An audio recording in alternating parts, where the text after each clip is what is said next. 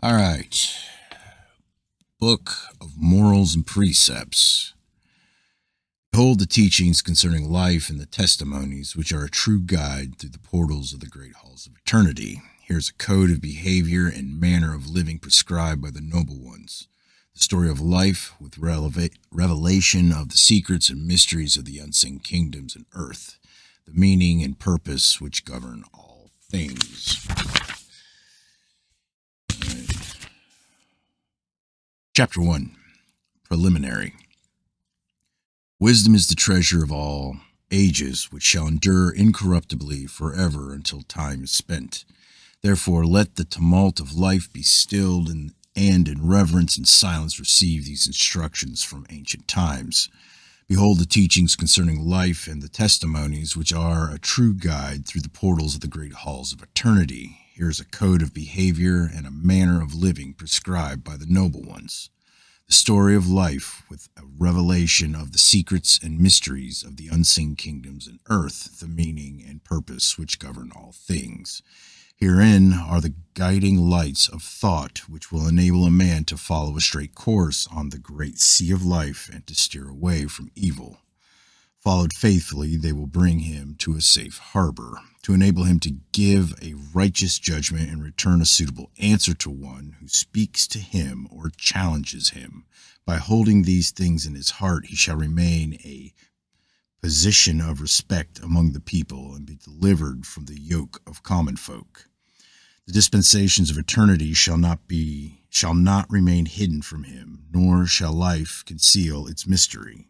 Behold, herein is wisdom and knowledge given to you, that in the fullness of time all the inhabitants of the earth may dwell in its glory. The old teachings, which will provide a staff for the simple and a guardian for the young. Wherever the sun shines or the wind blows, wherever there is an eye to see with clarity or an ear to hear with understanding, a mind to receive and assimilate, let the greater way of life be made known, and the maxims of truth be honored and obeyed.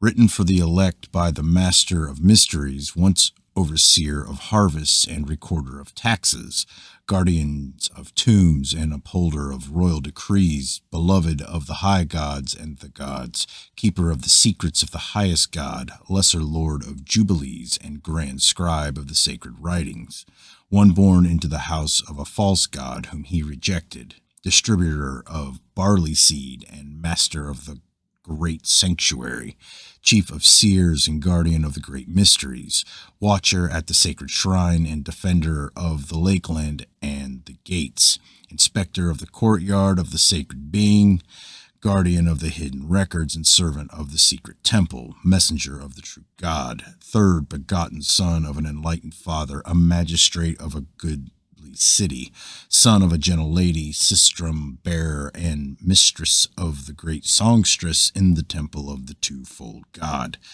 Now one whose name is obliterated by unchallengeable decree, but once a man of good standing in this country, whose estate remains to this day. My children, listen to the voice of instruction and incline a willing ear towards the speech of wisdom. Thus shall the words which ensue from your mouth be established before men, and your commands be obeyed as the statutes. Let not your mind be diverted, nor your attention be distracted. Set them in your heart as a royal impression. Inscribe them there as though struck on marble. To cast aside the words of experience which guided the ancients is foolhardy and an invitation to calamity. Therefore immerse yourself in the writings of the past as in cool waters at the heat of the day, and your spirit will emerge refreshed and strengthened. They will be a steadying oar enabling the vessel of your heart's desire to alter course and wear against the winds of adversity without capsizing. When your opponent sends a gale of words beating against your defenses, they will break it as a shield shatters the sword and will arm your tongue for the counter-assault. Live your life according to these instructions, and you will be well fortified in the season of adversity's trial. To you, my children, I give this, the treasure of the past, the accumulated wisdom of man. There has been a careful selection of words and gathering of sayings, a winnowing of works of wisdom, and a careful choice made from the hidden writings, all recorded with much searching of the heart while seeking the great God's inspiration. There is nothing added to that which was, no unknown utterance or unfamiliar saying, nothing which has not been on the tongue and in the hearts of our forefathers. What was recorded in their days has been rewritten. The truth and wisdom are a mooring line from the first man to the last, from generation to generation until the end. Would that I could grasp something from the unknown to hand on to you, but I am only the guiding channel leading the refreshing waters of wisdom from the great reservoir of truth towards the parched lands of the uninstructed. Chapter 2, the nature of the true God. There is but one God, the high God, the designer, the creator and ruler of the earth, and the Lord of the kingdoms of light and darkness, everlasting, all-powerful, and beyond the understanding of men. The great dweller in everlasting pregnant silence, unseeable, unknowable. By a command he created man, and in his indulgence permitted the gods to be fashioned. He is the source of all that is, the father of fathers, the mother of mothers, the one who preceded the sun. The sun is not God, though his creation, for its brightness bestows light and life upon the earth. It gives warmth to the aged and quickens the child in its mother's womb. It nourishes the seed and calls forth the green growth. It is the instrument of the high God, his furnace fire of life. The sun is removed from man at night time, but the true God is always with him. Man never walks alone. He is never unescorted. To this God alone gives praise. Give praise, self-created, maker of heaven and earth, founder of the kingdoms of light and darkness, the waters and the mountains. To the one that is above all, the spring, from which flows all wisdom, to him alone belong adoration, thanksgiving, honor, and praise, who spread wide the great canopy of heaven and pinned back the curtains of night with the stars, whose finger draws the courses of the night lights in unalterable arrangement. He holds the great waters within their appointed limits, and the storm water he keeps in restraint. He covers the face of the earth with a green mantle of vegetation. He inundates the land with the waters of life. His arm sweeps across the skies, and men are bewildered. Earth is shaken, and nations collapse and fall. The wicked tremble before his manifestations and are consumed in the midst of his fire. The wrongdoer is confounded and lies stricken before his darts of lightning. His thunders rend the roof of heaven, and earth groans out its travail. It is he, the high God, who defeats armies with pestilence or gives one man dominion over thousands. At his command, the seas will rise against the earth, or mountains belch forth fires of destruction. A man lives his allotted span in the dispensation of the high God of old, whose will encompasses the daily task and round. All things have their beginning and end with God. His power cannot be suppressed. His knowledge is the wisdom of eternity. His strength reaches out into infinity. His dwelling place is set in the universal center, and he encompasses all the universes, great and small. His breath sustains life in multitudinous forms, and his thought holds all things to their proper shape. He prescribes the courses of the stars. He issues his commands to the winds, and they sing their responses. The wide seas murmur his praise. He moves the silence in the void of empty space where the eternal heart lies sleeping. Order and beauty are shaped by his hands. His voice speaks from the sandy silences. He whispers in the cool breezes. He roars in the whirlwind. He murmurs in the running waters. He sighs in the treetops, and men hear his voice without understanding. Man dreams and says this is reality. He sees the shadow, but is blinded before the light. He reasons and is deceived. The design of the true God and his nature cannot be understood in the light of reason, for reason is not with this God, who knows all things without reason. There is none other like unto the one God in all his glory, whose strength can challenge him, whose will can contend with his will, whose might can equal his. Where is another with his wisdom, who in goodness can compare with him? By the power of his thoughts, many kingdoms are brought forth beyond earth. He speaks the unutterable word, and they are created. He rules his creatures with infinite wisdom and directs their destinies with unchallengeable decrees. His will controls the forces within men, and the thing they seek unknowingly is him. As the body, when hungry, is filled with the urge to eat, and when thirsty with the urge to drink, so is the spirit in man filled with the urge to seek God. His ordinances govern earth and the heavens above. All things therein have their appointed place and purpose, and their nature conform to his law. His ways are inscrutable, transcending the understanding of men. His thoughts are a mystery which men may not fathom. They are veiled and withdrawn beyond the comprehension of mortals. His design is unrevealed to the multitude. Few are the men who can understand why he has planted the road to the place of glory with the sharp stones of suffering and pain, or why life is a struggle through the thorny forest of adversity. But the ways of men are known to God, for the Creator ever knows the created, though it does not follow that the created know their Creator. Therefore, O man, remember that your heart lies naked before his gaze, and your innermost thoughts come under his scrutiny. No deed ever goes unrecorded. None can perceive his residence, for he dwells in the profound silence of the outer sphere. Look for him in the order of nature, and see his plan in its direction. Look for him amid the stars in their courses, and see the grandeur of his scheme. Look for the unmanifested spirit in the manifested object. His glory is proclaimed in the heavens. The sun reflects his splendor. The moon witnesses his peace. His fruitfulness is spread over the face of the land, and the waters are filled with his bounty. The earth bends to his will, or is broken to his command, or is broken. Man may walk in the appointed direction, or he will be driven. Walk in the light of the law, and not along the paths of the transgressor, for the laws of the high God are unchallengeable and cannot be transgressed with impunity. The wrongful deeds and the wicked thoughts of man are indelibly inscribed upon the everlasting tablets of his immortal soul. Excuse me.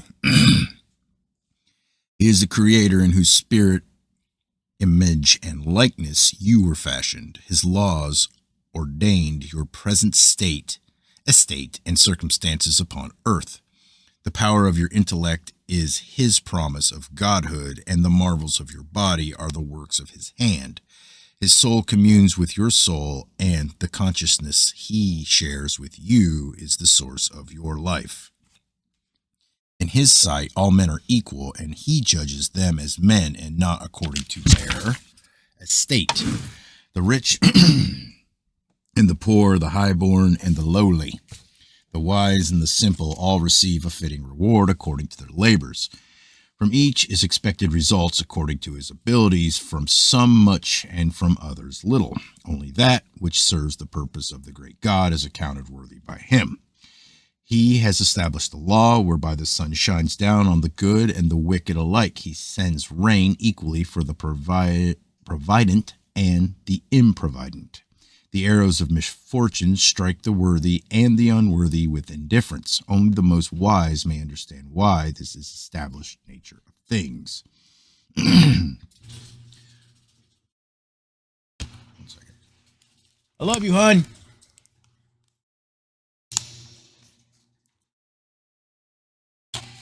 Wife's leaving. I don't want to pause. Hon. Upstairs. He has established the sun shines down on the good and the wicked alike. He sends rain equally for the provident and the improvident. The arrows of misfortune strike the worthy and the unworthy with indifference. Only the most wise may understand why this is established nature of things. For the generality of men, it is a condition to be accepted with good grace, and for them it is sufficient to know that the seeming indifference of the universe serves its purpose. The true God neither rewards nor punishes, for he has established the law whereby each man decrees his own fate. The future destiny and circumstances of the soul are shaped in the earthly body. When, in the hour of its release, the soul takes flight, freed from its earthly container of flesh, it assumes the form molded by its desires. In that awesome day of reckoning, the wicked shall be revealed in hideous shapelessness, but the upright shall step forward in splendor. Therefore, give due respect to the law of God, walk in his ways, and bow to his decrees. You are placed on earth that his purpose may be fulfilled. Therefore, fight not against his will, nor rebel against his laws, lest you bring about your own destruction. God will not destroy the transgressor of his law, for he will destroy himself. Each man ultimately decrees his own fate and receives his reward or punishment according to the law. Hail to the Creator, giver of breath, God of destinies, great God of thunder and fire, he who roars over the earth, the silent one who walks by your side, unseen, unmanifested. Father God, Mother God, God of comfort and conflict, mighty fighter with stone, the glorious being, the Lord of life and light, God of the gods, Prince of everlastingness, ruler of the netherworld, King of the western kingdom, light of eternity, light of life. Sorry, I stopped taking my allergy meds because I think they were making me tired. And that's as a result. So bear with me. These are his names according to his nature, but this also you may know about the true God. He is the fountainhead of all things. His power is unbounded, and his mind knows no limitations. He has the wisdom of eternity, and the mantle of his greatness envelopes all mankind. He sits enthroned in the universal center, and the divine rays which flow from his presence hold all forms in stability. He moves his finger in the night skies, and the stars dance along their pathways. He walks upon the wings of the wind and encompasses all the kingdoms of heaven and earth. Order and beauty follow his train, and all things obey the directions of his hand. The face of beauty looks out from his works, and the voice of wisdom speaks from the midst of his creation, though it is scarcely heard through the barriers of mortal limitations.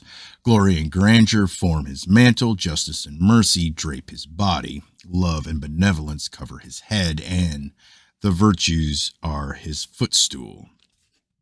Discuss not his form, for it is beyond your understanding. Push not among the crowd of his worshippers. Mouth not the words of his writings unthinkingly. Mumble not his praises. Stand not before his shrine in hypocritical humility. Carefully supervise his ministrations and maintain due decorum in his place. Remember him always. He is with you always, in the midst of the concourse and in the silence of your bedchamber. His breath gives life to countless forms, and his will hold all things to their appointed shape. Obey his commands, take heed of the ordinances he has made, for they conform to your needs. All things are bent to the benefit of man, and all that encompasses your life accord with his direction, that the soul within you may enjoy continued gracious growth from stage to stage of his unfolding. So that when the cumbersome sheath of the mortal flesh is cast off, it may receive a just and fitting compensation under the great law, in accordance with the thoughts and deeds on earth. Where is the strange God of ours? And it is well you ask, for if you would be happy on earth, you must know his ways. He is not a revealed God. He has hidden himself, for he knows well the dispositions of men. Were he here now among the people and revealed to their gaze, the weakling would fawn upon him, the hypocrite would join his following, and the wrongdoer would walk in his train, proclaiming his innocence with a loud voice. How then, if he were here, could the weakling be tested, the hypocrite discovered, and the wrongdoer unveiled? Our God is hidden, that men may be tested and established for what they really are. Were he revealed to the eyes and understanding of men, earth and life would have no purpose. He hides to discover the hearts of men. It is not declared in the plans of God that uncertainty is an essential earthly condition. Yet this you may know, that if you be worthy, and very few are, there is a method whereby you may look behind the veil, and then no longer will you walk in uncertainty.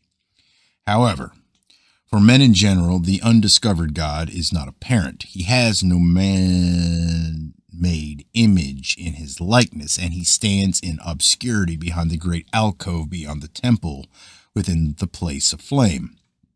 Yet he makes himself known in subtle ways, for he cannot remain unmanifested to the truly spiritual, any more than a river can remain hidden, for it dissolves away the great ground in which it is concealed. So will the great God spring forth in the midst of material things, and, dissolving away their solidity, shine forth to the sincere seeker. He is not a new God, but the oldest God of all, the Father of all ages, the Ancient One of yore. He requires no temple to establish his glory, or sacrifice to give him strength. A cheerful nature is most acceptable to this God than offering of gold and silver by the bad-tempered man, or the sacrificial ox of the churlish man. He prefers the man who gives a willing hand to his neighbor to one who brings him treasures. A word of encouragement to a man in distress is of more value to our God than loud praises in his temple.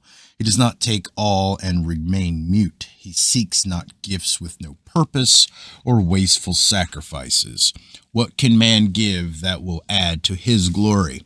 What thing fashioned by a man could benefit the one God, who by taking thought could create a universe?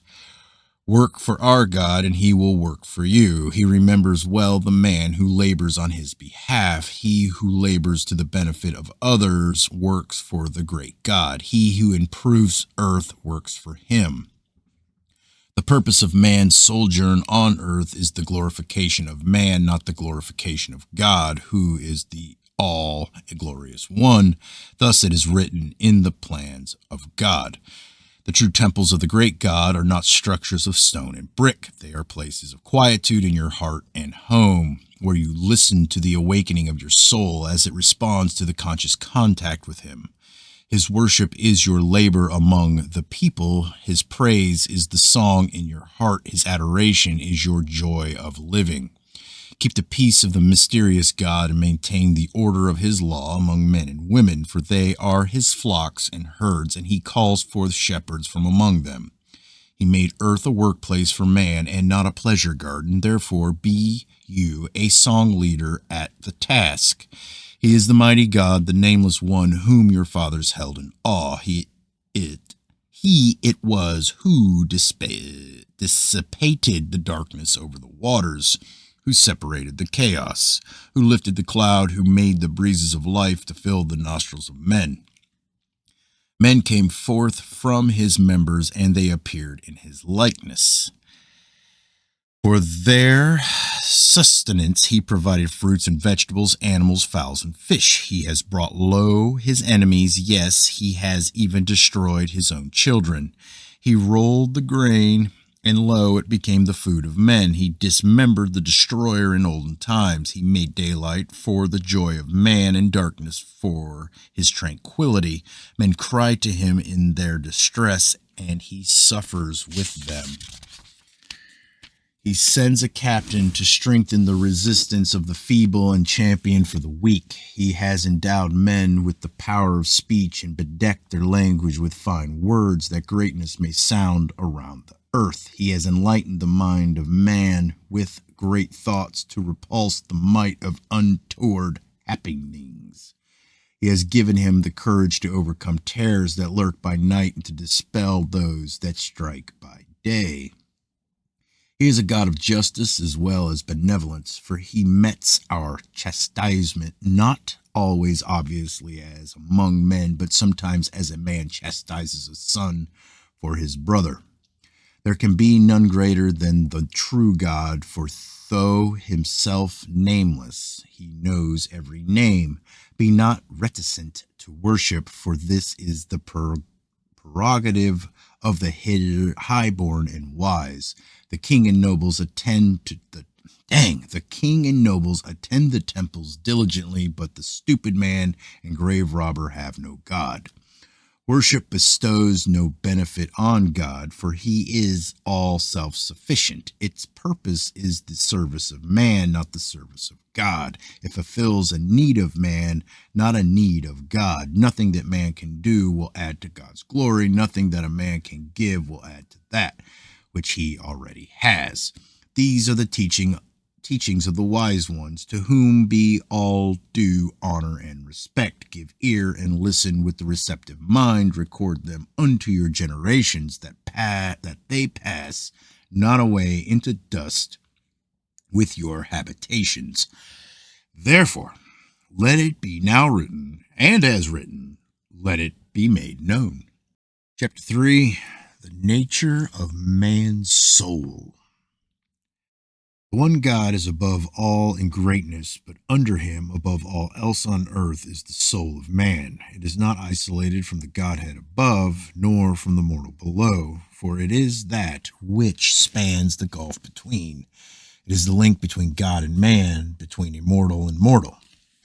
Nothing exists which is or can be isolated from all else. There is a connection between earth and the region of glory, a link between dust and star. From the highest God down to the mote runs an unbroken and unbreakable chain.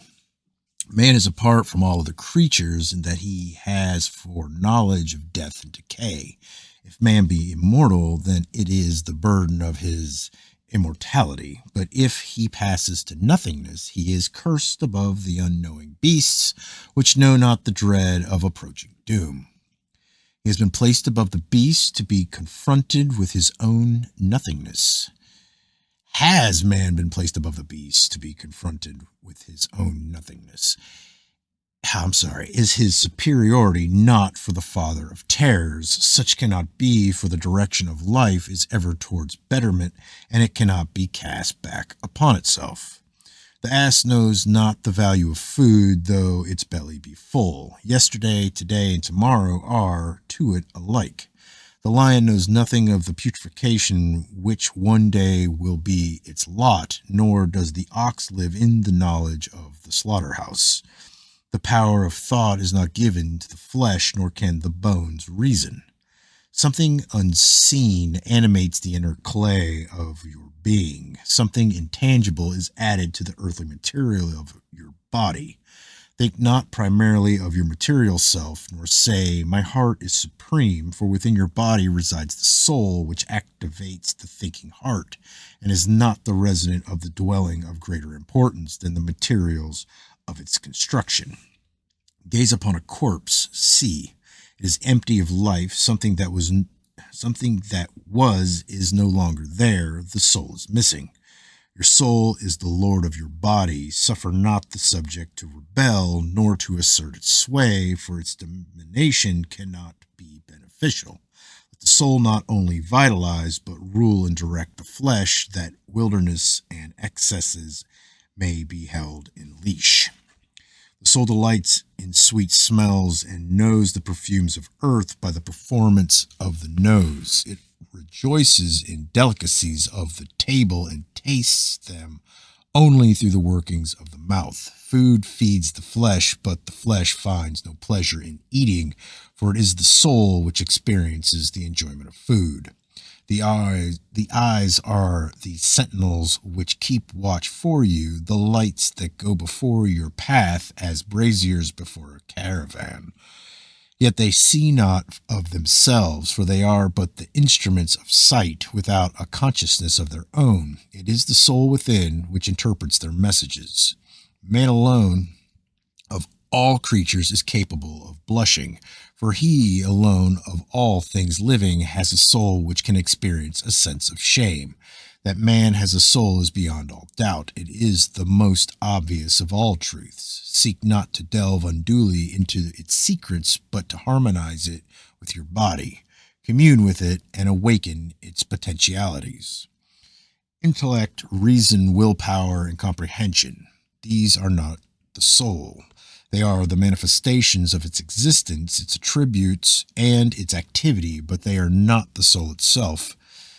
Stimulate the soul by contact with that to which it responds. Know it through its manifestations and understand it through its faculties.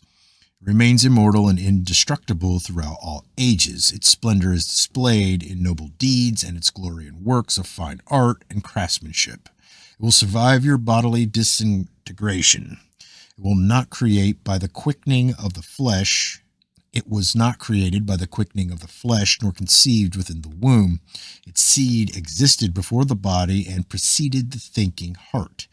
The great God sows soul seeds into earthly flesh, as man sows barley seeds in the fields of black soil. The soul is yours to fashion. It can be made radiant by goodness, beautified by virtue, and glorified by love. It can be hideously deformed by vices and passions and twisted into a form of distorted horror by meanness and hatred. It cannot be valued too greatly, nor can it be handled too carefully, for it is your own true self, the reality which is you. It is as virgin stone for you to cut and shape as you will. But remember, the image carved is not easily altered and shall one day be displayed to the eyes of eternity in its true likeness, though on earth this is now veiled by the flesh.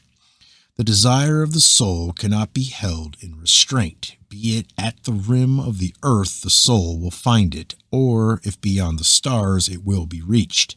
The soul is ever questing. As the wilderness wayfarer thirsts after water, so does the soul long for knowledge. The gods of the north and south provide food for the body of man, but it is the God of all ages who provides sustenance for the soul. As the body has its particular foods which nourish it, so has the soul. As the body is impoverished by lack of proper sustenance, so is the soul. Mortal man may, in the course of time, forget his experiences, but within the soul they are retained forever. The soul is a hunter, and the quarry is truth. The weapons of the hunt are reason and experience. The years of the wrongdoer and he who walks in wickedness plant more wrinkles and scars on the face of the soul than on the face of the body. The soul is not born, nor does it know itself as a soul. The purpose of its earthly journey is to awaken it to self-awareness and to provide it with the ability to continue existence in the region beyond the west. Therefore, how could it enter upon earthly life with these things? Were they already there, life and earth would have no purpose. The soul is bodiless within the body, everlasting among things that change and pass away. Man does not perceive his soul because his senses face outward from the soul towards earthly things with which it makes contact. So it is that only the most developed of men can close out the material things about them and turn their senses inward to perceive the soul. The soul looks out through the eyes and sees all which is without, but nothing of this can look in through the eyes and see the soul, even though the soul's feeling may be reflected there. An eye without a soul behind it sees nothing. The earthly and wayward seek only after outward pleasures and the satisfaction of the body. They fall into the snare of disbelief in the soul, and the law decrees that disbelief shall be easy. Wise men, knowing the nature of immortal things, seek not for anything stable here among unstable things. That by which we know the texture of things, by which we taste, smell, and hear, by which we experience the tenderness and suffering of love and perceive the beauty of nature, by which we value the glory of self-sacrifice. By that we are also assured of something immortal within us. For when a man comes to the realization that it is by the soul within him that he knows and experiences all things about him, he has taken the first great step towards conscious immortality. When the body and the soul are torn apart, what remains? No man lives by the air he breathes in and the air he breathes out. It is something more, the soul, that gives life. As the one fire entering the earth and oneness become different here, there, and everywhere, according to the nature of that which it consumes, so the one soul vitalizing the souls of men becomes different according to the nature of its covering. As the one air passes through the pipes and becomes different according to the nature of the pipes, so the one essence in the souls of men becomes different according to the manner of its use. The one water is in all things, yet in all things it is different. So it is with the great soul and the souls of men. The wise man, who is conscious of his soul within him, will commune with it and never neglect its needs. For if a man cannot awaken his soul before his body falls asunder, he will not awaken it thereafter, and it will return to the waters of the great soul sea. The purpose of earth and earthly life is awakening of the souls of men. Earthly conditions can serve no other end. Rejoice in the sure knowledge of your soul's indestructibility, but let your joy be leavened by remembrance of your responsibility for its condition. Naked does man come from his mother's womb, and naked does he return to the womb of the earth. He brings no possessions with him to earth, and no more can be taken out. Yet he leaves not altogether as he entered, for though his riches and estate, his titles, even his clothes are left behind, if he has lived wisely, he goes out richer in soul wisdom and arrayed in soul beauty. Man arrives at the great portal, arrayed in glory or clothed in horror. The newborn childling is the soft seed of the slumbering soul. This will be developed, molded, and fashioned throughout the period of its earthly existence. It will be shaped by man himself in his own inner likeness. Then, when stripped of its outward bodily covering, man will stand revealed to himself and be faced with splendor or horror. In the likeness to which the soul is fashioned in the body, so shall it come forth in the spirit of the appointed day. Thus it is written in the secret books of wisdom, which are revealed to the few, the body is a womb, life the days of conception, and death the birth of the soul. It is not written that some shall bring forth monsters and fearful things, and some shall bear gods. These things are not beyond understanding. Pontus taught the people that every man is his own mother, and they fed him to the crocodiles.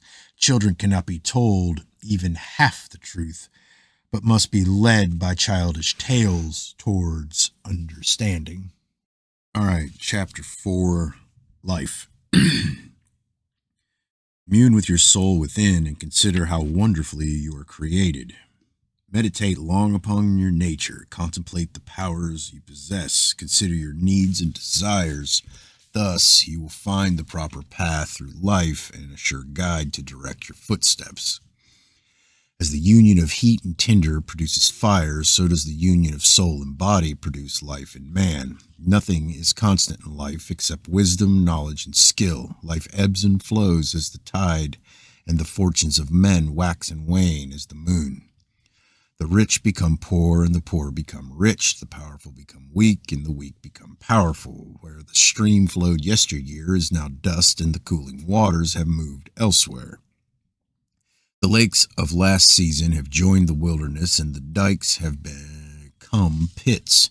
Fortune smiles upon the improvident, and misfortune smites the worthy. Men are born handsome or ugly, rich or poor. They inherit a life of ease or a life of struggle. Here is wisdom: accept the nature of things as they are, for as such they are accord with the plans of God and are under the law. But accept them not with resignation as an affliction to be borne, but as a challenge to contest. Man must rise to meet life or be overwhelmed. This, too, is the law. When the road seems long and the load heavy, remember that the stout-hearted runner carries the greatest burden. There is no constant state of life. All is movement and change. Therefore, it is well to build the structure of your life on a foundation of things which are not easily removed. These are wisdom, skill, and knowledge, which once possessed cannot be taken away, as can hoarded gold and cherished chattels in the ebb and flow of life's fortunes. Gold and silver are uneatable stones, but wisdom is the food of the gods. Skill and knowledge define the difference between the ox with the yoke and the plowman with the whip. Fear not the feelings which stir in the heart, for therein lie the greatest of life's treasures. Taste their honeyed bitterness, and though you are consumed as you consume, something will remain which is yours forever. Life is matured and mellowed by the treasures which pain the heart, and without them the soul cannot develop. With some, life is generous, and with others niggardly, but whether you pass through the stages of life in a lowly or high condition, your life will be neither wholly happy nor wholly miserable. Whether life is indulgent towards you or austere, whether it metes out reward or chastisement, remember that the dispensations are governed by an infinite wisdom, and the ordinances of the law, though incomprehensible, are just. Therefore, when life turns undue attention upon you, accept it not as a dumb creature, but say, "What have I done? To this is my reward." That this is my reward. The dispensations of life and the course of events are such that prosperity will attend a good life and adversity a wicked one. Is this not proved by the normal course of the affairs of men? If not so provable, then the moral disease of the people is established. Travel the road of life according to your ability, and your foot will find its appointed place. Take time and consider every action. He who journeys leisurely journeys best, and the runner who hastens not unduly is he who reaches the goal. As the dew to the herb, as the honey to the bee, as the north wind to the raven, and the twilight to the owl, such is life to the spirit of man. Think not with the weakling that nothing is more precious, nor with the hermit that you should reject it. Think not too highly of it, nor consider it worthless. Love it not for itself or for what you can get out of it, but for what you can do with it. Forget not that life has but one purpose, one end, and one objective, and that is the awakening of the souls of men. All things on earth conform to that end, each without its perplexities and problems, its struggle and strife, its inequities and injustices would never develop the soul in a manner meet for its destiny.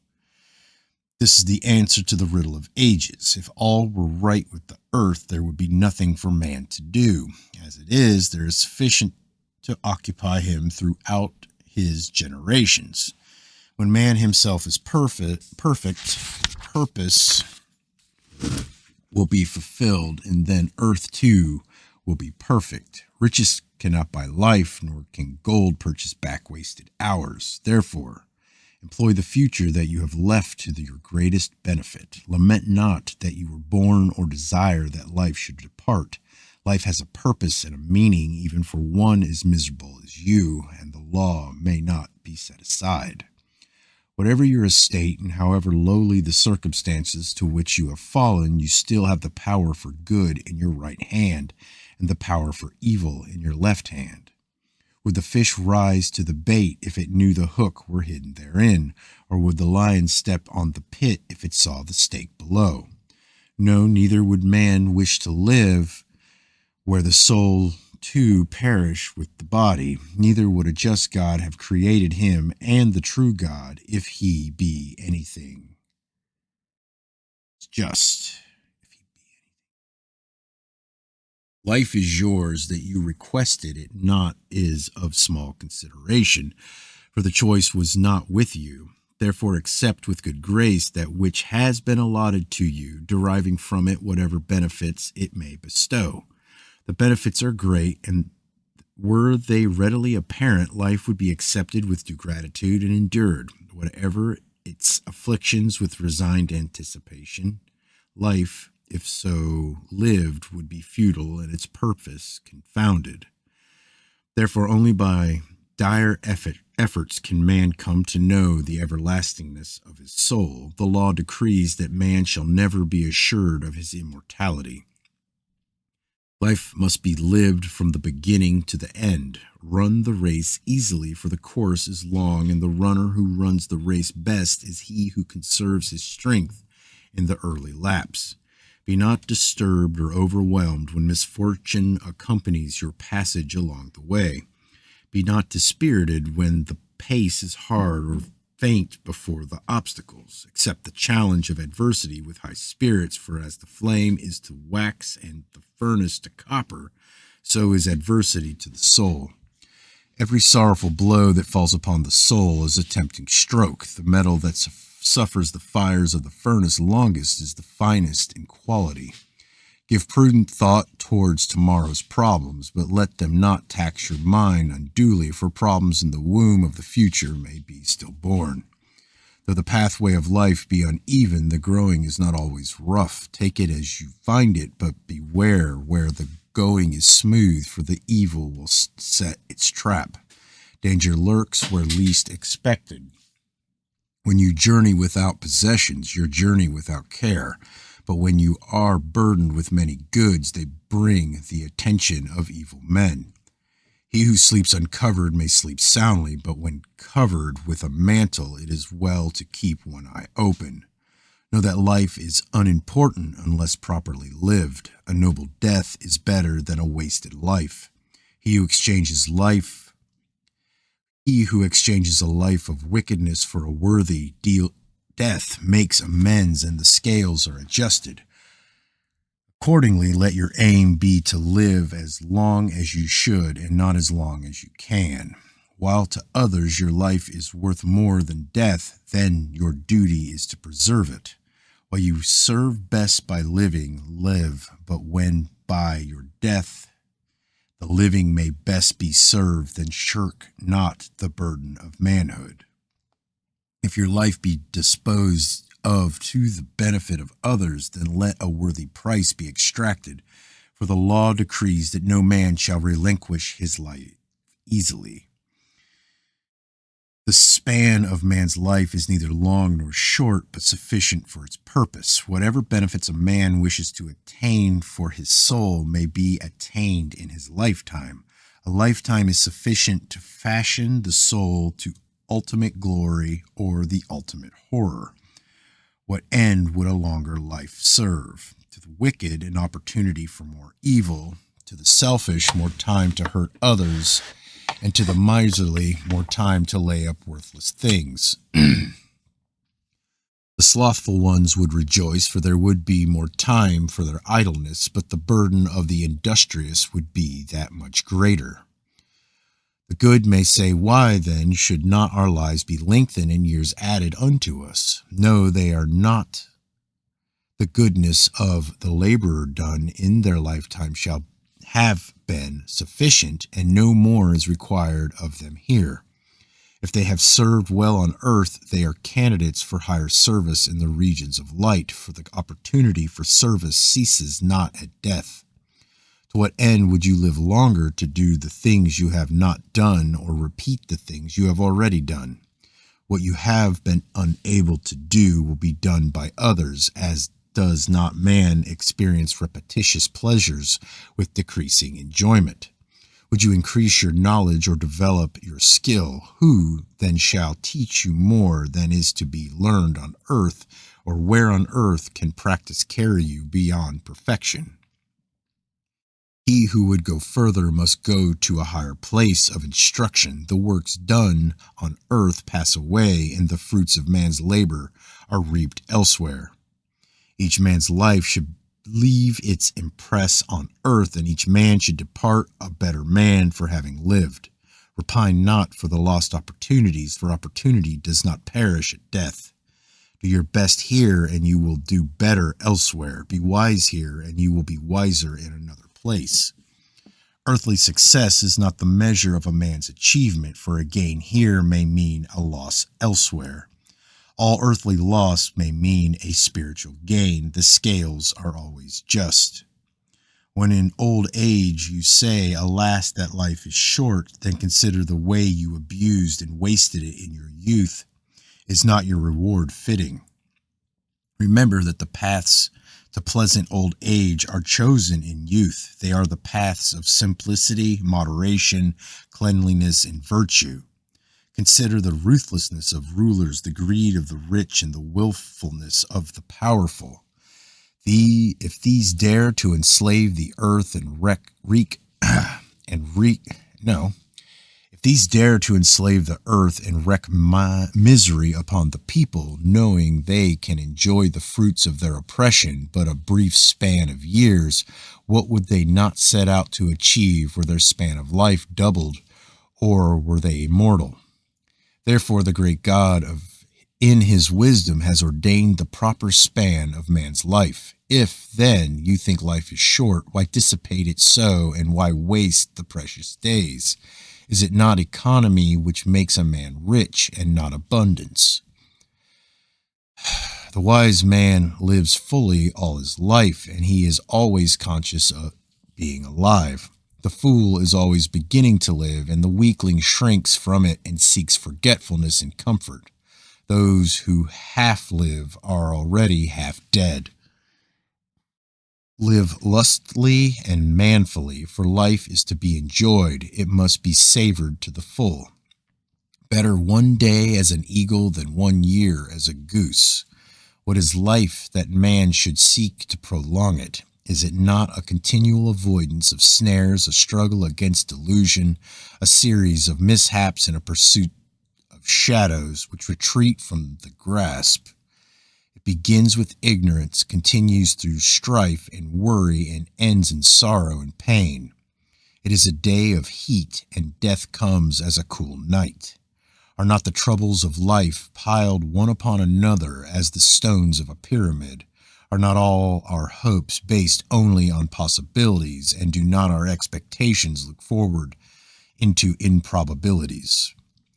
Fools feel fear as men and hope as gods. Bounded by mortal restrictions, they desire the achievements of immortality. But everlasting life is the reward of those who live good earthly lives without the inducement of immortality.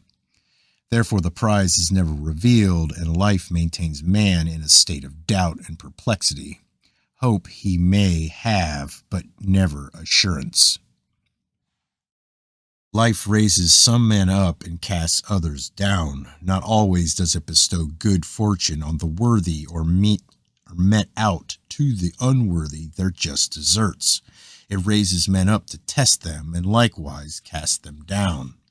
The man who discovers a golden treasure is being tested, even as he who is stricken with blindness. Each man is tested according to his weaknesses, not according to his strength.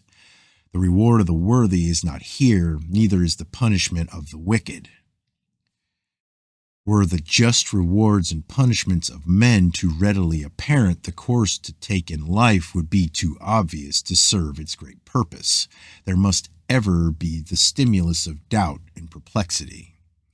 Among men, some are born to rule and some to obey, but not all rulers can rule, or all servants obey. If then you cannot rule, learn to obey, and if you cannot obey, make yourself a better man, that you may be raised up to rule. Wisdom is nourished from without, but it grows from within. We live not by light of the great sun disk above, but by the light of the cool sun within. The bitter experiences, the sorrows and failures of life are the alternatives to the advice you have failed to heed. Who then has brought them upon your head? Instruction alone cannot give knowledge, nor can books bestow wisdom. The pupil sits at the feet of his master and gains knowledge, and the scribe reads the books of men. But wiser is he who sits under the stars and contemplates the universe, or reads the great book of God about him. The satisfactory life is that which realizes the dreams and ideals of youth and old age, but life itself is the test master of these, and few pass his examination. Life is not of the earth, though it appears thereon. It remains not with the body at death, for it accompanies the soul into the journey beyond the grim portal. Death is but the termination of life's association with the mortal body. The last drawn breath on earth is a farewell.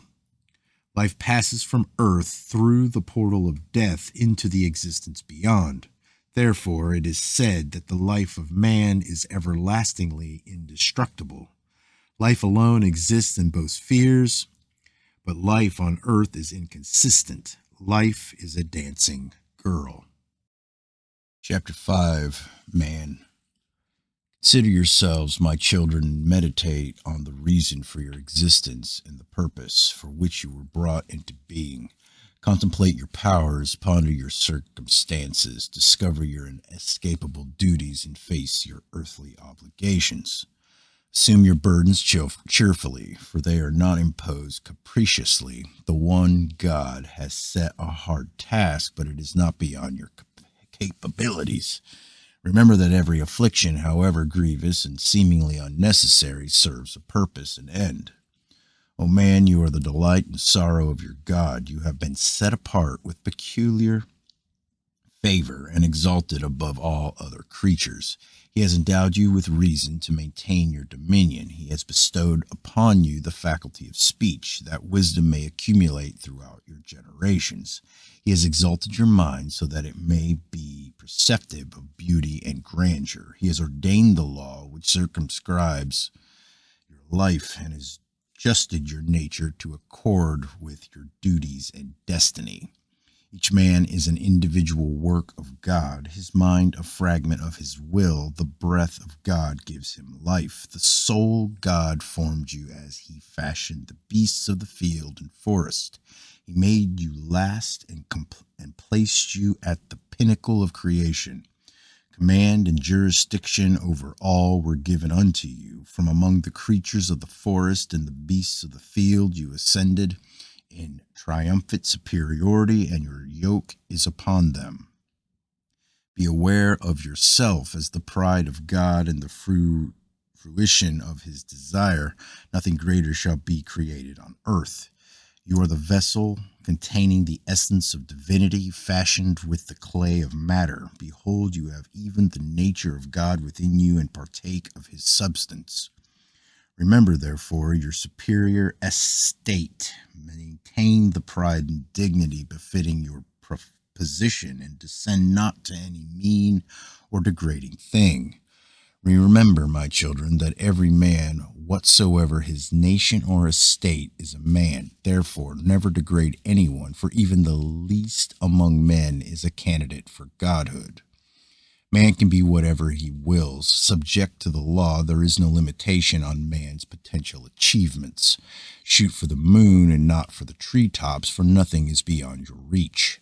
Did God appear to man on earth, and man cast a spear at him, he would not blast man with wrath, but admire him for his audacity.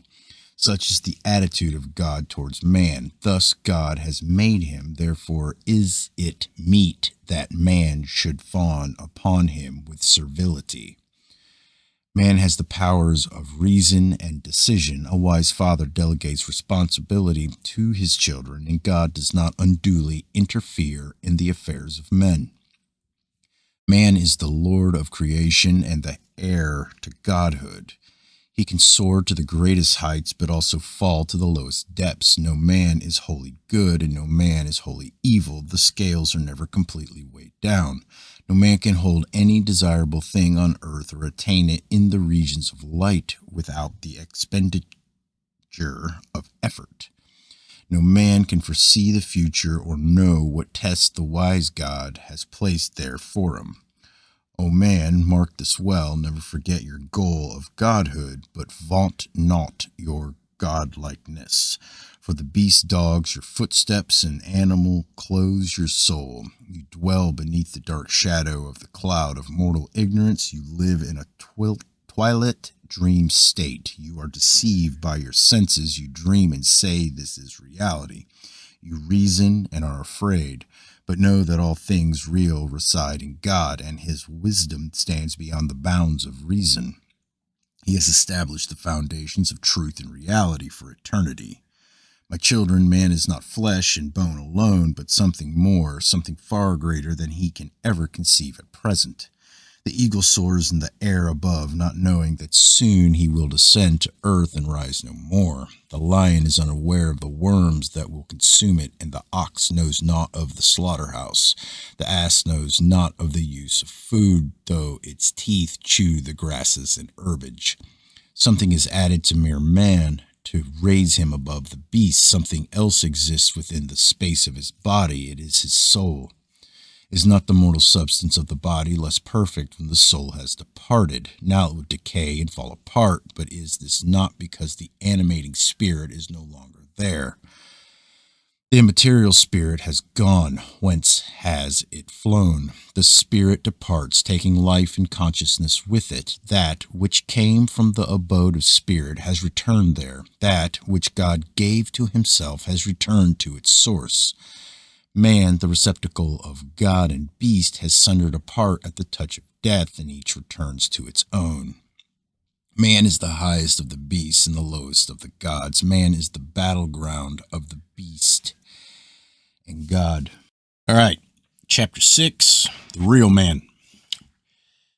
Man is divided not only into nations, peoples, tribes, and creeds, but also broadly in twain. There are among all men, all peoples, two kinds of man, the real man and the weakling, those who are neither wholly one nor wholly the other, nevertheless tend towards the nature of one or the other of these. Consider the real man, the man who reaches out towards godlikeness. He is the man in whom God has succeeded. He is God's elect. He is like unto a spreading tree planted in black soil, which blossoms quietly and doubles the yield of its fruit in the summer. Its fruit is a delight to the mouth and fills the stomach with satisfaction. Beneath the canopy of its foliage, the weary find pleasant refuge from the heat. In its shade, all men find peace and contentment. The weakling is like a tree whose leaves wither before the heat of the summer sun, whose fruit never reaches maturity, for it falls to the ground unripened and is trampled underfoot. Men avoid it, and the axe is laid against its bole. O real man, filled with the calm of strength, you are the true image of God on earth. Yours is the noble life, and your reward here shall be a body preserved in youthfulness. When in the fullness of time you make the great journey westward, then shall your soul arise in the mysterious beyond, radiant in a glory indescribable. Behold the uprightness of the real man. Is he not the father of the orphan and the husband of the widow, the brother of the forsaken and the guardian of the fatherless? Do not the friendless find in him a friend, and the poor a benefactor? It is not hard to give to the needy within reach, or to help the weak when they are at hand. But the real man works not in such narrow confines, for he stretches out his hand to those beyond. Watch him among the distressed. He talks with compassion and listens with understanding. See him among the lowly. He deals with them in patience and kindness. Such men stand out among others, not only because of their own qualities, but because of the respect which others feel bound to accord them. A great man is no less great, though he lies prostrated and vanquished in the dust. The real man accepts both victory and defeat for what they really are, a challenge to his manliness. The real man stands apart in greatness because of his outstanding qualities, his love of truth and justice, and his hatred of meanness and deceit. Though great men make great events, even a great events call forth great men, they are not always the children of fortune. Success and acclaim do not always attend their undertakings, but whether they rise or fall is of lesser importance than how they rise and fall.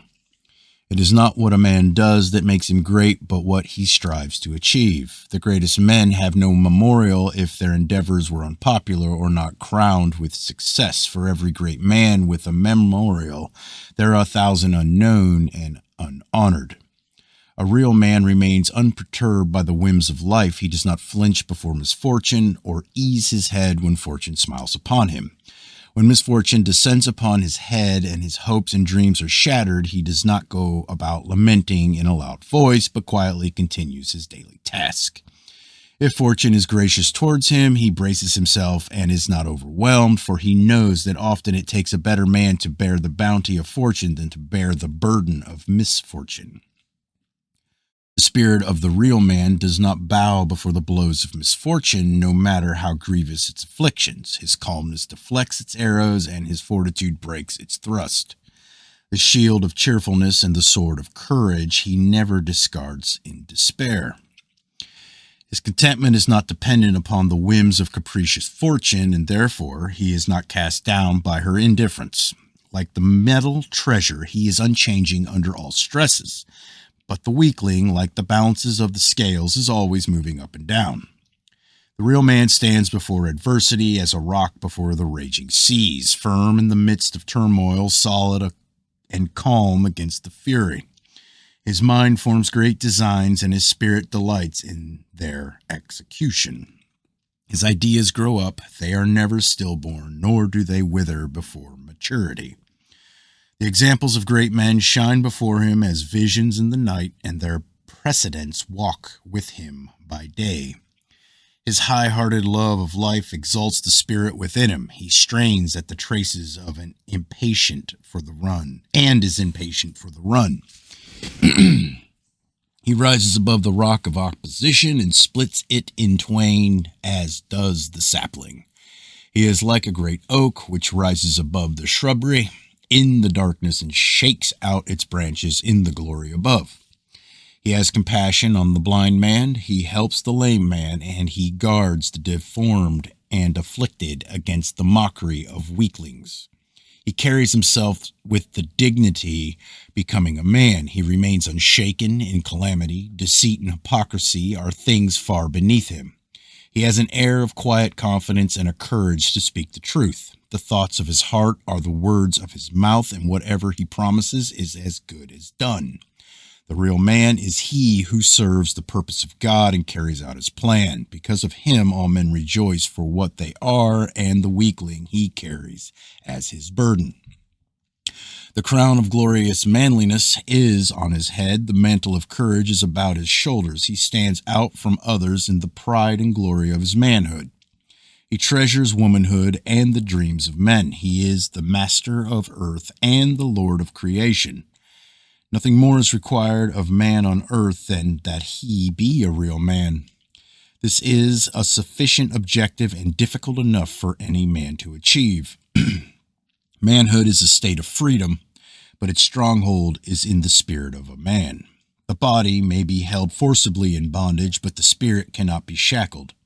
He who lies imprisoned in the lowest dungeon may be more free than he who walks above with a servile spirit holding him in thraldom. Servility is the brand of the weakling. Never judge a man according to his estate or circumstances, but accept him as a man according to his state of manliness.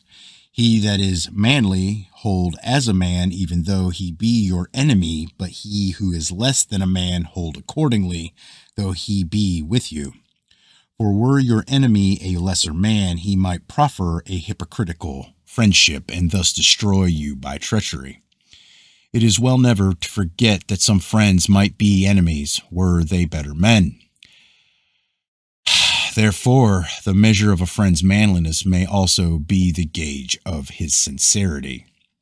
A real man does not debase or humiliate the manliness of a defeated foe, for in so doing he reveals his own baseness. It is well to remember that he who fights against you does so in the light of his own truth, and truth is not the pawn of battles. A real man is hardy, tenacious, and brave. He is gentle with women and hardy with men. He disciplines himself according to the manly code. He is generous and hospitable. He is alert and audacious. Comfort and temperance and overindulgence make weaklings. Struggle, adversity, and self-control make real men. A real man is a real man. But a real man is a real man, and no power outside himself can take away his manliness. He is upright and strong, with a full measure of respect for himself. He is a man of deeds and not an idler. In manner, he is quiet and discreet. He is prudent in all things, and with all these qualities go generosity, good nature, and reserve. Be not a loudmouthed bag of wind, for quietness within a man is a rock against which the tempest-driven waves of wrath and rage, rashness and haste dash in vain. It is far easier to be a weakling than to be a real man. Were the earth less harsh, or the circumstances of life less austere, man would destroy himself before the shrine of the languid goddess. Only real men can with safety destroy the tangled forests and wildernesses of earth and make them shit and make from them gardens. But will those who inherit the gardens of real men be real men? I'm reading that again. Reading it again. I got sidetracked. Only real men can with safety destroy the tangled forests and wilderness of earth and make from them guardians. But will those who inherit the gardens be real men? The law decrees that they must be, or the wilderness will reclaim its own. He who would live in a garden must labor in the sun and subdue the soil.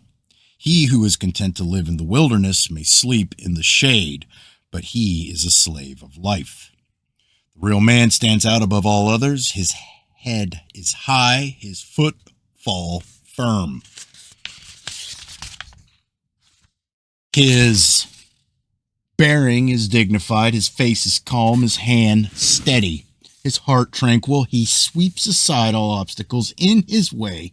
He proceeds, though all the dream fiends and powers of darkness seek to bar his way.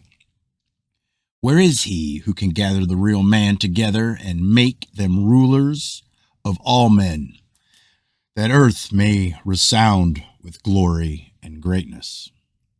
Chapter 7, The Weakling. Burden of the real man and the shame of the earth is the weakling. He frustrates the plan of God and degrades all men. The weakling is wicked of heart, for wickedness comes easily to men. It is easier to be wicked than to be good. It is easier to be weak than to be strong. The weakling is one who takes the easy path. The soul of the wicked man is wrapped in a winding sheet of hate, and corruption eats his spirit. He mocks, for mockery is an overspill of poison brewed in little hearts. The real man would rather be hated than mocked, for while men hate, cowards mock. The weakling fawns upon the rich and strong. He oppresses the weak, and his joy is the molestation of widows and the unprotected. He cannot show respect for anyone greater than himself, for all men are his superiors. Therefore, he shows a hypocritical respect only when profitable to himself. He cringes before the powerful and wreaks his will upon the helpless. His face is pressed into the dust before the seats of the mighty, but his foot is heavy upon the necks of the lowly. Goodness and duty are beyond his understanding, and as much as the evil in his nature corrupts his spirit and renders him incapable of worthy deeds or noble service. The weakling is one in whom evil destroys the good. In the real man, goodness vanquishes evil. In the hour of danger, the weakling quails, his feeble spirit wilts, and his thoughts are confused. Everything he does is confounded. In the day of misfortune's blast, he sinks into the morass of cowardice and is overwhelmed by the black mire of despair. Abandon him to his fate, lest he drag you down to destruction. The very fear of a coward attracts the attention of misfortune and exposes him to danger. By quailing under poverty, he succumbs to meanness, and by tamely bearing insults, he invites assault. He feasts on the misfortunes of the weak and unprotected. The carcass left by the lion feeds the hyenas. Destruction follows in his footsteps, for it is easier to destroy than to build. There is no respect for his person or possessions, and his wife is open to the leers of fornicators and the jeers of her sisters. The weakling is not one weak in body, but one who is weak in spirit. Neither does strength of body make the real man, for manliness is of the spirit, not of the flesh. A weakling will even marry a common woman whose husbands are 500, for his servile spirit rejoices in debasement. Mankind is divided in twain. Real men and weaklings, take your place with one or the other, for they will never be reconciled. All right, chapter 8, attitudes of the real man. 1. Towards the poor and weak. Lend your arm to the aged and open your purse at the cry of the poor. Guard well against the urge to plunder the unprotected and from treating the destitute with harshness. If you are lacking in compassion, it is well to remember that today one man be rich and another poor, yet ere a year has passed, the rich man may be working in a stable and the poor man may be clothed in fine linen. Such are the balances of life, and it is therefore wise to turn a like countenance towards all men. Help the man in unfortunate circumstances, for anyone can fall into the pit of misfortune. Commit no assault upon him by reason of his weakness, nor turn his predicament to your own advantage. Fill his stomach with bread and drink, provide a place for him to lay his head. Let your countenance be cheerful towards him, and let words of encouragement fall from your lips. Assess honestly the boundaries of the widow's estate. The land that is lost to the plow is the waste of a man's lifetime. Do not deride the clumsy speech of a lowly man. The fine phrases of the rich man may be pretty things of no substance. Sincerity is rarely bedecked with finery. What a man has in his head and heart is more important than the fine words that fall from his lips. An honest man is slow of speech. He fumbles for words and is confused, but his eye is straight. The wily man is quick of speech. His wits are ever sharp from constant use. The just God turns a ready ear towards the outcry of the lowly. Therefore, the prayer of the poor man is greater than the might of sharp weapons, even though he is of no account among the people of his own time and destitute of the power of fine speech. If you see an aged man staggering with the fullness of a potent drink, lend him your arm that his indignity may be lessened. Treat your elders with respect in the presence of their children. Sit not while an older man stands, or while the weak and afflicted have no seat. If any man himself, being powerful, robs the helpless, he shall be your enemy, nor shall he be your enemy in secret, for this would make you a hypocrite. If you see injustice, hide it not in your heart, but cry it from the housetops. Even though you lose your life thereby, and your possessions are lost to your children, have no dealings with the robber of the weak and the oppressor of the helpless. Of his estate he is unworthy, and it is just that it be taken from him. The real man is the protector of the unprotected and the counselor of the ignorant, for there will always be those who abuse power and strength to oppress them. They will rob the poor, oppress the afflicted, exploit the helpless man, and seduce the ignorant maiden from the household of her father. They burden the earth, and the real man knows how to deal with them. He shall wield the sword of vengeance in the name of the high God, and justice will not weep outside the courtyard.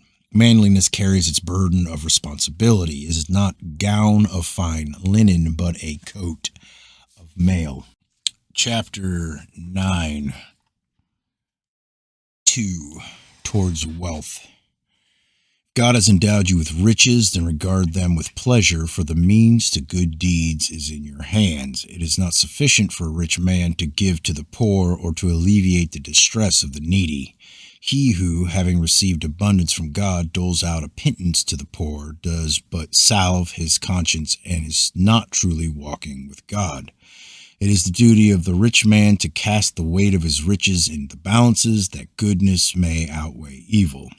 It is the duty of the powerful man to range his might alongside the forces of good in the struggle against evil. He shall protect the poor against the exploiter and defend the weak against oppression of tyrants. It is not so important to give to the poor man as to remove the cause of his poverty. To help the weak is good, but of lesser importance than to attack their oppressor. The law decrees that the lot of no two men shall be alike. If it were otherwise, earth could not fulfill its purpose. But he who has riches, or is powerful or handsome, he who has intellect and skill, should bear in mind that he possesses these under the law. According to the bounty bestowed, so must be the return to the general welfare of man, and a proper accounting will be demanded by the assessors in the hall of terror. No man is the absolute possessor of riches or estate, for his period of ownership must duly come to an end. Rather is he the trustee of the riches at his command, and he should regard them accordingly. Look for the man of merit and see that he does not go unrewarded. Encourage the craftsman and promote useful works. Let your wealth serve all men and not be dissipated in selfish indulgences. Seek out the promoters of poverty and distress and cast your riches in the balances against them. Do not expect life to reward you or even grant you peace or pleasure. The powerful and strong will be your enemies, and even those will serve will betray. You will not be acclaimed and may even be derided as a fool. Only your soul will remain steadfast beside you. A rich man is not wicked because of his riches, for this of itself neither makes a man wicked nor makes him good. It is the manner whereby he deals with his riches and determines a man's status. Live in moderate comfort and maintain a position according to your estate. Stint not in the acquisition of learning and things of beauty. Shun ostentation and publicity, for these are prompts of the weakling. The riches which exceed your modest requirements are superfluous to your welfare. It is by your dealings with the surplus that you will be judged. There is little advantage in the mere possession of riches. The advantage is gained in knowing how to use them. Wait not until men come seeking your compassion. Find them first and assist them without desiring praise or benefit. Let not your generosity be hampered by the riches you have. Rejoice in their possession, for if used for good, your pleasure is without blame. But he who stores up riches beyond his needs and puts them to no good use swathes his soul in the wrappings of death. If rich, become not puffed up because of your possessions, or if poor, be not downhearted, for God in his goodness metes out happiness to both. Count not upon your friends if you are rich and powerful, for they are untried. Can a man of title and position ever be sure he is loved and respected for himself? If the poor man is held in high regard, he can be happy in his assurance that it is for himself alone, and he is at peace. Possession and position attract friends as honey attracts bees, but it is adversity which winnows them. Men test gold for its value, and gold tests men for their worth. To gather riches for their own sake corrupts the soul, but to deal with them to the benefit of others beautifies the soul. See the face of the miser and imagine the dark horror it dimly reflects, and behold the face of the benevolent man. Does it not mirror the radiance within? If on earth man is to learn the eternal values, he must be taught through the perception of earthly values. The contrast of riches and poverty serves its end. All right, chapter 10. 3. Towards servants. Be just to your servant if you expect faithful service from him, and if you would have his obedience, be reasonable in your commands. The spirit of manhood is in the slave, yes, in even slumbers in the craven-hearted. Undue harshness towards your subordinates may create a fear of you, but you will never command their love and respect. Mitigate reproof with kindness and temper authority with reason. So shall the labor of your servants become a pleasure, and your benefit therefrom be the greater. He serves faithfully who is motivated by gratitude. Loyalty follows in the train of respect. No man knows what events lie in the womb of the future, or what calamities lurk in the shadows of days yet to come. When evil times fall upon a man, it is the trusted servant who will sustain him. When dissatisfaction is rife among the servants, it is a time of calamity. If in return you fail to reward loyalty and diligence, then you are unworthy of honest service. Deflect no man from the proper course of his duty, for this is a contemptible thing. Steal not the loyalty of a servant from his master, for this is unworthy of a man. A master who treats a faithful servant meanly is an unworthy person, and whatever his titles and estate, fit only to be classed among common pinch purses. All right, chapter 11, 4 towards superiors. The state of servitude has many advantages, for it escapes the cares and decisions of authority. He who serves faithfully may feel no shame in servitude. The loyal servant walks among the concourse with unbowed head. Be faithful to the trust which your master reposes in you, that you may be more trusted and become greater. The time and labor for which he pays belong to him, and if dealt with indifferently, are a fraud against him. Hold your tongue in check when making answer to him who is your thief. Do not revile him privately, for this is the way of a coward. Do not abuse men who are greater than you, for this is an admission that you can never be like them. Never injure the arm that protects you, or undermine the supports for the roof that shelters you. Be prudent in your statements, and never let another's speech fall upon you like a noose, so that you must uncoil it by means of your answer. Consult with your superiors pleasantly and quietly, acknowledging your position as a subordinate. Take care not to stir them up against you. At all times bear yourself like a man, for servitude does not entail servility. A man's position in the community does not indicate his status in life. Though the governor may appear to be noble in his position and with his titles, he may resemble the sacred crocodiles and cruelty and rapacity. When in the presence of your superior, do not press forward unduly or speak in a loud voice, for this will bring you unfavorably to his attention. If you are made unimportant in the presence of your chief, nevertheless conduct yourself with dignity and reserve, and let not your self-command depart from you. Never answer a man in authority when you are wrathful, but remove yourself quietly from his presence. Return a soft answer when he utters words that rankle, and thus he will be pacified, and you will display your self-command and restraint. Answers that provoke those in authority will become rods for your back and staves that strike you down. The wrath of your superiors will react unfavorably upon your affairs. He who remains silent under provocation is the better man, but if provoked too far, then it is time for action, for neither silences nor words are adequate. He serves best who serves silently. The trusted servant is he who keeps his tongue in check. A wagging tongue has its roots in a quaking heart.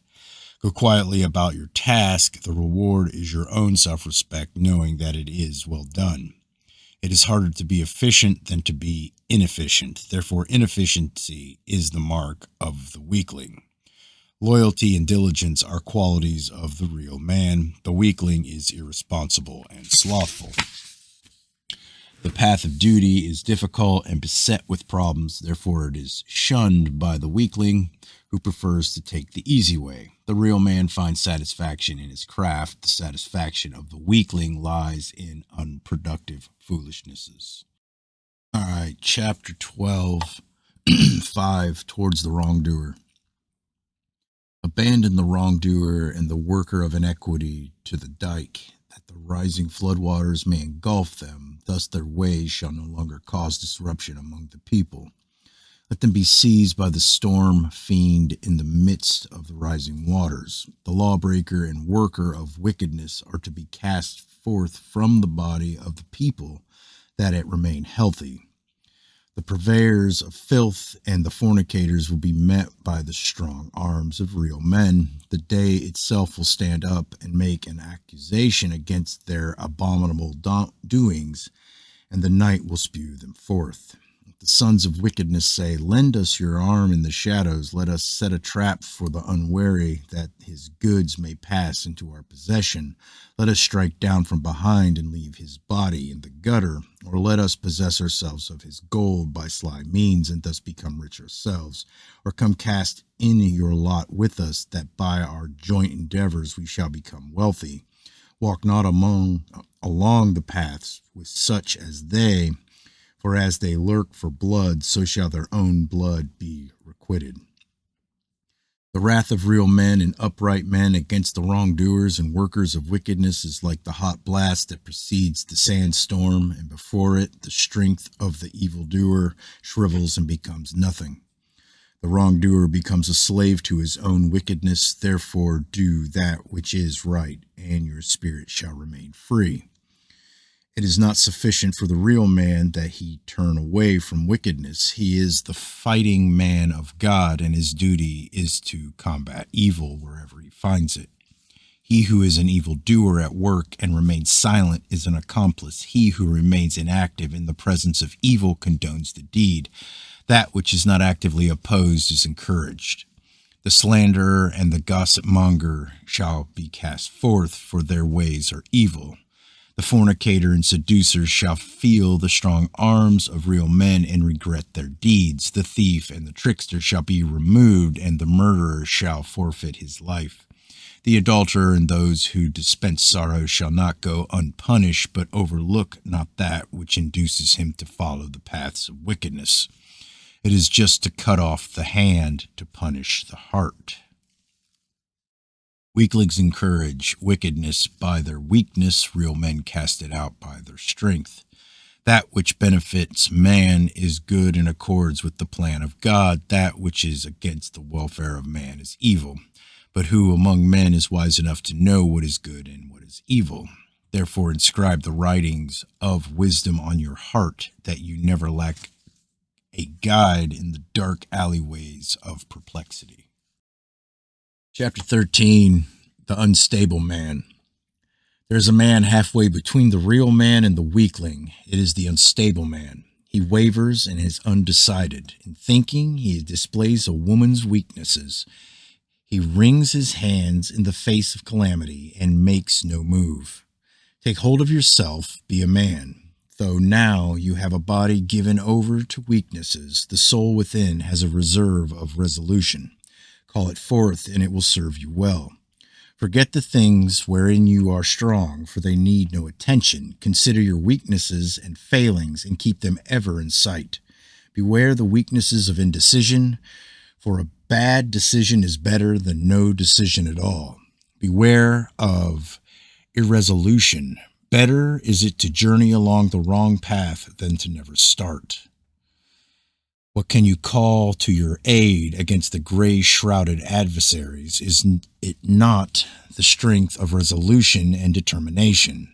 The unstable man knows he is challengeable, like the thistledown, a plaything of the wind, but he knows not why. Though he knows he escapes from himself, he knows not how. O man of thistledown, be firm with yourself, be inflexible in following a course that is right. Thus, when they learn to rely on you, the eyes of men will regard you with esteem. Set out a code of conduct peculiar to yourself, and at all times abide by it. Never betray the principles you set for yourself, and thus you will find the road to stability. He who has no rules to abide by is like a vessel which has lost its stealing oar, or as an unmanned chariot. Suppress the desires that rise to dominate you. Relinquish the urges that drive for misfortune, and the peace reigning within will not be disturbed by anxiety and disappointment. The unstable man spreads the restlessness and uneasinesses which eat his spirit as dogs spread fleas. None can enjoy ease and contentment who joins his company. He who has no code to live by is like the weather vane turning with every change of wind. Today he loves, and tomorrow he hates. Today he argues this way, and tomorrow that way. And he himself knows not why he changes. Now hot, Now cold, he is never constant, and none can place faith in him. Today he is arrogant, and tomorrow servile, but this flows from the weakness of his nature, for he who is arrogant without power will be servile when none demands servility. What is life to such as he but shadows cast on the sand? Before noon he is merry, and after noon down in the depths of gloom. Now he rides high on the wings of ecstasy, shortly to be plunged into the very abyss of despair. One moment he laughs, the next he sighs. He walks in the door determined, inside he becomes shiftless. He himself never knows what he is or may quickly become. Can any structure of contentment be built on such a shifty foundation? Foolish is the woman who marries an unstable man, for her future is uncertain. All right, chapter 14, the mean man. A mean man is one who walks in unmanly ways. He has womanly weaknesses, much magnified, without womanly virtues. He forever seeks fault in the ways of the wise and the good. He lacks generosity and compassion. He winnows the dust off his storehouse floor to save a few dirty grains. The heart of a mean man is as the sands of the wilderness, which swallow up all the pleasant flowers that fall and bring forth nothing in return. He who rises eagerly to claim praise for a successful undertaking and just as readily casts blame on another when it goes awry is not only mean, but also a weakling and a hypocrite unto himself. None is worse than the mean man who has riches and estate, for he rides heavily on the backs of his servants and waxes fat on the sweat of their brows. He is without compassion or feeling, and the ruin of his brother brings him no sorrow. For the increase in his riches he secretly rejoices in the death of his father, but the mean man, being also hypocritical, will be loudest in lamentation. His soul is set hard in the distorted shape molded by avarice, and even grief and distress can make no modifying impression. What are the miseries of poverty compared to the fate awaiting him beyond the dark portal? The beasts of the pastures, when fed, show their pleasure, and it is not beyond them to show thankfulness, but only man has the nature granting him the ability to show gratitude. The mean man therefore denies his own nature, for true gratitude is beyond him, though he amply displays its outward manifestation. A large-hearted man gladly acknowledges a benefit received and seeks all ways to repay his benefactor. If, however, to do so lies beyond his ability, he cherishes the deed evermore in his heart. The mean-hearted man quickly forgets, for the obligation bears too heavily on his small spirit. His mean heart even envies the ability of the benefactor to give, and he accepts the benefit with inner ill grace. Though profuse with outward hypocritical smiles and fair words, his beaming countenance conceals the malicious darkness of the hidden heart within. The mean man and the braggart may seem incompatible, but man is a many-sided creature. The mean and miserly heart and the most boastful tongue so often share the same body. The busiest tongue has the least cause to wag. What does it seek to cover up? The mean man is a coward, and so finds pleasure by inflicting suffering on the helpless. The hyena tears at the dead beast he would not dare face while living, but the hunting hound that caught it does not rend it. Only cowardly things find pleasure in mangling that which lies helpless in their power. Chapter 15, Women. There are two categories of womankind: wives or potential wives, and women of pleasure. The first of these are the intended mates of men, their companions and comforters, the mothers of their children, and the goddesses of their hearts. The others become their companions in carnal pleasure. They dally with them, then cast them aside, and they pass on to the embrace of other uncaring men. Each woman decides which category she will join, and that is her chosen path. Never confuse the two kinds of women. lest you eat out of your heart in sorrow and regret. It is decreed by the nature of things that womankind should fall into two groups, and each woman is to be dealt with according to the category in which she has placed herself. What kind of woman can be without a household? Only one who has cast out or has run away because of her misdeeds. Avoid the singing woman whose ways are frivolous. She is beautiful, but her beauty is like the honey in the honey pot. It attracts many flies and they pollute it. Guard yourself against the wiles of the woman from a strange country whose city and household are not known. Who are her people? What are her ways? From what has she flown? From her mother's solicitude and her father's supervision? As she leaves them to sorrow, so will she depart from you, or does she flee her own reputation? When the fleeing of a woman, from the fleeing of a wanton woman are deadened, as the edge of an axe is deadened by constant use, she ceases to please. She becomes as the whale sailing cup passed around many times. Then she flees from the place where she is known and lays her trap among strangers, and he who asks no question takes her into his household and drains the polluted dregs that remain. Avoid the flattering woman who would beguile you with words. Shun her who repudiates women's covenant with the creating God, who casts the treasures of womanhood lightly before men. Her hand guides along the path of sorrow. Her embrace leads to the soul of desolation. She shatters the dreams of man. She is a traitor to womankind, the betrayer of womanhood.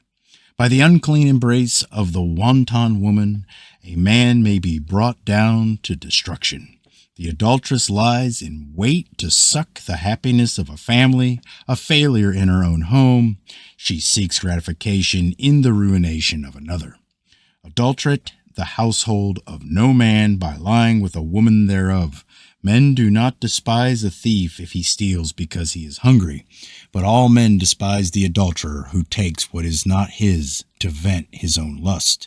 If you commit adultery, then prepare to flee, for men will arise against you. For if they revile not the adulterer, nor raise their arms against him, then it is a time of a nation's degradation. And all men must look to their own wives. If men fail to punish the adulterer, then they encourage the seduction of their own women. In the land of weaklings, the adulterer hunts freely, for who will oppose him? Is it not written, that which is not punished is condoned? He who accepts meekly the seduction of a woman of his household is a weakling and a coward, and unworthy of the mantle of manhood. He who turns his face and sees not the seduction of another's wife encourages the adulterers and establishes their place among the people. All men who are men are jealous of the sanctity of their hearth and home, and the righteous wrath of the wronged husband shall overwhelm the guilty ones. His is the day of vengeance, and no gifts shall appease him. The man who declines to strike a blow in defense of his home and honor is a weakling and coward. Men turn from him in disgust, or he sickens their stomachs while women despise him. He who suffers in defending the sanctity of womanhood suffers in the cause of God, who made woman the guardian of the portal of life. In the land of real men she reigns as goddess of heart, hearth, and home. When a woman whose husband is absent displays her beauty and encourages your visit, when she arranges that there will be no witnesses and prepares her net for you, then is the hour of your manhood's trial. Depart from her house, for it is a place of evil.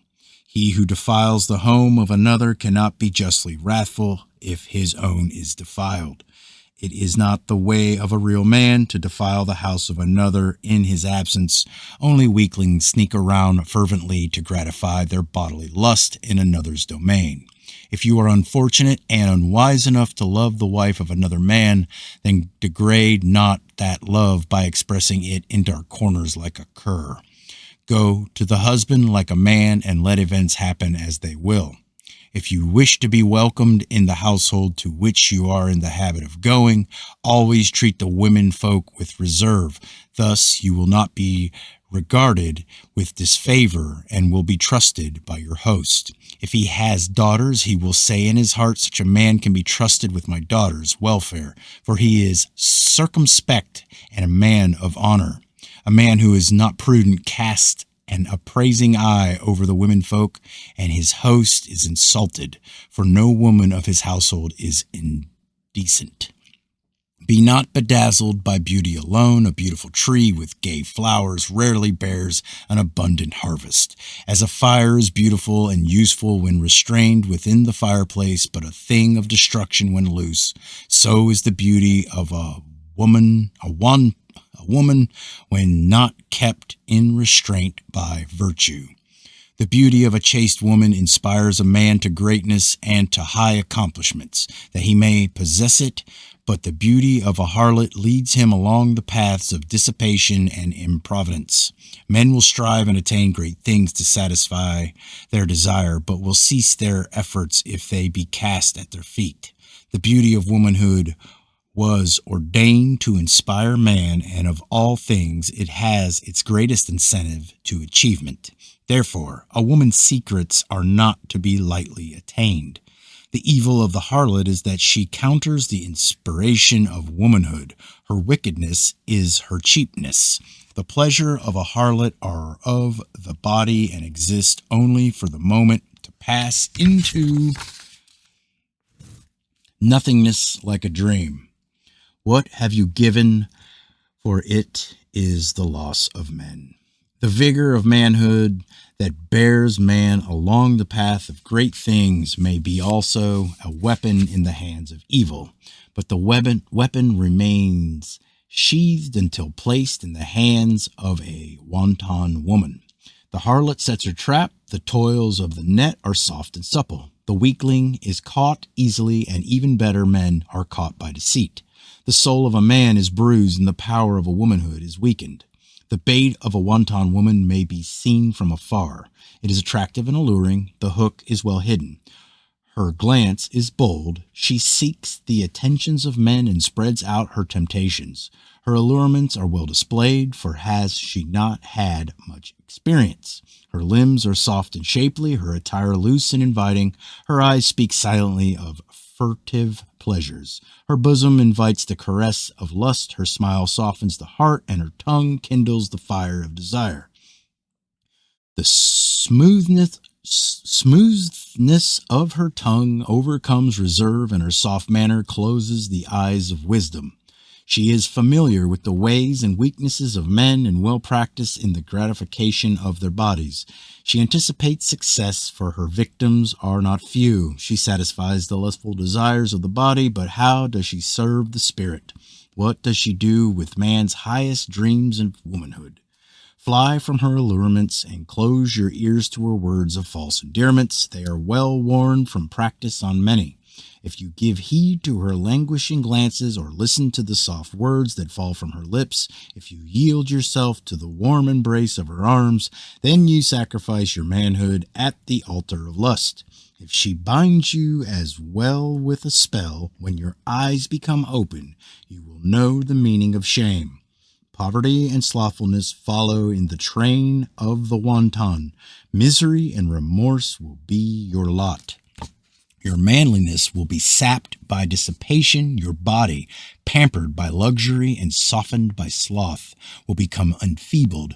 Your limbs will weaken and your health depart. The glow of strength and the joy of living will be gone. There will be no tender arms to hold you with compassion, or your eyes to regard you tenderly. None to listen to your griefs with understanding, for you have chosen the path of the fornicator. Gentle women will withdraw from your presence, and naught is to be wrung from the heart of a wanton, for only her body is soft. Therefore, be wise in your dealings with women, and to be wise is to be prudent and strong. Reject that which is cast before you, for it will be shared with many men. Seek only that which is desirable in its near unattainability, for it will be yours alone. Be wise and avoid the sweet enticements of the wanton and the lustful inducements of the harlot, and allow not your heart to be trapped by enchanting mirages of love. The woman who is cheap will receive many offers of silver, but none of gold. Man has many chisels wherewith to fashion the form of his immortal soul, and among them none is so sharp as the hard chisel of desire. Therefore be aware, lest in the fullness of youth you fall prey to the allurements of the wanton woman, who will cause you to degrade your manhood and cut shameful strokes by excesses she offers for your delight. She will entice you with a false sweetness, with disguises the bitter, soul-corroding drought. Her charms are delusions which will blind your eye and benumb your feelings. Drink at the tainted well if you must, but never after shall you be free of its taint, and never after shall you enjoy the pure waters of love in the refreshing fullness. How drab the wanton beside the chaste woman who stands bedecked in radiant virtue and dignified modesty, whose glory puts the brilliance of the starlit night skies in the shade. Her influence for good is among the greatest earthly powers. She molds the destinies of men in purity and wholesomeness, and in her hands the hammer strikes the chisel to fashion a form of glory. The chaste woman is soft and gentle, modest and kind. Her glance quickens the beat of all but the hardest heart, and her touch quietens the raging storms in the most troubled. Her eyes shine with womanly innocence, and she is garbed in simplicity and truth. Her exclusive kisses are sweet as the fresh-plucked dew-cooled grape, and the breath from her lips is a warmly soft perfume breeze. Close the doors of your spirit against the destructive assaults of deforming passions, and open your heart to the tenderness of love. Its pure, gentle flame shall inspire the soul to sublime heights of glory, and softly mold it into a magnificent form of perfection. All right, chapter 16, choosing a wife. It is the nature of things that man should take unto himself a wife, and the law decrees the need of a man for woman. But not every kind of wood is fit to make an arrow, and not every woman makes a suitable wife. Examine carefully the woman of your acquaintance. Choose not hastily, nor fix your mind suddenly, for upon a proper choice depends your future contentment and joy and the welfare of your children. Choose not according to face and form alone, for these will pass, though fairness of face and proportion of figure are not to be disregarded. Observe your chosen one and consider her in your solitude. If her mind is occupied with dress and adornment, if she laughs too much and talks too loud, if she has a roving foot for pleasure and a bold eye for men, if her manner is crude and her tongue inclined towards lewdness, then though her beauty were as that of the sun disk itself, and her form shaped to perfection, turn from her path and set your heart against her charms. Dismiss your mind the alluring phantoms of the imagination. Your body may incline towards her, but it drags you towards sorrow. If her body calls and your heart says nay, then flee from her presence and see her no more. The heart of a wise man chooses his wife, but the wife of a weakling and fool is chosen by his body. When you find a maiden who can be your reasonable companion, who possesses a loyal and steadfast heart, sensitivity of spirit, pity and gentleness, delicacy of mind, softness of manner, who is intelligent and joyous, with all this has a lively spirit, gather her to your arms, for she is worthy indeed to be your wife. She will be prudent and temperate and a fitting mother for your children, and above all you will have a treasure beyond price. He who chooses a good mother for his children will find contentment and joy with his wife. Judge not your chosen by your own opinions alone, for your eyes are clouded and your judgment confused. Judge her by the opinions of other men. Is she sought by them as a wife, or is she one whom men follow for their pleasure? The greatest gift that life can bestow upon a man is a good wife. Therefore, be diligent and prudent in your search, for a good wife is not gathered by the wayside. In your search for a fitting wife, you will have many competitors. For though the divisions of men and women are nearly equal, many are the women who are unsuitable. Be diligent lest you lest to your sorrow you find none left to choose from but those whom other men have passed over. None but the fool takes to wife the common woman, for she has her price and is available to all, nor the weak woman, for she can be taken by any man. Yet these too, as their attractions wane, will seek a husband for their old age, and lacking the attractiveness of virtue, will set their trap for the unwary. They will find their prey among weaklings who care not about their wife's virtue, for they take secret pleasure in their own humiliation and debasement. No man is more generous than he who marries a common woman, for he shares her with the multitude. When you find a good woman, cherish her as your greatest treasure. Let your kindness and consideration take possession of her heart. She is the mistress in your home, so treat her with respect, that the servant shall obey her, and the stranger treat her with diffidence. If a man treats not his wife with respect, can he take offense when other men, observing this, treat her likewise? As she is the partner of your cares and the helpmate with your burdens, deny her not your companionship in pleasure. Be faithful and constant to her, for she is the mother of your children. He who drinks water from his own fountain knows it to be clean. He who draws water from his own well knows it to be pure. In times of affliction and pain, when your wife suffers in sickness and travail, soothe her with tender words and gentle countenance. A look of sympathy and a gesture of understanding from you will mitigate her trouble and be of more avail than the attention of many physicians.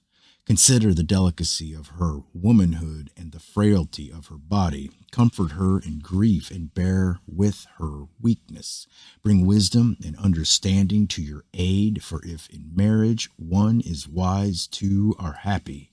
Do not marry while too young, for you have not experience enough to train your son, nor be too old that you have not the patience. There is a mean in marriage as in all things. He who chooses his wife rashly or in haste spends slow years in regret and repentance. The counsel of a wife is wise and bent to your own benefit, but the counsel of an outside woman serves her own ends.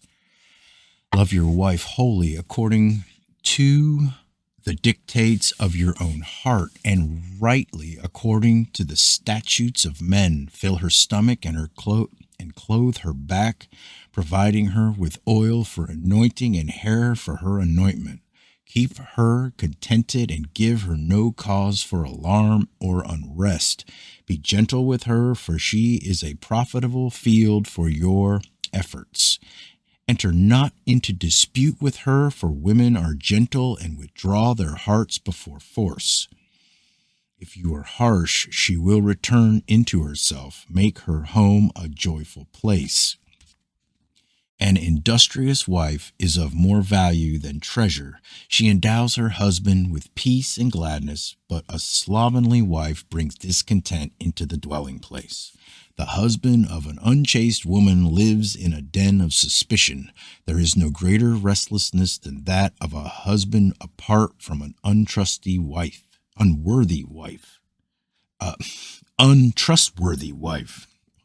There is no greater restlessness than that of a husband apart from an untrustworthy wife. A man loves his mother and his father, his sisters and his brothers, all his life, yet they are not of his choosing. How much more likely should it be that he would love his wife whom he himself chooses? Or is man's judgment less wise than that of fate? Nothing will ever bring you greater pleasure and joy than a good wife, or more sorrow than a bad one.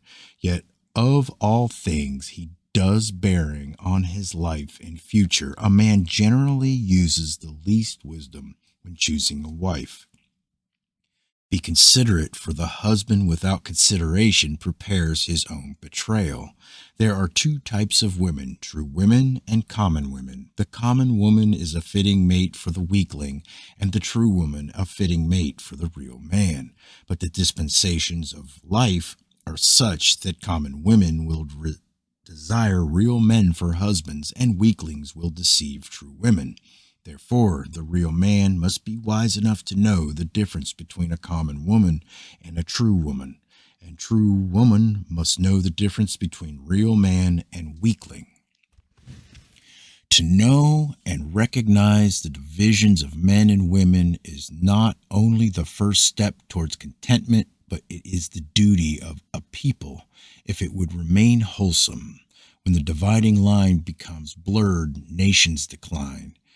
It is easy enough to get a wife, but difficult to get a good one. Marriage is like the fisherman's net, easy to get into, but hard to escape from. No man is the same after marriage. Either his joys are doubled and his sorrows halved, or his joys are halved and his sorrows doubled. Wow. All right, chapter 17, the physical body.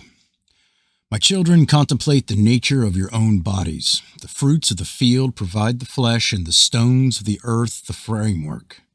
How wonderfully you are made, how precise and perfect is the construction of your earthly habitation. Who but the greatest of beings could have ordained its nature? Who but a master architect could have planned it? Among all creatures you alone stand erect, that you may enjoy and admire the wondrous works of your Creator. Rejoice, therefore, in your form and in your body and in your powers. Rejoice in the consciousness whereby you experience, in the eternal soul within, whereby you know. The attributes of a God repose within you, and they are yours to command if you will but call them forth. Be kind to your body, which is the vehicle of your pilgrimage and the chariot of your conquest. Keep it in health and strength, that you may enjoy life with vigor. It was not meant that the body should be neglected, and in fact the law ordains that recompense be made for a neglected body. A body made weak by dissipation and gross from fat living is an abomination unto the God of life. On earth the body is equally as important as the soul. Keep it clean and in good health, and that it may fittingly serve the purpose of the soul. The nearest approach that can be made to complete bliss on earth is to enjoy the blessing of good health. If you would reserve health unto yourself, even into the ripeness of old age, avoid the allurements of intemperance and dissipation. These are the bewitchments of the wanton and harlot, and not easily avoided. When she spreads her delicacies before you, when her wine sparkles in the cups, when with sweet smiles she induces you to cast care aside, then the hour of danger is at hand, and therefore let prudence come to your aid. If you give heed to the sweet words of the temptress, then you are deceived and betrayed. Flee from the bower of the harlot. Her face and form are fair, but underneath the core is rottenness. She is perfumed sweetly on the outside, but the odor of putrefaction lies within. Her deceptive promises of joy are gates leading into the road to madness, and her pleasures lead to disease and death. Look around the board of the wanton woman. Cast your eyes upon her guests, and observe those who have succumbed to her charms and follow her temptations. Are they not pale and puny ones? Are they not weaklings without the spirit of men? Away from the beguilement of false womanhood, from the tables of intemperance and sideboards of gluttony. Go, seek your place in the company of real men. See, are they not upstanding, brave, and active? They are surrounded by the halo of vigor. They vibrate with the song of vitality.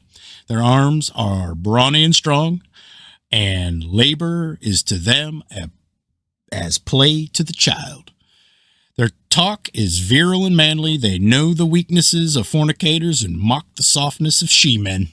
Their passions are vanquished by self-command, and evil habits do not suck their spirits. They take their pleasures in moderation, and therefore the enjoyment endures. Their hours of rest are few, but their sleep is deep and sound. Their hearts are serene and their bodies strong. Their thoughts are quick. Their thoughts are quick and their form lithe. They are men and the sons of men.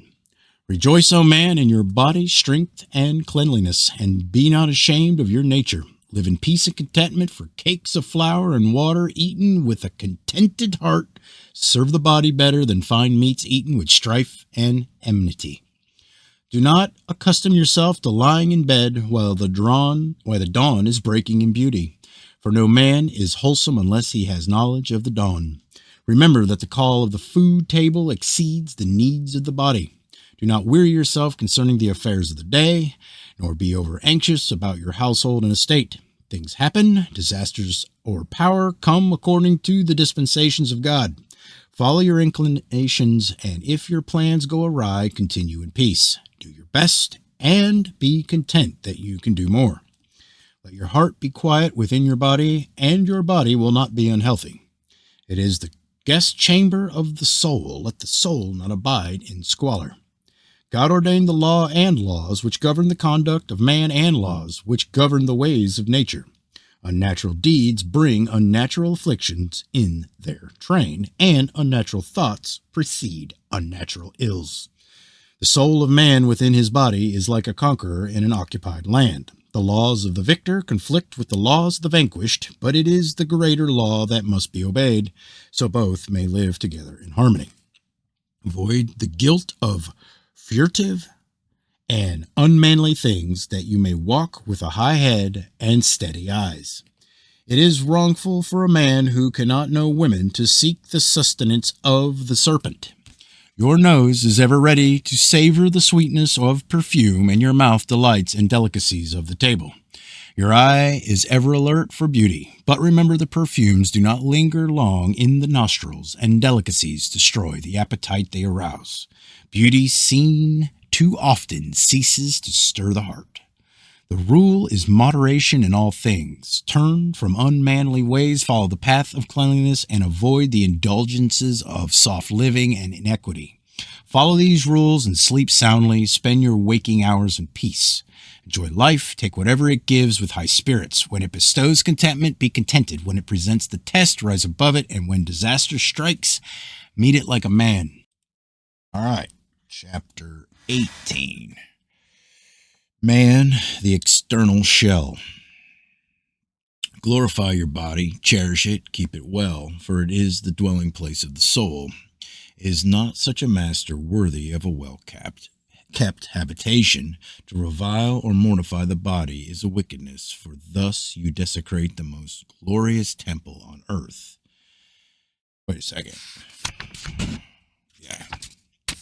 As ground must be prepared for the barley and clay needed for the wheel, so has your body to be prepared for the fulfilling of its purpose. As the pilot steers the vessel and the husbandman directs the waters, so must your spirit command the flesh. Does the pilot let the vessel take charge, or the husbandman say to the waters, go your own way? Let the soul rule your body unchallenged, for if there be revolt, then you are torn asunder. Health is the reflection of harmony between soul and body. With what do you smell with your nose? Is not the nose intact on a corpse? And the eye does it see when the spirit departs? Like an oar without an oarsman, like a sail without a wind, like a bow without a bowman, like a dwelling without an inhabitant, such is the body without a soul. O man, who is both beast and God, see yourself for what you truly are. Say not, I am this or I am that. Be reasonable and see truth. A tongue has been given you, and the power of speech. Use these, the powers that distinguish you from the beast, to teach your children wisdom, and to discover for yourself the path of truth. All right, chapter 19, Man, the Eternal Essence. As the great sycamore resides in a tiny seed, so does your soil occupy your body. As the dark soil wherein the seed is planted to the sunlit splendor above, so is this life to the life beyond the tomb. As health is to the body, so is conscience to the soul. If the body be sickly, there is a decline. If the soul be troubled, there is distress. The man is a soul residing within a body is the most obvious of truths. Seek not to understand it too perfectly, for understanding is a quality of the soul, and this has to be awakened. Is the moon different when hidden behind a cloud bank? Is the jar different buried under the sand? As these remain unchanged, though unseen, so is the soul even within the body of a madman. If a lute string be broken, even the greatest musician plays a false tune. Thus, the defectiveness displayed by the madman is caused by faults within the material instrument of earthly manifestation. It is not in the spirit behind. Your soul came into the body as a new turn of the scroll. The sheet is clean, ready for use, but what you write thereon is recorded forever. Your soul is as a newly cut block of marble, upon which every thought and deed strikes a blow. It is a fresh clay cast upon the potter's wheel. You alone are the craftsman for the fashioning of your soul. You alone are the artist of the design. Is it a bright thing of joyous beauty formed by goodness, or is it a dark, corrupt horror deformed by vice and wickedness? Ask these things of your spirit, for only it knows what lies hidden within. To nourish and groom the body is by no means undesirable, but take care that you neglect not the soul. The body comes, it grows and decays, the soul remains forever. Therefore, cherish the everlasting soul, for it is your own true self. As an alabaster jar in the hands of an infant, as a razor in the hands of a madman, even so is the soul in the hands of an irresponsible man. All right, chapter 20, Wisdom. First step towards being wise is to acknowledge the extent of your ignorance. Concern yourself with the vast amount of knowledge that you lack and place no undue importance on that which you possess. A womanly loveliness is best displayed in a modest garment, so is quiet behavior and unpretentious bearing best becoming the wise. Remember that all men are born equally into ignorance, and no man, whatever his estate, lacks the means to knowledge. True wisdom comes not from books and instruction, but from observation and inquiry. The learned scribe knows 1,000 books, but what knows he about the ways of the grasshopper? The knowledge of a gardener brings him more joy than does knowledge to a magistrate. The life of a wilderness wanderer depends not on his knowledge of books, but on his knowledge of the ways of the wilderness. If you would not be deemed foolish in the eyes of others, then cast aside the desire to appear wise in your own edification. If you would appear wise among the foolish, then you will appear foolish among the wise. A wise man speaks but rarely, and each word is a precious stone. The fool pours forth a torrent of words, but they are all dross. Words spoken with calm forthrightness are burnished with the luster of truth. A wise man turns a deaf ear on his own praise. He does not know his own worth and is the last in discovering the greatest of his achievements.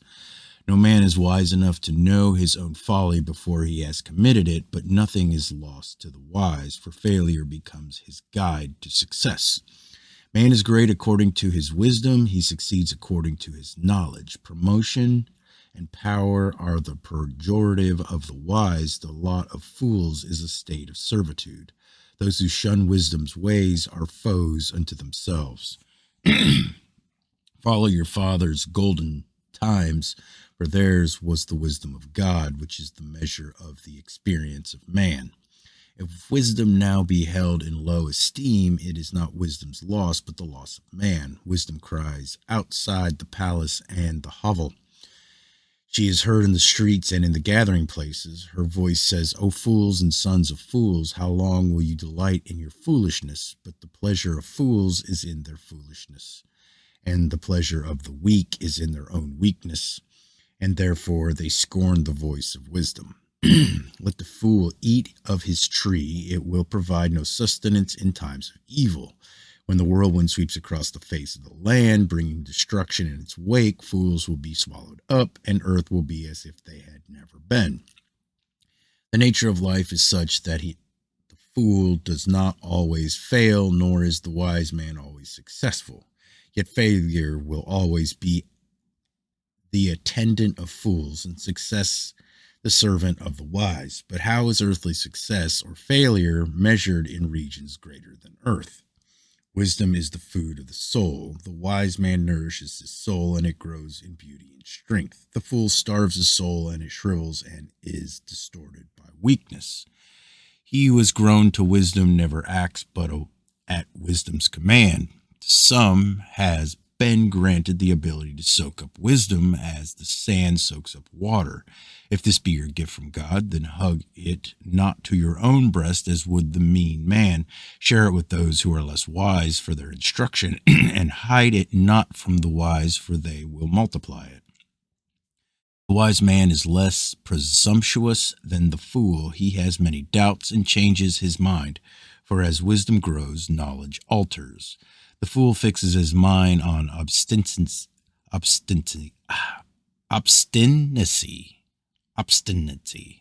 He is stubborn, and doubt does not disturb his placidity. He knows all things except his own ignorance. The wise man is aware of his imperfections and continually strives for improvement. The fool forever counts his own small talents and is content. He boasts of his achievements in things which are of no account. Thistledown floats on water for all to see, but a gemstone sinks below the surface. So does the fool shout his abilities to the wind, while a wise man keeps them hidden within himself. The goose brings forth its egg while at rest, and the tail of the peacock is displayed while it stands still. The deep, still pool holds the biggest fish, and the resting cow gives the most milk. So it is with the quiet man, who within himself produces a fountain of strength at which lesser men drink and find refreshment and courage. The heart of a fool flutters at a vain hope, but the wise man puts it behind him. Fools snap at one another, but wise men agree in peace. Let reason rule all your desires, and let not your hopes reach out beyond the limits of probability. Thus the chances of success bear down in your favor in the scales of fate, and your heart will not be burdened with disappointment. The wise man does not need advice. The fool will not take it. Rebuke a fool, and he will dislike you. Rebuke the wise, and they will hold you in regard. The fool does right in his own eyes. He justifies his deeds with a loud mouth. A wise man knows his limitations and seeks the advice of others. And if the advice is good, what matters who gives it? Accept the advice that is helpful, even though it may not be palpable. A man who is his own physician soon has no patient. Advice is good or bad, irrespective of who gives it. Good counsel can come from Good counsel can come forth from the mouth of a fool, and bad counsel from the mouth of the wise. While good counsel is always carefully considered by the wise, fools brush it aside. What a fool wants to believe, he will, but never disdain the opinions of another or condemn them because they differ from yours. Might you not be wrong? The man who thinks himself wise believes nothing until it is proven to him, but the wise man considers everything possible until it is disproved. The wisest of men will do something foolish, and everything said and done by a fool is not folly. Wisdom concerns itself only with the things which are knowable. In matters that are forever unknowable, ignorance is the best wisdom. Wisdom cannot enter a heart whose gates are barred with prejudice, nor penetrate a body filled with evil. The powers of the Spirit enter into a man as guests. They will not come unbidden or remain unwelcome. Wisdom is the fruit of past experience preserved for the future. It may be unappetizing, but still it is nourishing and cannot be disregarded without the possibility of dire consequences. The abode of the wise man is a sanctuary against despair, a fortress against the forces of discontent. His presence is as the gloom-dispelling sunlight, and his lips as the doors of a treasure house. They open, and gems pour forth. Chapter 21. Courage. Perils and misfortunes, struggles, disappointment, and pain are more or less the certain lot of every man. Therefore, it is meet that every man be fortified with courage and fortitude, that he may bear with appropriate resolution his allotted share of the burden of mankind. As the ass plods along, laboring under its burden and suffering heat and thirst through the dangers of the burning sands of the wilderness, and falters not, so must the courage and fortitude of man sustain him through the dangers of life which beset his way. The timid man listens to the cry of his body, his limbs tremble, and his stomach turns to water. His littleness of heart has no place for courage and audacity. The courageous man is one of God's men. He listens to his heart, his face is bold, and his blow sure. His fierce countenance and audacious plans overwhelm his adversary. His opponent passes into his possession. His wife walks abroad with confidence and sleeps soundly. The courageous man is never the slave of change and chance. His pleasures and contentment do not depend on the whims of fickle fortune. Her smiles and frowns alike leave him unmoved, for he is alert and prepared to take on whatever comes his way. Such is the man of courage. Though his stature be small and his body puny, his spirit raises him to supremacy over others. The courage of a man who lacks strength, or of one who is at a disadvantage, is greater than that of a powerful man attacking the same adversary. Courage stands out alone as the greatest of all manly attributes, for without it all others are endangered. The man who lacks courage has nothing. Therefore, if you, being a father, rob your son of the example of manliness, then you have cheated him out of the birthright of unquestioned courage. Courage and manliness are passed from father to son by example and instruction. These every man can give, and though he be the poorest man of no account, by passing them on to his son, he leaves an inheritance beyond riches. Courage, manliness, and wisdom no man can ask for more. For unto these all desirable things will be duly added. Courage is a quality of the spirit, not of the body. Its activity leaves its impress upon the soul, even as every cowardly deed is registered. Courage is the standard of the real man. Timidity is the mark of the she-man and weakling.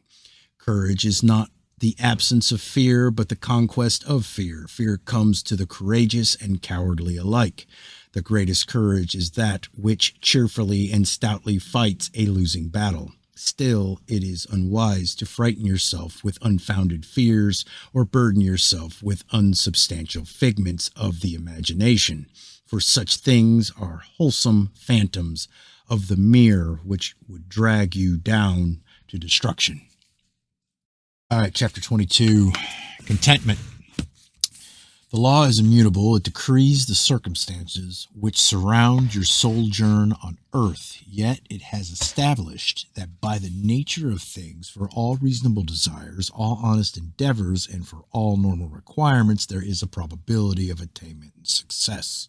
Certainly there never can be, for certainty and assurance in such things are contrary to the law.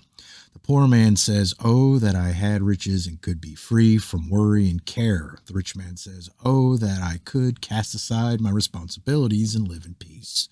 The poor man cannot understand the worries and anxieties of the rich. He knows nothing of the problems and perplexities of power. Boredom is outside his experience, and therefore he bewails his lot. He sees joy in the faces of others, but cannot see their secret griefs. He envies those with position and estate, but cannot understand their responsibilities. He envies the leisure of the rich man reclining at his ease, but he cannot know the turmoil seething within his breast. Contentment does not come with possessions, nor peace with power. If you be numbered among the poor, take comfort, for you have many causes for thankfulness. Can you not sit at your table with a quiet mind, undisturbed by the clacking tongues of flatterers and hypocrites? Do the demands of needy men disturb your peace? Does the morsel you eat not not taste wholesome. In the stomach of the rich it would sit as a stone. The task that encompasses your day brings healthy sleep in its train, and if your bed be hard, remember that many a restless head sleeps on down. Joy and contentment come from something a man has within himself, not from things without. Solitude is a torment to the uneasy heart, but balm to the contented one. A man who can be satisfied with little is the possessor of wisdom. He who desires no more than sufficient will always have enough. His cares will be few. Riches do not bring peace to the soul. The greatest treasure of all is contented heart. The coming of riches is not a misfortune. The inheritance of estates is not a calamity to the wise man, for he will utilize them with temperance and discretion. The cup of gladness may be sipped by man, but to drain it is too much for the constitution of mortals. Contentment is the goal of life, but first the race has to be run. None can receive the crown of the victor until the course is finished and he takes his place among the competitors in the halls of eternity. A piece of arable land, fenced about, a plot of meadow, a grove of sycamore trees, a faithful wife, and many sons. What more can a man desire? Yet tares grow among the corn and weeds among the fodder. Flowers wilt unless watered, and finding a good wife requires much diligence. Nothing comes without effort, and nothing on earth can be perfect, for that is the law. Therefore be content if your burdens are bearable and your sorrows counterbalanced by your joys. Live today fully, sigh not for tomorrow, for it will come. Regret not yesterday, for it is dead. Active discontent is a spur to achievement, but placid discontent must be cut out like a malignant growth, for it eats into the pleasures of men. Remember that pleasure is the companion, not the guide of your journey. The law decrees that the nation which places pleasure before duty, ease before effort, and peace before honor shall pass into the hands of another.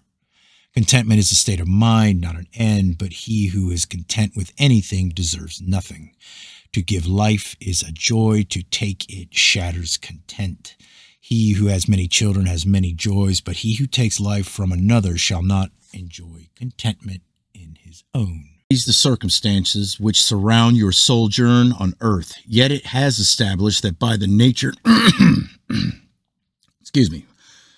nature of things, for all reasonable desires, all honest endeavors, and for all normal requirements, there is a probability of attainment and success. Certainty there never can be, for certainty and assurance is such things are contrary to the law. The poor man says, "Oh, that I had riches and could be free from worry and care." The rich man says, "Oh, that I could cast aside my responsibilities and live in peace." The poor man cannot understand the worries and anxieties of the rich. He knows nothing of the problems and perplexities of power. Boredom is outside his experience, and therefore he bewails his lot. He sees joy in the faces of others, but cannot see their secret griefs. He envies those with position and estate, but cannot understand their responsibilities. He envies the leisure of the rich man reclining at his ease, but he cannot know the turmoil seething within his breast. Contentment does not come with possessions, nor peace with power. If you be numbered among the poor, take comfort, for you have many causes for thankfulness. Can you not sit at your table with a quiet mind, undisturbed by the clacking tongues of flatterers and hypocrites? Do the demands of needy men disturb your peace? Does the morsel you eat not taste wholesome? In the stomach of the rich it would sit as a stone. The task that encompasses your day brings healthy sleep in its train, and if your bed be hard, remember that many a restless head sleeps on down. Joy and contentment come from something a man has within himself, not from things without. Solitude is a torment to the uneasy heart, but balm to the contented one. A man who can be satisfied with little is the possessor of wisdom. He who desires no more than sufficient will always have enough. His cares will be few. Riches do not bring peace to the soul. The greatest treasure of all is a contented heart. The coming of riches is not a misfortune. The inheritance of estates is not a calamity to the wise man, for he will utilize them with temperance and discretion. The cup of gladness may be sipped by man, but to drain it is too much for the constitution of mortals.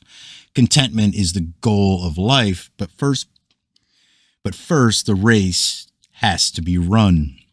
None can receive the crown of the victor until the course is finished and he takes his place among the competitors in the halls of eternity.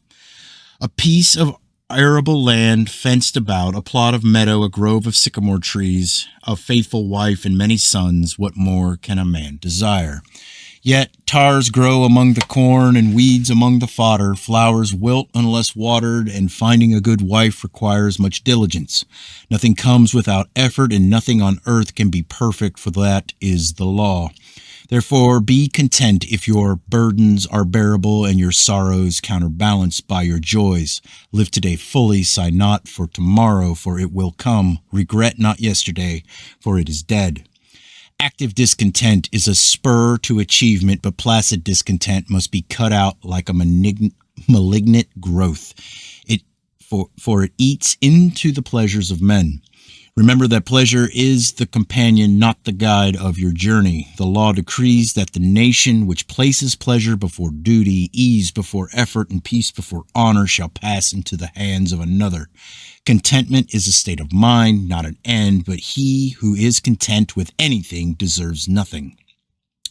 To give life is a joy, to take it shatters content. He who has many children has many joys, but he who takes life from another shall not enjoy contentment in his own. All right, chapter 23, Diligence. Days that are past have gone forever, and those that sleep in the womb of the future may not be seen by you in your present state of being. Therefore, it is well to concern yourself wholly with the present, forgetting the past and not expecting too much from the future. The present alone is yours, and the fortunes of futurity will be dispensed according to the law. Therefore, you cannot know what the unborn days will bring forth. As to your own future state, subject to the law, it is being conceived in your present thoughts and deeds. Idleness is the parent of poverty, but success and prosperity attend upon the industrious and diligent. Waste not the early hours of the day. Serve your master with diligence, and promotion will be your reward. The man of affairs rises early to establish himself. Neglect not the affairs of the day, nor fill them with idle dreams of yourself when greater, for thus you feed yourself on wind while your bread is eaten by another. Who is he that acquires riches, or rises to power, or is honored among the people, or is called before the king in council? Is it not he who rises early and goes to bed late? He exercises his mind and fills it with knowledge. He exercises his body, and it glows with health. Only a man who toils can justify his existence, and he who carries no burden or produces nothing of value were better removed. The slothful and improvident man makes strife to arise in his abode, and he destroys its foundations. He is a burden to himself, and the hours drag wearily through his day. The task is all about him, but he knows not what to do. His idleness weighs heavier than any toil. The years of his life pass away like the drifting shadow of a cloud, leaving no mark on the earth as a memorial. His body becomes gross from want of exercise. Disease lurks close at hand. He desires action but lacks the power of movement. He is imprisoned within a cloud of dullness, and his thoughts whirl in confusion. He cannot set his heart to any problem, and it wanders aimlessly like water from a broken channel. His dwelling place is in disorder, and he cries, "Woe, calamity has befallen me." His family leaves him to his own devices, and he says, "See, I am deserted." The ruins of his life fall about his ears, but he has no resolution to extricate himself. Shame and remorse accompany him into the tomb. As in all things, there is a balance in labor and leisure. The man who toils all the long day never knows a relaxed moment, and he who Indulges in pleasure unduly, becomes soft, and never acquires possessions. Observe the ferryman. He allots a time for rest on land, while another relieves him at the pole. It is not required that you exert yourself fully. A leisurely life and an idle one are not alike. Attend only to your own affairs. The governor knows how to rule. Aim for perfection in all you do, for the limits of your excellency and craftsmanship have not been set. Seek always to attain a standard that has never been reached before. Strive always to be the best in your calling, whatever it may be, and let not your energy be consumed in the envy of another's achievements. Strive always to improve your own abilities so that you may take your place among the masters of your craft.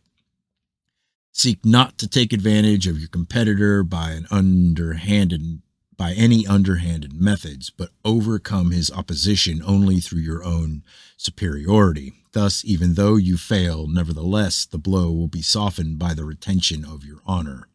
Success is good and desirable, but of itself it plays little part in the development of the soul. It is the manner in which success or failure is met that leaves its impress there. Consider carefully the causes of success in others. What they can attain is not beyond your reach. Be not one of those who marvel not when others remove mountains, but consider it beyond themselves to carry a pebble. Diligence will always be duly rewarded by the wiser master. Chapter 24. Labor. All men must toil on earth, not because they are born to servitude, but because they are heirs of God and must labor in his vineyard. Though a man be born to great riches and high estate, if he contribute not to life in accordance with his position, he is held unworthy in the eyes of God. Though a man may be a great landowner and have many servants, he may not have a stake in life. Oh, sorry. To be idle is to be a bystander at the parade of life, an onlooker when life has need of its champions. The idler holds no rank in the host of man, which it ever advances into the unknown region of the future towards its destiny in the eternal halls. The idler becomes a mere camp follower, straggling in the rear, a hanger-on in the company of those stalwarts who shoulder the burdens along the road towards the glorious heritage of man. All labor is vain unless done with purpose, and toil should not only be to sustain the body, but also to satisfy the spirit. The man who attacks the task with zest shows his love of life. The weaver should breathe something of himself into the threads and thus endow the cloth with something of his own nature. The builder should set the foundation with care and diligence and erect the dwelling with devoted attention as though it were to be the habitation of his own household. The husbandman should till the ground with loving care and sow the seed with tenderness, as though the fruits thereof were his own children. The craftsman should stamp his handiwork with the spirit, for all who fashion with their hands should leave their seal thereon. If you toil without satisfaction, if you labor with distaste, following a dull routine of drabness, then it were better you did not labor at all. A loaf baked with indifference sits heavily on the stomach. If a dwelling is built without care, it becomes the abode of discomfort. Do good wherever you can. Sorry about the yawning. Labor to be best of your ability, and gladness shall rule your heart. Toil is more your lot on earth than revelation. Speculation about divine things need not extend beyond the confines of your heart. All labor is not wholesome. He who toils half-heartedly or is careless in craftsmanship implants imperfection in his nature. He deals in deceit, and his toil emits an unseen thing, which, like some poisonous vapor, numbs his spirit. Never let any pastime eat up your substance or become too costly, lest the anguish of payment exceed the pleasure it brings. Yet the life of man should be a healthy mixture compounded of its essential obligations, with refreshing leisure and pleasure added in moderation. However, leisure to be beneficial must be used wisely, and man should not ignore its snares. It is well to remember that leisure is not the same as idleness, which is the rust of time. During the enjoyment of leisure, avoid all burdensome and unnecessary visits. Avoid the acclaim of the fickle multitude, which fawns upon the famous and notorious, for its acclaim has no substance it is a garland of wind. Let leisure and pleasure never be overdone, and remember the pleasures oft repeated become wearisome. Let them be healthy and refreshing, but spend no time upon them unduly, nor make them your whole life. The joyful man labors diligently to fulfill his allotted task, but to the sad man toil is a drug which removes him from the misery within himself. When labor is undertaken to provide for the needs of living or for satisfaction, then it is a natural activity. A slave is not always one who is bound. The knowledge and skill men gain to follow their craft suffice to provide for daily needs. But what of knowledge which will deliver them from the yoke of life? Is that not the greatest attainment? All right, chapter 25, reputation. Riches may pass from one to another, skill and knowledge may be transmitted, but man's reputation is as his nature, peculiar to himself alone. Therefore, your reputation is your own inalienable possession. If properly regarded, it will carry you through life as a swift horse bears its rider over the rough sands of the wilderness. If, however, you neglect it, as the inconsiderate man does his wife, then you cannot complain if that in which you delight becomes an affliction which you must bear for the rest of your days. When the ship of prosperity founders and you are cast into the sea of insolvency, if you have retained a good reputation, it will be the lifeline for your salvation. When difficulties beset you, then it is the time to be on guard lest your reputation be sullied. For it is not hard to keep a good reputation when it is untested by adversity. The reputation of a man untried by misfortune is like the skill of a runner who has never entered a race. It is like unseasoned timber or unburnt clay. In the days of prosperity, a good reputation is of little value, but in the days of adversities, oppression, it is a thing beyond price. A good name has greater value than gold. No man can truly judge the worth of his reputation until it is all he has left. Riches may come to a man and depart again, for life is inconsistent.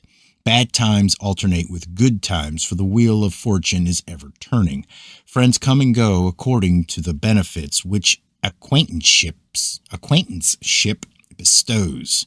Only reputation remains, your inseparable supporter, which will not depart except by your own decree. Once departed, it is gone forever, and it flees quickly from he who treats it lightly. Therefore, guard your reputation as constantly as you do your daughter.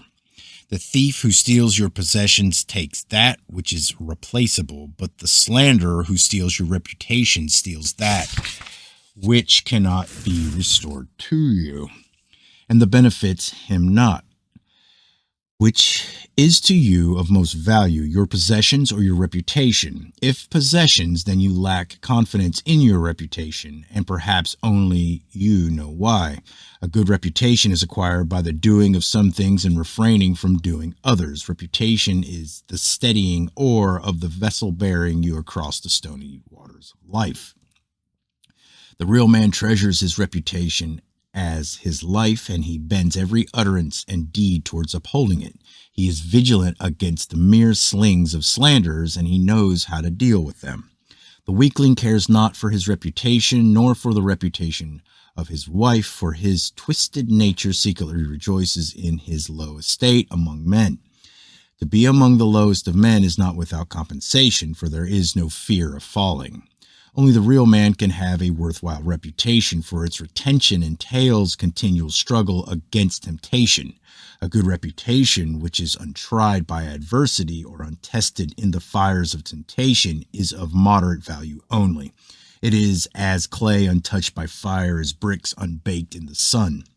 As the body loses its vigor and the spirit its fortitude in the habitation of luxury, so does reputation lose its merit on the path of prosperity. He who has not reputation is unknown, for he who has even one acquaintance has a reputation for good or ill.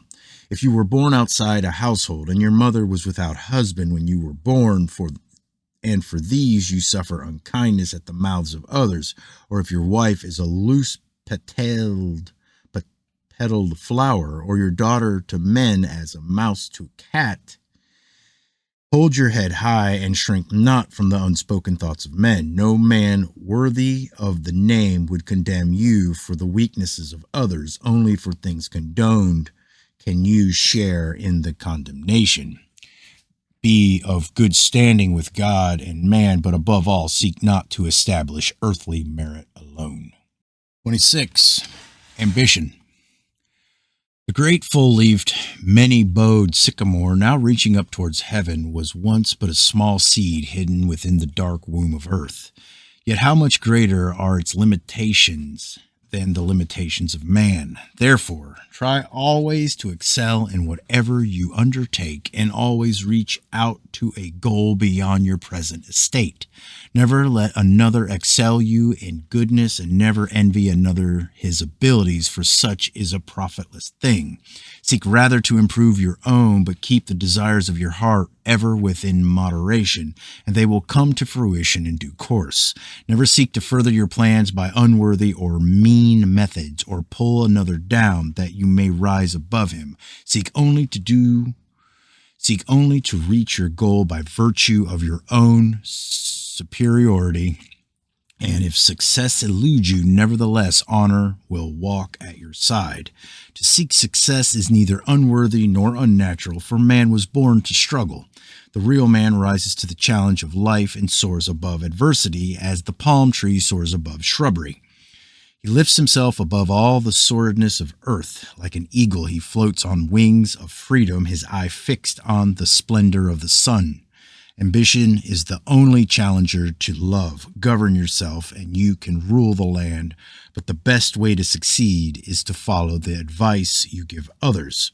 No matter what your estate, seek to improve it. There is no fish so small but it hopes to become a whale. No man knows what he can do until he tries, but only a fool tries to surmount the ramparts of his own nature. Whatever befalls, and the future is inscrutable, meet success like an Eastern man, and the failure like a Northern man. Fear not if you fall the first time, for he falls low who cannot rise again. But if you do succeed, then be on your guard, for prosperity like poverty can ruin a man. Remember always that success is the fruit of effort, and accomplishment the child of diligence. Most men can beat adversity well enough, but if you really want to test a man, give him power. Choose your calling according to your abilities. No two men are alike in ability, and everyone is good at something in which another fails. Fear not to begin, for the glory of man comes from his daring to begin. For the commencement of an enterprise is always the most difficult part. He who lacks the ability or is of small account may yet prosper if he attached himself to one who is great. A drop of water is insignificant by itself, and under the heat of the sun soon becomes nothing. But will it ever dry up if it joined a lake? If undertaking a great enterprise, ensure the support of a trustworthy friend. Nothing can be done unaided. Even when burning a field of stubble, the aid of the wind is necessary. The price of success is continued diligence and effort, for though gold may be melted completely, let the fire grow cold, and it hardens again. Seek not to dwell within the shadow of a man because of his estate or because he has titles. Better men may be lacking these. Do you judge the ass by its bridle? Be ever ready to acknowledge a benefit and slow to avenge a wrong. Thus you will find benefits more readily given than injuries.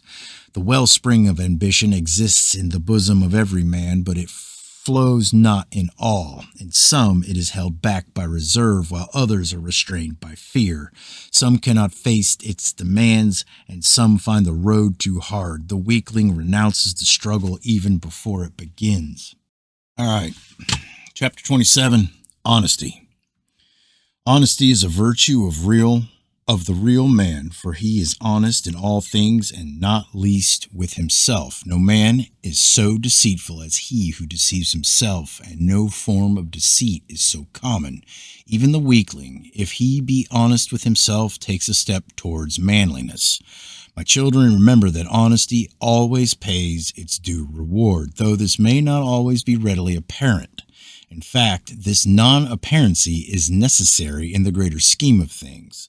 This thought alone brings consolation to the heart of an old man in these evil days when honesty is an unfashionable gem. Sly and furtive deeds may be successfully hidden from others, but they leave an evil impress upon the soul. In a dishonest and deceitful person, the soul is not pleasant to behold. Better is it to be a beggar walking with God in the austerity of honesty than a rich man safely sheltered in a comfortable dwelling, whose countenance is hardened and whose soul is fearful.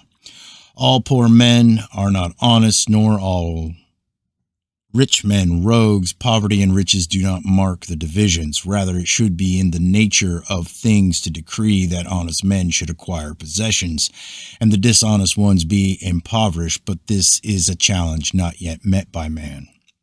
Never filch land away by dishonest measure. When you barter with another, be fair in your dealings, be moderate in your bargaining, and never profit from the ignorance or disadvantage of him with whom you trade. Cause not the balances to fall through falsification of the weights or through alteration of the marks, lest in the day of adjustment you be seized by the ape that sits behind the great scales. Honesty and bribery are irreconcilable. Honest dealings would not bring shame before the gaze of men. Bribery is always entered upon in secret, like a pact between curs. The honest man gains approval of others, and to be held in high regard by men is better than riches laid up in the treasure houses. But honesty is a thing of the heart, not always obvious. Only the Spirit knows the intention. The motives written in the heart of man are too often misread. If a scribe or official never be bribed to make an erasure on the registers or add that which is not there, for this is an abomination. Write only that which is true, for the hand that holds the pen becomes the mouth of veracity. It is bad for the people when there is dishonesty among the lowly, but it is a calamity when it is found among those in high positions. The peasant steals handful by handful, and the Lord steals load by load, but it is better to have clean hands than full ones. Honesty does not necessarily bring its own reward on earth. The true reward of honesty is the imperceptible strengthening of the soul. Real men are honest for the sake of honesty. It is in their nature. Weaklings are hypocritically honest because of the reward reaped for a reputation for honesty. Only the Spirit is not deceived. Honesty in prosperity come easily. Adversity and disaster alone could determine the true honesty of a man. For this reason, among others, affliction, calamity, and distress beset the life of man. They are not sent capriciously. The law decrees that honesty shall not always serve the best interests of men on earth. This is not because the test has found honesty wanting, for honesty has served its end. The test decided whether a man would be honest for the sake of his soul. The law also decrees that if a man be not honest on earth, his soul shall carry the scars of his dishonesty forever. All right. Chapter 28. Generosity. It is wrong to give to the deserving alone. Behold the tree in the vineyard, the barley in the plowed land, the cow in the pastures, or the lowly fowl in its pen. Do they not live just to give, and is not their service to life established? Is not your neighbor, who whatever his estate shares with you, the journey of life, worthy of your consideration? Is he not your partner in earth, your brother in God? No man is worthy to judge the failings of another unless he too has experienced their temptations. It is easy enough to see the failings of another. This any man can do. Easier to sit in judgment on them, but it takes a better man to see his own. The only undeserving man is he who is without need. All men are companions through the journey of life. Some are good companions and some are bad. Some are stout-hearted and others timid. Some stumble and fall, some forge ahead, but all are of the same company. Therefore, never desert your fellow wayfarer in his hour of need, for somewhere along the road you too will need help. The poor and the lowly are not without pride and dignity. Therefore, it may be easier for you to give than for them to receive. Your almsgiving may give you an inner glow, but it may also wound the heart of he who receives it. When you give, consider well the deed. Is it really you who gives? Is it not more true to say it is life giving to life, a transfer from one guardian of life to another? What are you but the instrument, the witness, the agent of the transaction? You are the debtor of life, for has it not given you all you have? If there be among men one who has received nothing from life, then let him be the one who refuses to give. The good giver gives, and thereafter does not remember the gift. The receiver, if he be worthy, never forgets it. The heart of the generous man is like the bountiful waters which rise and strew the face of the land with fruits, herbage, and flowers. It bedecks life with beauty and gladdens the hearts of men. The generous man carries an everlasting spring of benevolence within his heart, from which flow waters of goodness to nourish the gardens of kindness and consideration. He lends his arm to the needy. He sees with compassion the plight of the poor and aged, and brings them things to lighten the burden of their days. Chapter 29, Cheerfulness.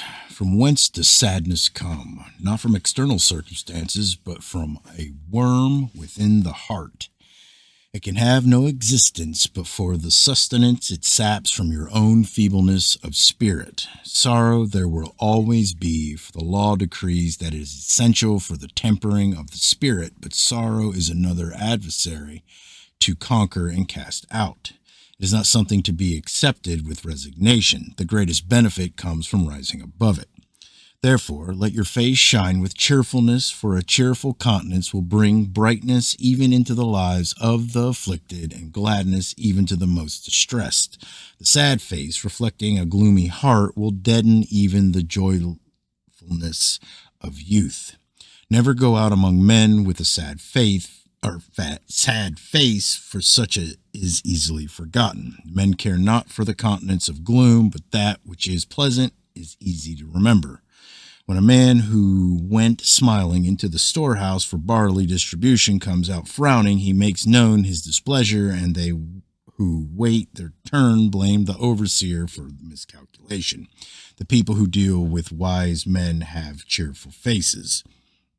Though your talents are such that you cannot appear great in the presence of others, you can approach greatness by being pleasant and agreeable. It is easy for a man to appear great when he is great, but difficult to appear pleasant and agreeable when he is neither. The sad air of despondency pollutes the pure air of life. The morbidness enthroned in the heart of a weakling magnifies his afflictions. It raises the loss of a needle to the loss of a fortune. His mind is burdened with trifles, and therefore cannot give due attention to matters of consequence. The heart of a cheerful man is not depressed by matters of small account, and it remains free to deal with matters of greater importance. Sadness, gloom, and despondency ride upon the shoulders of the weakling. They sap his strength, his will, and his manliness. Sorrow and tribulations are the lot of all men, but their burden is lightened if carried with cheerfulness. It is well to think when calamity befalls, is it wholly a thing of evil? Is it altogether without purpose? The despondent heart invites the entry of cowardice and meanness. It permits that which is base to enter. The heart that is cheerful has no accommodation for such things. Be not misled by the mask of piety when it hides the sad heart of the melancholy man. The face of the truly good, like the countenance of the wise, shines with the reflected light of joyful soul within. The greatest sorrow and the most overwhelming misfortune cannot douse its brilliance. In the midst of affliction and sorrow, the things which once filled the heart with gladness do not all depart. Why then should these be offered as a sacrifice at the altar of sadness? Is it this Is this not exalting sadness far above its station? Is not such sacrifice futile and unproductive of good? Never do worry and sadness ease the burden of sorrow or alter the force of circumstances. It is cheerfulness, patience, and fortitude that lighten the burden and soften the blow. Like the miser with his hoarded gold, the sad man hugs his misery in solitude. He cannot bear to let it depart from him. It has filled his life. He has no friends. All have fled and left him to the enjoyment of his own precious sorrow. Sadness is not the child of thought. It knows no reason. It rejects the hand of friendship and the touch of compassion. It seeks only the company of those who will commiserate with its misery. The cause is not important, for sadness is the end in itself. Remove the cause, and sadness remains. Sadness is a state within, not the result of external circumstances. Whence comes the cause of all sorrows? Is it not from the process of living from change?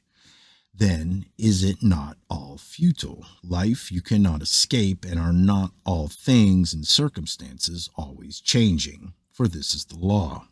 Therefore, man who is made according to the law and subject to the law must accept its decree. His life is governed by the ordinances, and from these there is no escape. The mountain will stand, however long you batter it with your head. Accept cheerfully that which cannot be altered by sadness. Thus its burden will be lightened. The sun shines brighter for the cheerful man. Only one sorrow is truly worthy of sympathy. Only one sorrow deeply stirs the heart. Only one sorrow is magnificent in its depth, and only one sorrow is really genuine. That is the sorrow of the cheerful heart. If you know that sorrow and misfortune will cross your path because they are a part of the pattern of life, then you are wise to prepare yourself to meet them. But it is unwise to seek them out. The testing tools of life are never stored away. If you are ignorant of the law, complain not of that about which you have no knowledge. Seek rather to understand the nature of the law, and thus know the meaning of life. He who understands the law knows why the pattern of life is as it is, why it is a design of light and shade. The law is unchangeable and unchallengeable, and none but a fool rants against that which cannot be altered. Man will never find contentment until he learns to accept the law as it has been established. It governs the whole earth and his life. To live in harmony with it is to live in peace. If in your weakness and waywardness you find the burden of the law intolerable, all your lamentations and wailing will not ease the load. It will do nothing but add to your distress. The law concedes nothing to the weaknesses of men. The nature of man is such that it accords with the law, and therefore it is unnatural to rebel against it. Thus man can achieve nothing. He achieves nothing except the stirring up of strife within himself. It is not better to live in peace with the natural state of affairs than to tear yourself asunder by futile rebellion. It is not in your nature to suffer the blows of misfortune without being hurt, but it is within your nature and your duty to stand up to them like a man. Sadness for the sake of sadness robs a man of manliness, and the sorrowful man is unfit to embark on great enterprises. Therefore, inflict not any self-induced ill upon yourself, nor lessen your abilities from indulgence in weaknesses of the spirit. From these, nothing beneficial can be gained. There is sufficient real sorrow and suffering on earth to serve their end. Life is a pleasure to the cheerful man and a burden to the sad one. A cheerful face is always welcome. A cheerful spirit eases the burdens of many, and a cheerful soul is not severed from God. All right, chapter 30, discretion. Discretion and caution are not akin to cowardice. Even the ants march armed. It is wise to cross the field before you abuse the bull, and learn to swim before you rock the boat. Go not into a gathering of men when in the mood to fight, and their temper tends towards strife. Avoid doing what many others are doing, for if the crew become too many, the boat sinks. Sharpened knives come readily to the hands of those who would oppose entry by the bidden. It is unwise to seek entrance otherwise than by invitation and at the proper time. Before opening your mouth in the presence of others, be clear in your thoughts, and when you speak, weigh your words carefully and use them sparingly. Words once spoken take wings and cannot be recaptured. Be reserved, for if you tell everyone your affairs, they will be taken out of your hands. Examine the circumstances of every deed and its possible outcome before you embark upon any course of action. It is folly to open your mouth or to undertake anything until the consequences have been fully weighed. Thus, disgrace will never overshadow your path, nor shame enter the door of your dwelling. Use discretion directing your steps. Remorse will be unknown, and never will sorrow for your deeds bear heavily upon your shoulders. Let prudence always walk by your side. Her voice speaks with words of wisdom, and her hand will ever guide you safely along the paths of right. She will guard you from the blows of disaster and shield you from the winds of affliction. Give ear to her soft counsels of prudence and write them on the tablets of your heart. She is the mother of all virtues and the guardian of content. Accept no favor from the rash man and no benefit from the vain one. They seek but to gratify their selfish feelings, and their motive is vanity and their end self-importance. Discretion, prudence, and diligence do not bring success unfailingly, for such is contrary to the law. Earthly success is not the inevitable attendant of he who serves the purpose of life. Refuse the favors of the mercenary man, for they are toils not easily discarded. Never hasten swiftly to attain that which will be advantageous. The prudent man hastens slowly. Never create the circumstances which will destroy an advantage or opportunity. That which is gained by haste will be quickly lost, but that which is gained cautiously will be retained. Remember, too, that goods and gold, like weapons of war, require careful handling. Weigh all things you do in your heart, and shape not your course by the tongue. Even if the tongue of a man be the helm of a boat, as is declared in the new writings, it is still the heart which is the lookout on the bows. A prudent man keeps knowledge concealed behind his tongue, but the tongue of a fool declares his folly. The man who speaks without thought is led astray by his tongue. He is trapped in the mesh of his foolish words. Judge all men with discretion and reserve, without haste and without prejudice. Judge no man by the talk in the marketplace, but as he appears in your eyes. The marketplace popularity of a man is no recommendation. Be prudent in your dealings with all men, that you may be respected for your honesty. Turn your plow at the edge of the field, and drive no furrow across the boundary of another. Let your cattle not stray from your own pastures. Better one measure of land which is yours by deed than 1,000 measures acquired by deceit and dishonesty.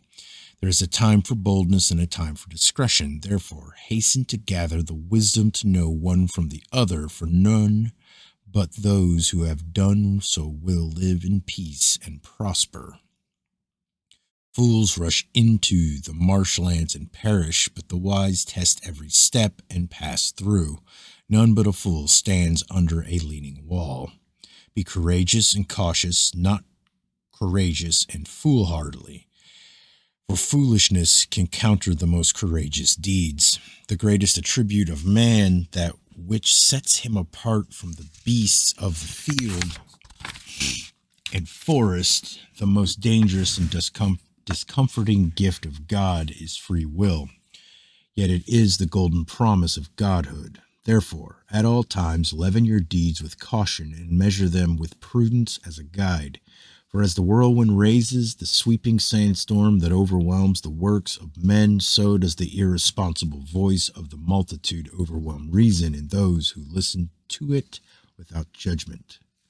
Seek the true meaning behind the words which fall from the tongue. See if truth be in the heart of the speaker or only her shadow. Let your life be governed by reason and experience, so that if failure attend your enterprise, you answer for it none but yourself. All right, chapter 31, thrift.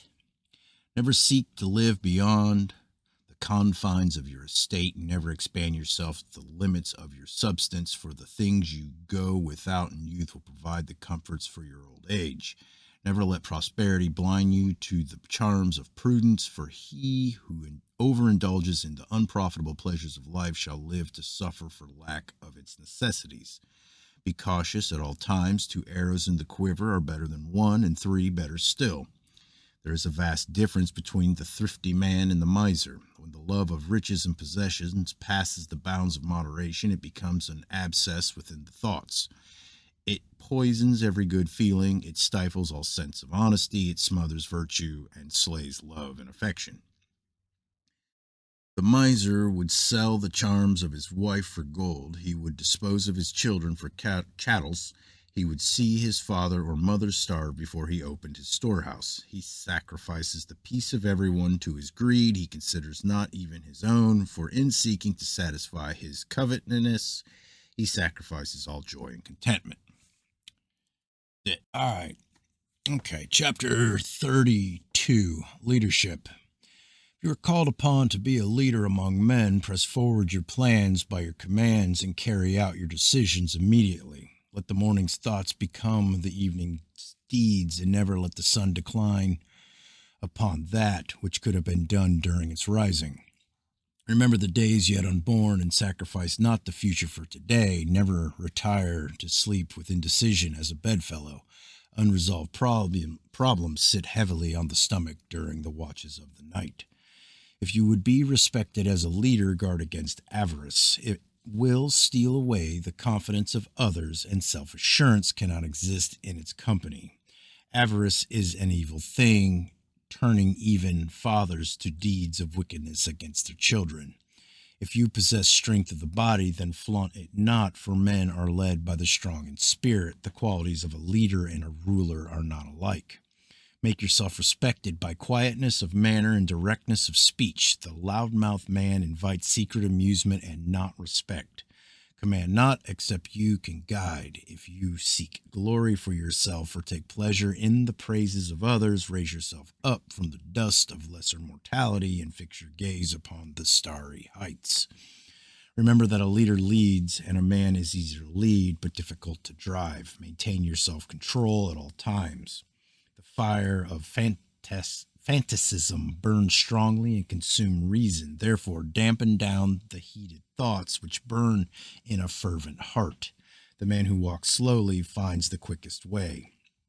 Be not arrogant because of your position, for the man who is haughty in heart is easily humbled. The arrogant man, however great may be his power, is less powerful because of his arrogance. Having embarked on a course of action, if it be done in wisdom, see through to it the end. For he who pulls his horse in mid-leap always falls. Leadership is the prerogative of the real man, for a weakling can lead none but weaklings. Command may fall upon a weakling or be given to him, but it does not result from his own abilities, and therefore he commands by oppression. He who leads to victory is great, but he who can lead in defeat is still greater. The greatest leader is seen at his best in defeat. Success is not the crown of leadership, for the law decrees that failure may crown the greatest efforts. All right, chapter 33, Dignity. Dignity, both in adversity and good fortune, is the hallmark of the real man. Hold your head high and walk with dignified bearing, that all men may recognize you as a man. It is in all their bearing and manner that the servile reveal their craven hearts. When the raging storm waters of wrath sweep away the self-control of lesser men, and they are carried away by the torrent of their own temper, stand calm among them as a rock before the assaults of the wild seas. True dignity, not the false facade of the hypocrite, is the outer manifestation of inner strength, and a real man is dignified at all times. It distinguishes the prince from the serving man, the courageous from the craven-hearted. Dignity is neither false pride nor the false front hiding a haughty nature. It is the natural bearing of a confident man. As a woman always remembers the modesty of womanhood and never exceeds the bounds of decorum and reserve, so does a man bear himself with dignity in the knowledge and pride of his manhood. A dignified bearing in adversity or when others scorn your opinions or beliefs reveals your greatness. Dignity when you are scorned or cast down chastens your adversaries. All right, chapter 34, Truth. Truth is not a quality of earth, but an infusion from the greater region beyond the veil, where truth is manifested in purity. Here on earth, things do not disclose their true nature to the eye, for the thing we see with the eye are as the eyes sees them, and not as they are in reality and truth. The eye is a poor interpreter of reality. To attain truth, man must reach out beyond earth and himself. While he remains bound to earth, he may perceive the light of truth only dimly in its reflection from the source afar. Nevertheless, to strive for truth must be one of the main aims of life. Therefore, earth, the wise instructress, teaches man the nature of deceit and places it all about him, that he may observe its ways and learn to distinguish its illusions. It is in the nature of the game wherein man tries to discover what is reality, so far with little success, for the road to truth lies through the thick forests of illusion and across the wide wastelands of deceit. Unlock the secrets of a stone, and perchance you will find a star. Open the body of water, and you may discover a heart of fire. Did not the men of olden times reach that our eyes deceive us in all things? Did not the men of olden times teach that our eyes deceive us in all things, that only the great eye can perceive all things in truth? The godlings of old who lived beyond the great mountains taught that man was not a solid being, but likened to a whirlpool in the midst of a moving sea. They saw earth as a movement within a movement and life within a life, and was not their wisdom greater than ours? The earth progresses in wisdom from generation to generation, but not all wisdom is handed down through the generations of man. There are losses as well as gains. Does the eye in the red alcove see things as does the mortal eye of man, or are things different there at the window of truth?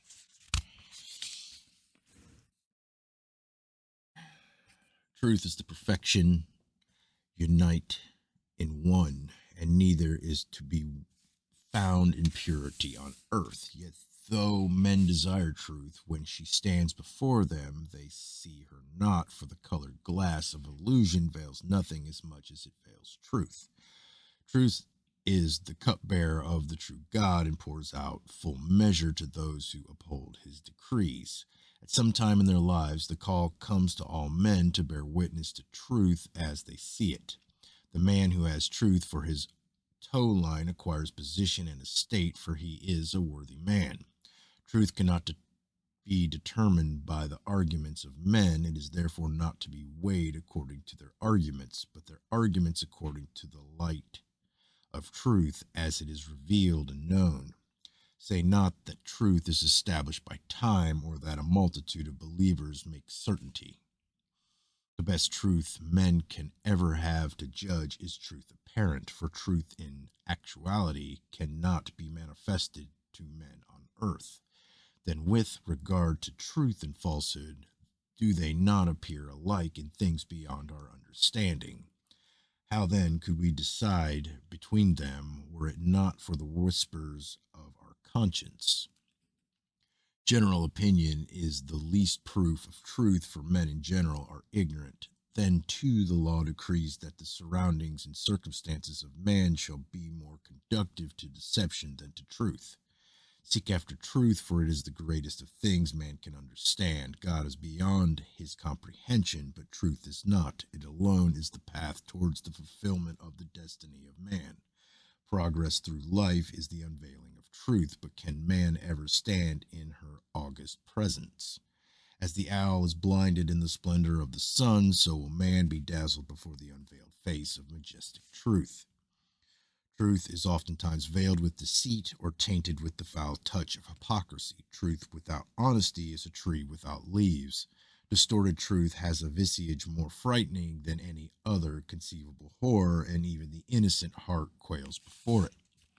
O majestic truth, what wickedness is wrought in your fair name, what pain you suffer at the mouths of hypocrites and deceivers, where so often a fragment of truth is built into the fabric of a great falsehood. What appears as truth is the gloom of the serpent's lair may look very different in the clear light of day. Truth, the best advocate, is also the purifying flame, which often hurts more than falsehood. Otherwise, the soul is struck an evil blow. The weakling and unworthy man says, "What have I to do with truth, which too often breeds wrath and stirs up trouble? Is not the soft word more desirable, and is not the password to popularity?" Weakling and fool are not the foes made by truth better than the friends made by falsehood. Say not, how can the true be known from the false, if truth be not of earth? Know that you have found truth in sufficiency when you find that which guides truly. Truth is eternal and unchanging. The first truth, which was in the beginning, will endure until the end. Nothing can be added to it and nothing taken away. It may be viewed from many sides and appear different, but such differences are in the eyes of the beholders. Truth itself is unalterable and cannot change. Truth is not with man nor of the earth. It is with God alone, and when man sees truth in its purity, he will see God. Great truths are the food of the soul, and great souls are the inheritors of eternity. Walk always towards truth, and through it will recede as you approach, for it is unattainable on earth. Nevertheless, you are proceeding in the right direction. Truth lies at the end of the future. When all is ended, there is truth. Only truth can set a man free. The day will come when man can be told openly about his real nature and destiny, and in that day his spirit will respond and unfold its glory like flower bud opening to the sun. In that day he will accept that the change called death is but the port of departure to a greater sphere of activity. He will then understand what he really is and must become to fulfill his destiny. Chapter 35. Adversity. Adversity and affliction, like the smith, shape as they strike. They stand as challengers on the pathway to truth and test the aspirations for godhood. Adversity measures the virtue of women and the manliness of men. As gold is tested by acid, so are men tried by adversity. As fire tempers metal, so are men molded by the blast of perverse fortune. Adversity and affliction are to be expected, for they are necessities for the training of man. Therefore, be not bitter at the trials of life or the chastisement of the one God. A father who omits to chastise his children is careless of their welfare. Behold the man upon whom hardship and misfortune have never laid hand. He is soft as the unfired pot. Like unseasoned timber, he bends under stress. Heratef spoke well when he said that adversity unveils greatness while prosperity hides it. Calamity ever lurks at the heels of man. It dogs his footsteps wheresoever he turns. It strikes in the dark like those who lay in wait for the wayfarer. It haunts the residences of prosperity and peace. The wise man is ever girt to meet it. In the halls of pleasure he carries a sword. Sorrow, suffering, and the afflictions which beset men are not sent willfully.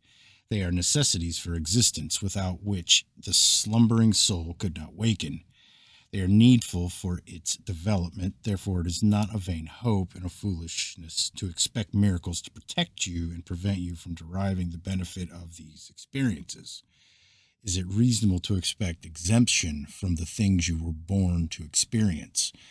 Therefore, accept with good grace that which life bestows on you, for it conforms with the law.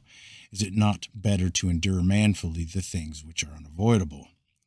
The scales are never wholly unbalanced. A loss is recorded to adversity, and a gain is recorded to experience. Joy is taken from the body, and strength is added to the soul. To bear up well under the blows of adversity is not easy, but even more difficult is it to maintain balance under the wiles of prosperity. Men who are men do not degenerate under adversity, but in the soft arms of prosperity, many of these surrender their vigor and manhood. Who among mortal men can assess the nature of adversity? What greater calamity can befall man than death? Yet, were greater vision bestowed upon him, it would be received as a man receives an inheritance. Adversity does far more good to men than harm. It is not least among the things that have raised them to greatness. Adversity operates according to the law. It is as the fire which sets the pot on the hammer which tempers metal. It divides the weak from the strong and the worthy from the unworthy. It is the grindstone which sharpens the sword of courage. It is the comb which adds luster to the cloth of virtue. Man is the child of misfortune. Those who never knew calamity have gone. Earth does not unnecessarily oppress man, as the weaklings declare. Her role is to instruct and develop, and can this be done without chastisement? There is a time for instruction and a time for play. Earth provides both, and she is not unduly harsh. Life contains far more pleasure than pain, far more joy than sorrow. He who wants all play and no labor has no place on earth. Instruction is rarely wholly a pleasure, nor is learning inseparable from chastisement. Things change, times move ever onward, nothing remains constant, for this is the law. Therefore, bewail not your lot because of it. Were the burden too great for your shoulders, you would not be here. To criticize the law is futile and foolish. Far better to harmonize yourself with it. Everything changes, the greater it is, the more liable to do so.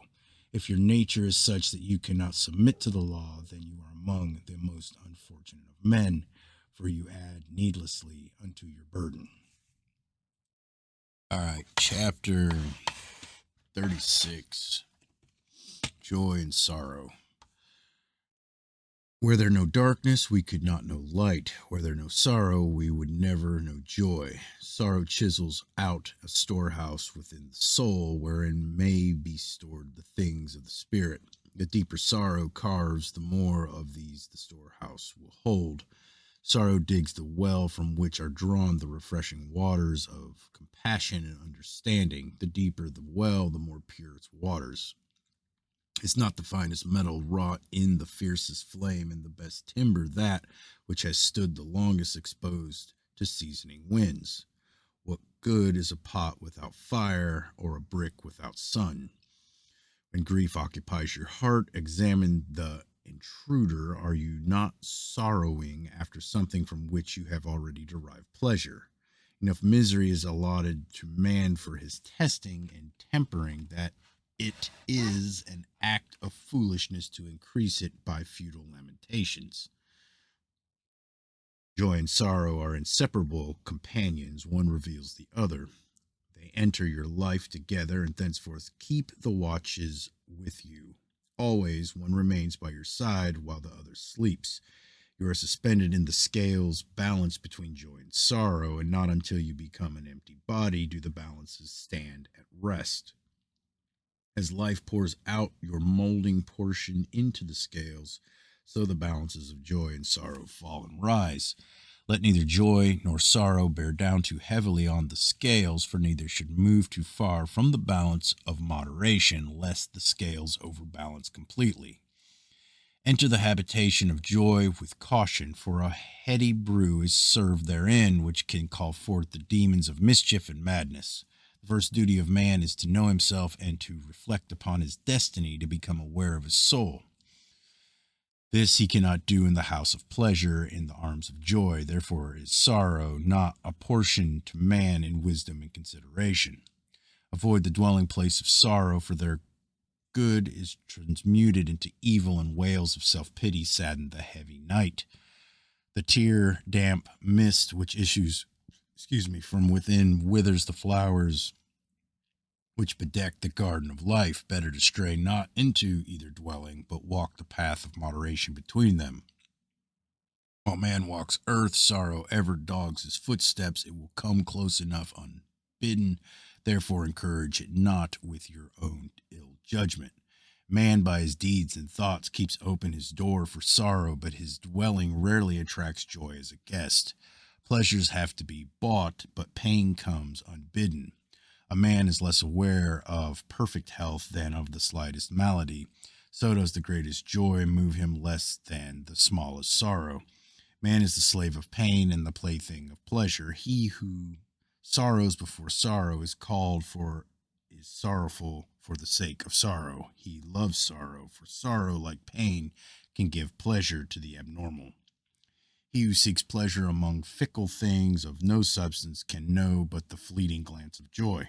When kindles, straw blazes up immediately and as quickly fades, but harder timber glows readily for long, and its heat lasts.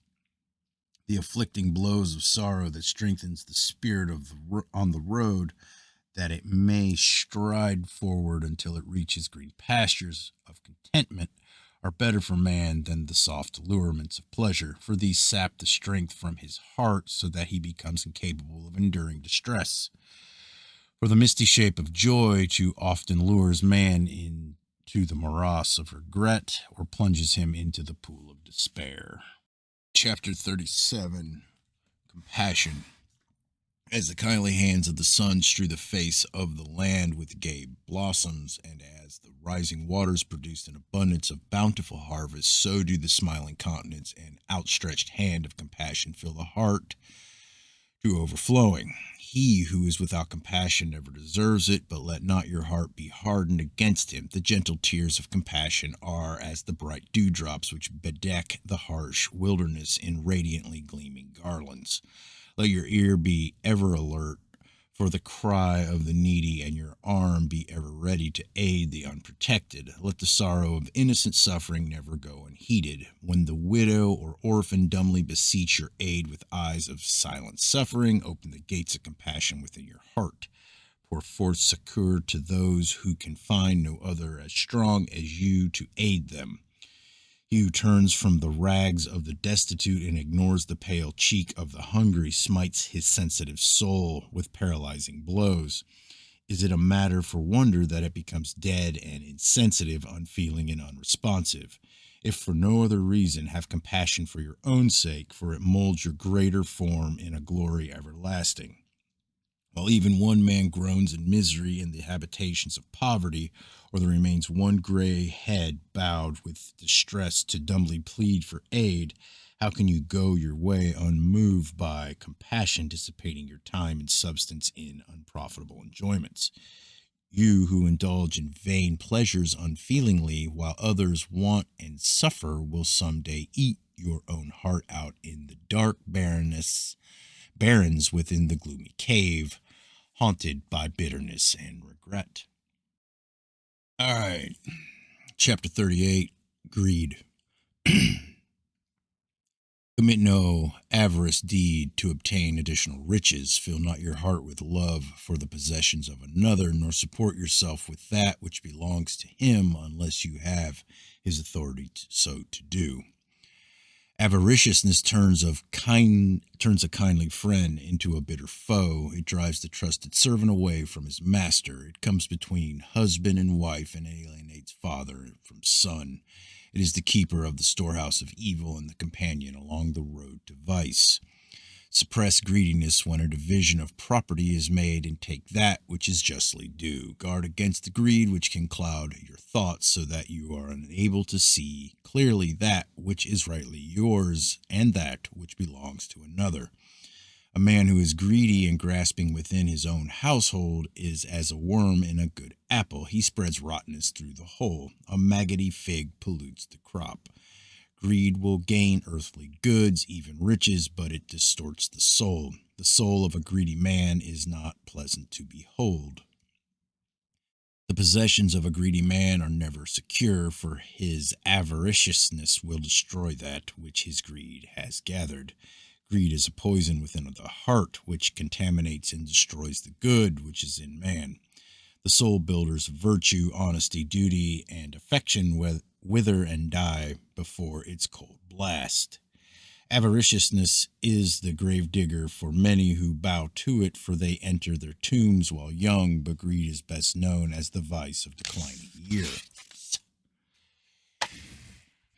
Riches are servants to the wise, but they are masters over the avaricious and weak. The fool serves his riches, they do not serve him. The greedy man possesses them as a sick man possesses a fever. They torment him, and he cannot rest. His bedchamber is not a place of peace, and his headrest denies him sleep. He is tormented by dreams of loss, and thieves assume the visages of demons. Of what good are gold and silver when an abundance causes so much wickedness? Have they not stripped countless women of their virtue? The metals the great God placed in the bosom of earth to serve man have become his master, but blame not the metals, for they of themselves are neutral.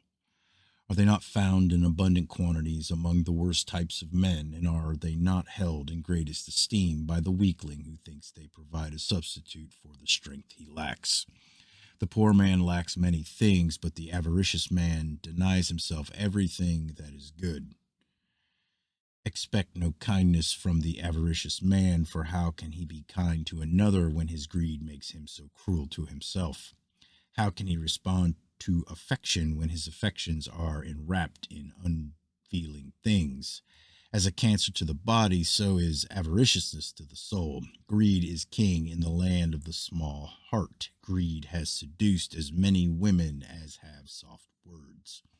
To be thrifty and provident is natural and good, but avariciousness is an unnatural perversion of these virtues and therefore evil. The first good thing of avaricious man does is to die, and his death is the first benefit he bestows on man. Marriage to an avaricious man is like living in a residence without furniture. In olden times, when men dwelt beneath the sun beyond the mountains, the avaricious man was not known, yet they had both riches and contentment. Their life was abundant and joyful. What then happened to men? Perhaps it was these things which they had that changed them. If so, can we be wiser? Pontus taught that those who lacked contentment and comfort, prosperity and plenty inherited the lands of those who had them, and this may be a lesser law. In these things the writings are silent. All right, chapter 39, Vanity. Behold the boisterous man, and observe the vain one. They are arrayed in conspicuous attire, and their desire is to attract the attention of men. They seek the gathering places and find their pleasure in the midst of the crowd, for little attraction is to be found in their own company. The vain may scorn wisdom and knowledge, decency and reserve are strangers to him. He oppresses his inferiors and is insolent to his superiors, who in return look down upon his weakness with amusement. He despises the judgment of others and rejects the counsel of his friends. He relies upon his own opinions and is confounded. He pursues bubbles which break at his touch, while trampling underfoot the solid substance which would bring him respect. His imagination exalts his stature, but it is magnified, shallow, without substance, a thing visible to none but himself. He delights in the adulation of others. He cares not for the welfare of any but himself. He whom the multitude praises and acclaims, what is he but the mirror of its vanity and the froth on the surface of its weaknesses? The multitude is fickle and unstable, and the mob a collection of fools. The wise man and the real man do not degrade themselves for such as these. Behold the vain man, a stream of insincere words pours forth from his hypocritical tongue. He knows the words returned by the wagging of ignorant tongues are no better, yet he laps them up as a thirsty dog laps foul water. He swallows his own praise with the greed of a swine, but the flatterer comes along and eats him up. Be not one of these puffballs, a bladder filled with wind. Magnify not your stature because of your knowledge, nor be vain because of your attractions. What are you like within? Are you but a false-fronted fool or an unmasked horror? Ask these things of your spirit in the silences. Remember that the lover of praise rarely deserves it, and that to him life is but the shadow of a dream. The things that are worthwhile lie beyond his grasp, for he can see no further than his own reflection and is bedazzled by its useless glitter. If you have become great, having once been lowly, or if having been destitute, having acquired possessions, forget not what has happened to you in the days that are past. Place not your whole trust, nor build your hopes on the things which have, after all, come as a gift from God. You would not be superior to any other man if what had happened to you had happened to him. Is it by your own manliness and goodness that you have risen? Carry yourself according to your present estate, and in higher positions you will carry yourself with befitting dignity. Remember that he who thinks too highly of himself when there is no cause also belittles and insults others. Heed the advice of those qualified to give it, and if unpalatable, remember that advice is never liked by those who need it most. Do good while you live, disregarding what men say about you, for the wicked and weak are ever jealous of the strong and good. Never indulge in loud-mouthed boasting, lest you bring down the contempt of better men upon your head. Never belittle the deeds of another, for it makes known your own inferiority. Vanity deceives none but the vain. Like a bladder filled with air, they collapse at the prick of ridicule. The vain man is blind to his own failings, and thus others see them more clearly. All right, chapter 40, Envy. The heart of the envious man is gall and bitterness. His tongue spits forth venom, and the success of his neighbors lengthens his night. The worms of hatred and malice feast upon his heart, and his soul is corrupt and decayed. His face reflects but dimly the fearsome thing within. His spirit finds no cause for gladness in the good fortune of another. His heart, instead of rejoicing, turns and sinks fangs of bitterness into itself, and the soul writhes under the distorting agony. No flame of goodness warms the spirit of the envious man, and it perishes in the chill bleakness. He sits alone, enveloped in a soul misforming cloud of malice and envy, and to his poisoned thoughts the good fortune of another appears to be a thing of evil. He hates those who excel him and encompass him with a wall of wickedness, so that he is cut off from the good of the earth. His little heart schemes the downfall of others, but he himself falls into the pit which has been dug. He is ever on the alert for evil and on the watch for wickedness, for they are never far from him. They overwhelm him, and his spirit flounders in the seething seas.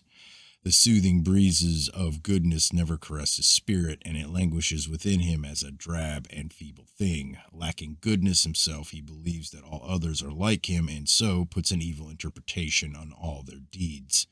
He is detested by all men, and the day comes when he is cast out from among them.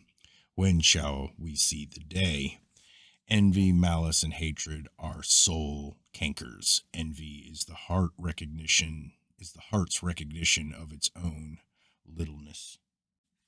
All right, chapter 41, Bad Temper.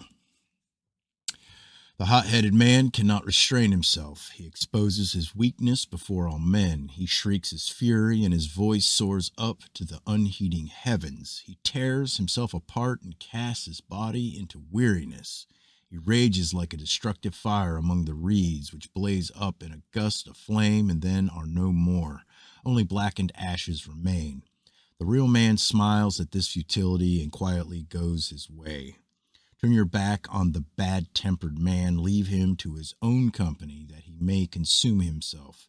The fire that blazes in his belly shall reduce him to pale nothingness. Bad temper is no more than the mask of a weak and frightened man. Akin to the bad-tempered man is the rash man. Engage not in any undertaking with him, or you will be left to carry its burden. In its fury, the whirlwind hurls down trees and destroys the places of cultivation. In its convulsions, the earthquake tears open the land and destroys the works of men. Such is the likeness of the hot-headed man who in his rage wrecks the peacefulness of his surroundings. Consider the extent of your own patience and forbearance. Has your temper been tested in fires and provocation?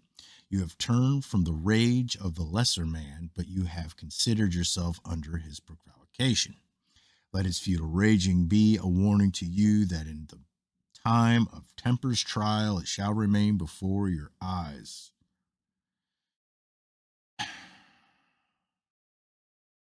You have turned from the rage of the lesser man, but have you considered yourself under his provocation?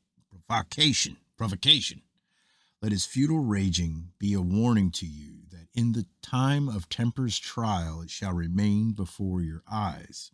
Remain passive when the waves of passion seethe within you.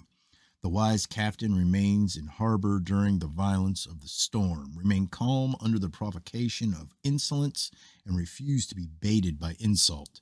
If you mete out chastisement, it would be better done without unnecessary wrath. The sword drawn by a raging man is half wielded by his opponent. Bad temper is a sign of weakness, for it indicates lack of self-control. It is a failing of weaklings. The real man is able to remain calm at all times, but if, when pushed to extremity, the bounds of wrath are broken, then there is no better time for departure. If the fires of bad temper rise up hotly to consume your heart, walk away and quench them in the quiet waters of solitude. The matter in hand can wait a better day. An insolent man can provoke a weakling so that he will consume himself in words of fire, but in the wise man he kindles naught but disdain. The flood waters of bad temper rise in the mountains of weakness and folly, but they drain away into the seas of remorse and regret. Let he who desires consume himself with rage, for bad temper is as useless as the waves of the sea without wind. The wrathful man rides a mad horse and is carried to destruction. All right, chapter 42, Lying in Deceit. Avoid the liar, turn from his path, but fear him not, for falsehood is the weapon of cowardice. A lying tongue reveals a craven heart. Lies and deceit are the merchandise of the weakling and coward. Avoid contamination from their foul wares by shunning their company. Putrid meat defiles the pure air.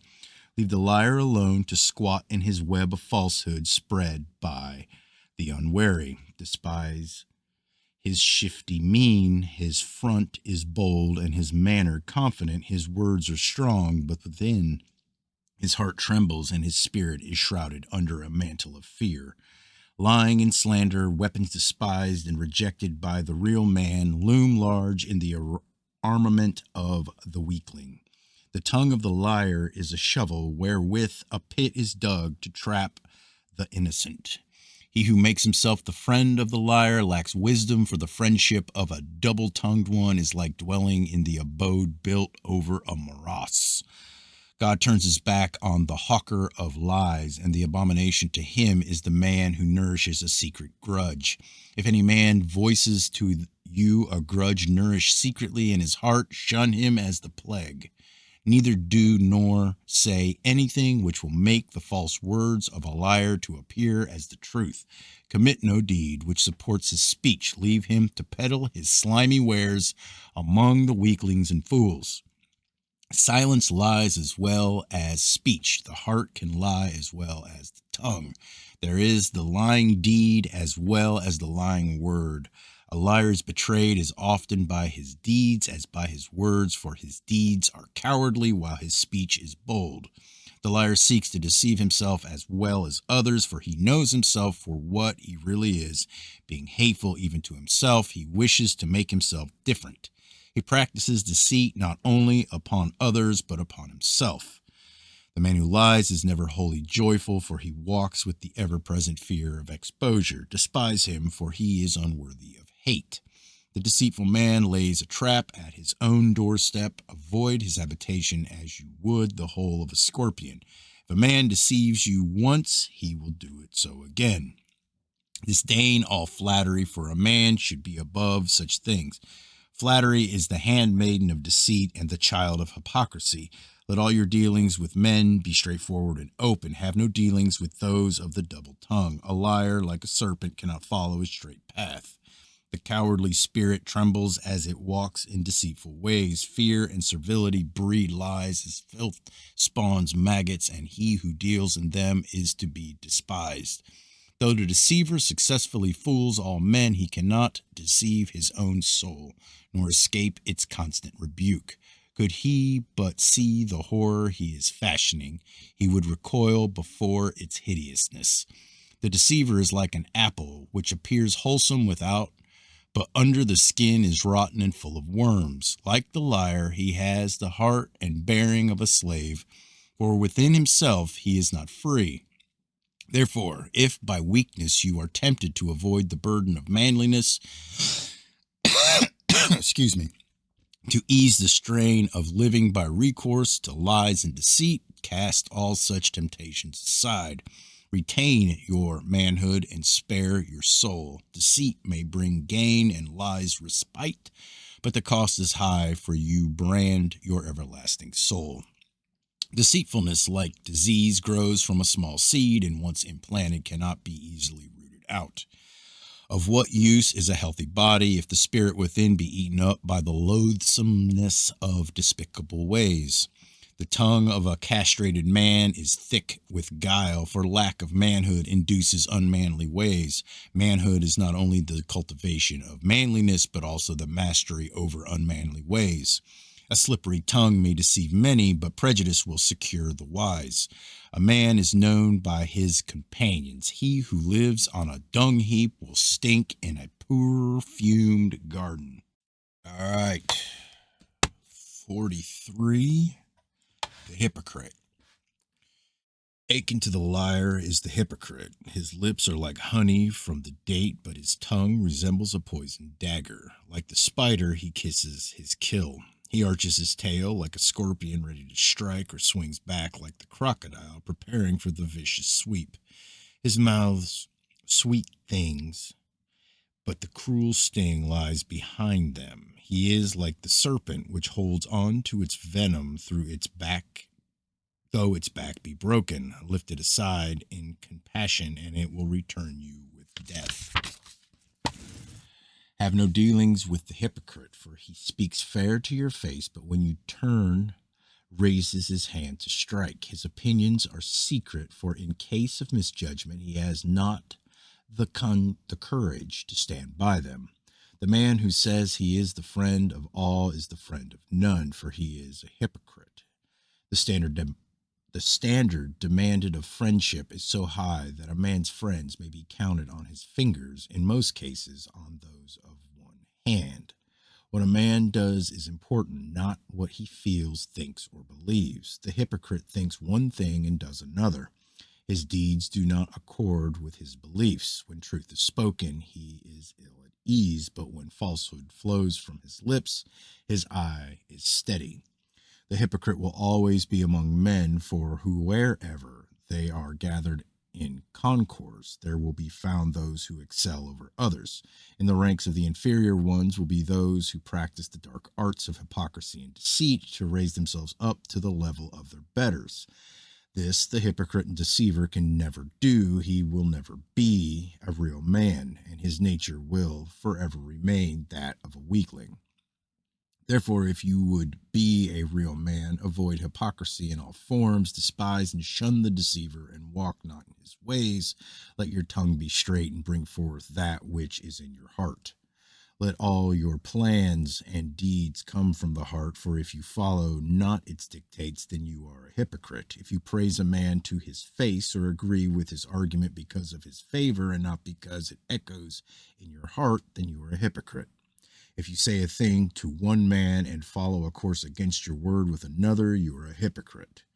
Keep in your heart the simple charms of truth, and forsake her not, for though she may not reward you obviously after the manner of men, that which she does bestow is beyond estimation. If you stand within the precincts of a temple in the manner of a worshiper, but your heart is not there, you are a hypocrite. If you call a man friend, but would not make a sacrifice for him or stand by him in his hour of need, you are a hypocrite. If you follow the cause of another for your own ends and not for the cause, unless you state this before all men, you are a hypocrite. If one of your brotherhood of the slippery tongue be known to you, expose him to men, that they may know him and escape his wiles. If he be not an immediate threat, it is sufficient if you ignore him and indicate your feelings by your manner. The real man is above the ways of hypocrisy, for these grow from the roots of meanness and avarice, the wasteland weeds of the desolate spirit. He scorns to stoop to the falsity of the hypocrite. He who scorns to stoop to the falsity of the hypocrite or to sacrifice his manhood at the altar of deceit. The heart of the hypocrite can never be understood. His words are arrayed in finery under the disguise truth while he goes about his business of deceit. He laughs in sorrow and weeps in joy. None know his heart, nor can his words be interpreted. Black in the heart becomes white on the tongue, and white in the heart becomes black. He labors in dark places like a mole and believes himself safe. He toils diligently among the dirt and thinks himself clean. Then his efforts bring him out into the light, and exposed for what he is, men kick him aside. His days are filled with deeds of cunning and his time occupied with schemes of deceit, but his nights are insecure and sleep withholds its blessing. For the spirit within cannot find rest. The day comes when his disguise is torn off and he stands naked for all to see what lies beneath. Men who were deceived hide their foolishness in mockery, and all turn from him in scorn. Even hypocrite turns on hypocrite, for they deceive themselves and cannot be loyal to one another. The hypocrite and deceiver refuses to recognize himself for what he really is. He cannot look his spirit in the face. The security of the hypocrite lies in his own deceitfulness, but walls of deceit can be overthrown by a trap from the feather of truth. The hypocrite hates all men, for he knows that when his fortress of falsehood is breached, they will drag him out into the open and reveal him in his true likeness. The lair of the hypocrite and deceiver is sweetly perfumed, like a garden of 1,000 joys, but touched by the feather of truth, it becomes a stinking mirror. If you pray out of habit or give generously for praise, or if you do good for the sake of acclaim, then you are a hypocrite. The hypocrite, the liar, and the deceiver are brothers, and all distort their souls. Truth can fall from their lips, but it is usually in the form of bait. Chapter 44, Slander. Hold on here. Never mind. The malicious word of the slanderer is like a barbed and poisoned dart, and swifter to destroy than the whirlwind. The slanderer casts down the good works of men with the tempest of his vile breath. His spite undermines the peace of households, and his tongue builds temples of deceit. The mouth of the slanderer is like a cesspool from which nothing comes forth but bad smells. The tongue of the scalamonger is like a maggot. It spreads rottenness where once all was wholesome. It hatches the filth upon which it feeds. Filth begets filth, and while bewailing its existence, the slanderer and scalamonger fill their bellies with it. The utterances which pour from the mouth of the slanderer are hornets bent on harm and destruction. He is the father of lies, the servant of wickedness. He is the evil ferryman of whom our fathers spoke. Cast out the scandalmonger from among you. His thoughts hunt in the midst of dark places, and what he brings forth are the ingredients of mischief and woe. His tongue is the whip that lashes the graceful back of gracious truth. If the water be dirty, can the linen be clean, though washed 10 times over? His words are barbed and his tongue poisoned. He is the cur's whelp, and his habitation should be a dung heap. He is jealous of the contentment and joy of others, which he cannot know. Therefore he causes enmity and sorrow to arise among them, and therein he finds his perverted pleasure. Never permit the slanderer or scalamonger to greet you as a friend, lest you lose the regard of your neighbors. Avoid his son, for a rotten tree does not bear sound fruit. The unbridled tongue of the gossiping scalamonger seeks out trouble and spreads it abroad. If it cannot be found, he will make it, for to him it is a commodity. Treat him as a worm beneath your feet, and let his words be as the buzzing of flies in your ears. The venom of a serpent remains potent until the beast is dead, but the venom which drips from the tongue of a slanderer persists long after earth has been relieved of his burden. Turn your just wrath upon all men of evil, for there is a limit beyond which forbearance cannot go. He of the spiteful wagging tongue will run from you like a mangy dog before reproof. Be warned by the brotherhood of the wagging tongue. Take care to guard yours at all times, for an unguarded tongue runs to loose talk. The tongue of a man filled with potent drink is like a horse with the bit in its teeth. Be on guard when discussing the absent one, lest you do him wrong, for rarely is the absent one in the right. Place not your ear at the hatchway, nor listen to the talk and counsel that it may be repeated on the streets. Never collect with your ears in one man's home, and empty the catch through your mouth in another's. All right, 45. Friendship. The man without a friend should be avoided, for he is a man of inequity. For every man should have one friend, and no more than he can count on his fingers.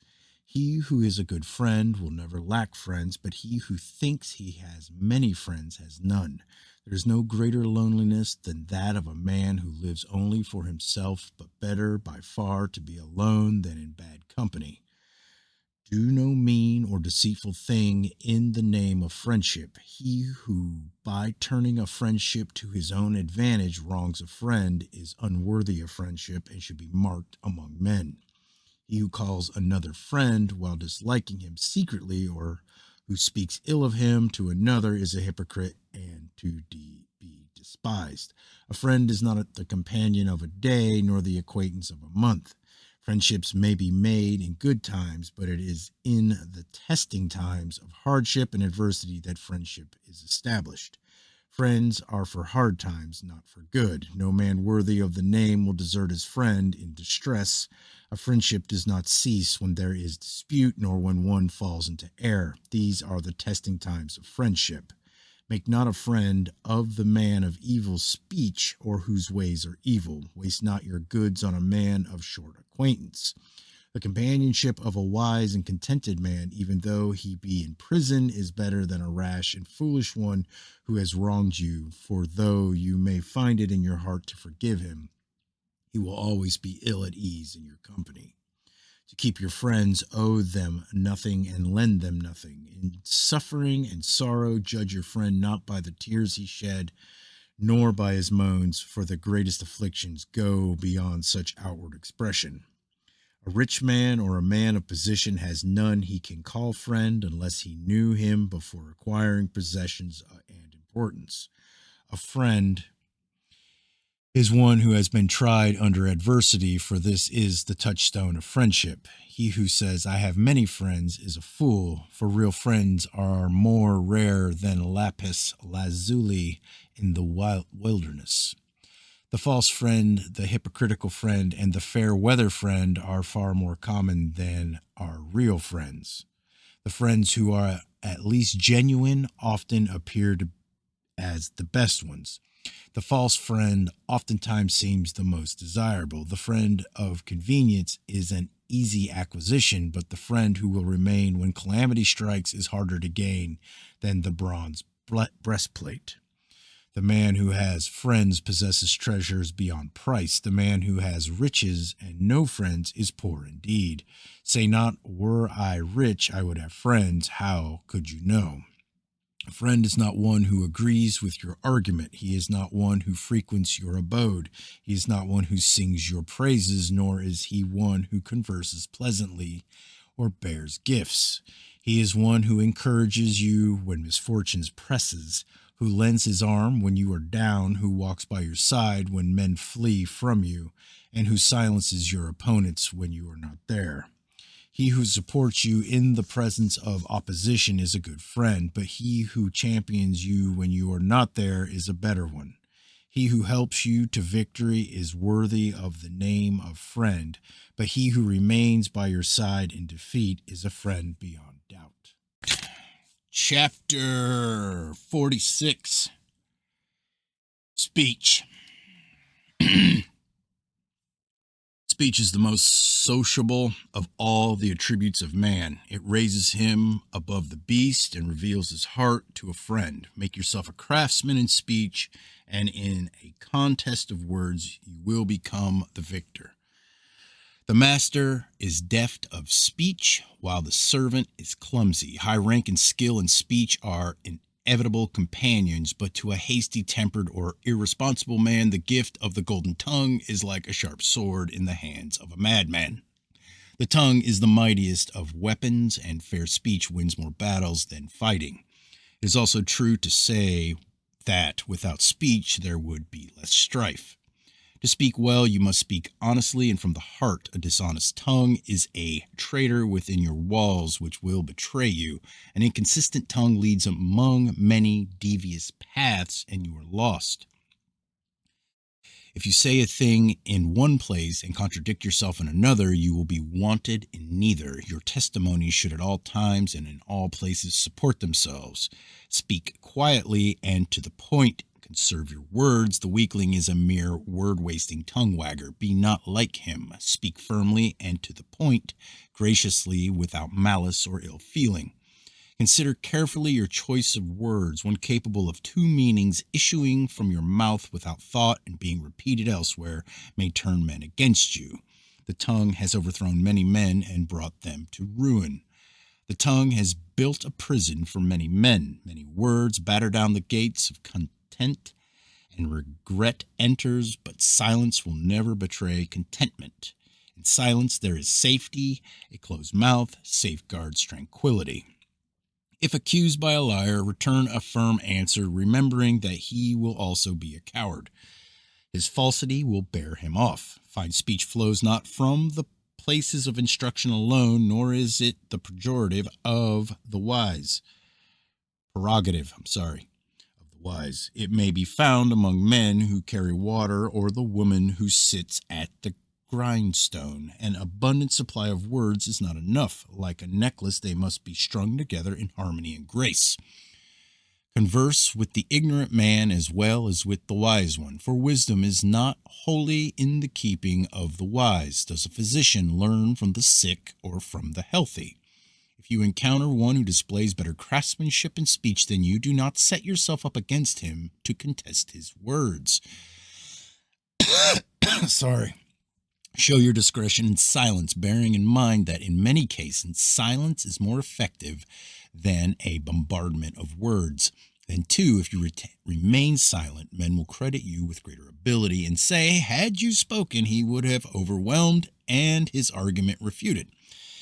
There is a time for talk and a time for silence, and wise is he who knows the difference. He who speaks when he has no argument confounds himself, but if he remains silent, men may say he might have had a case. Speak not until you have full understanding of a matter and can explain it even to he who knows more. In matters close to your heart, never fear that you will be lost for words, but if the heart be wrung, the mouth will open in elegance. Even a dumb man makes a noise when kicked. When you have nothing to say, say nothing. Never lash the air with your tongue. He who speaks for the sake of hearing his own voice has an audience of one, and he is a fool. Applause is a spur to the real man, but an end and aim to the foolish man and weakling. Better the silent acclaim in the heart than the outpouring of noisy applause. A loud mouth discloses an ignorant heart. The babbling man destroys instructive conversation, for it is overwhelmed and swept aside in his torrent of words. The ear becomes weary with listening and closes itself in sleep. Even the humble hen fowl is more productive than a babbling man. It lays an egg before it cackles. A large outflowing of words is followed by regret and disquiet of heart, but beside the still pool of silence there is tranquility and safety. The unthinking man gives full rein to his wayward tongue. His speech gallops away out of control, and he crashes at the hurdles of foolishness erected by his own words. Let wisdom be the sentinel guarding the exit from your mouth, that no demon formed of words may escape to destroy your peace. If you speak with the headman, choose your words with care. If your counsel pleases, he will remember you when others seek promotion. Never give misleading evidence before the judges, or speak in a manner which may lead to misinterpretation. If your neighbor lay fettered in a place of confinement because of your unruly tongue, his shade would haunt your bedchamber. Fine words are out of place on the lips of a fool, and lies on those of a governor. A falsehood spoken by a lowly man is less wicked than one told by a man of position and estate. Even a fool, if he keep his mouth shut, may appear wise. The slow-speaking witness speaks firmly and frames the speech in truth. He who speaks with haste leads his tongue towards falsehood. Truth is burnished by the cautious tongue, and it is careful winnowing of words absolves it from error. Avoid the lewd speech of ignorant men, for this is the consolation of slaves, even as lying is the refuge of the servile. Abusive words should never be hurled against those who stir you to wrath, for always they will return like echoes from a cliff. Become a craftsman with words, that your tongue may command products of intricate splendor and power, which will confound your adversaries and raise you to the utmost heights of eloquence and set you above the multitude. All right, chapter 47, Chatter. Avoid the chattering man and babbler, for he makes a noise to hide his own emptiness. The quiet man is his master. Let he of the clacking tongue sit among the women. The noisy man is a weakling, afraid to meet himself in solitude, whether he is going away or coming back. He continues to chatter. His speech is of little consequence, and belabors the ears of tiredness. He gossips and turns his own abode upside down, as well as the dwellings of others. His tongue clatters and labors from dawn to dusk, but produces nothing. His tongue forms structures of wind. There are less chatterers among men than among women, but a chattering man is 10 times worse than a chattering woman. Yet the quaking tree is called woman tongue. Be not like the wagging-tongued man yourself. An unbridled horse is difficult to control. Open your ears to tales of your neighbor's doings. Can you think of no better things? Give ear to nothing but that which lies within the orbit of your own interests. Repeat not the words of another unless for a useful purpose. Let your tongue spread not rapport except of that which is good, retaining details of wickedness within your belly. Man was given one tongue and 2 ears, that he might speak half as much as he hears. Let the ears collect all that is spoken, the heart filter the good from the bad, and the mouth pour forth all that is beneficial.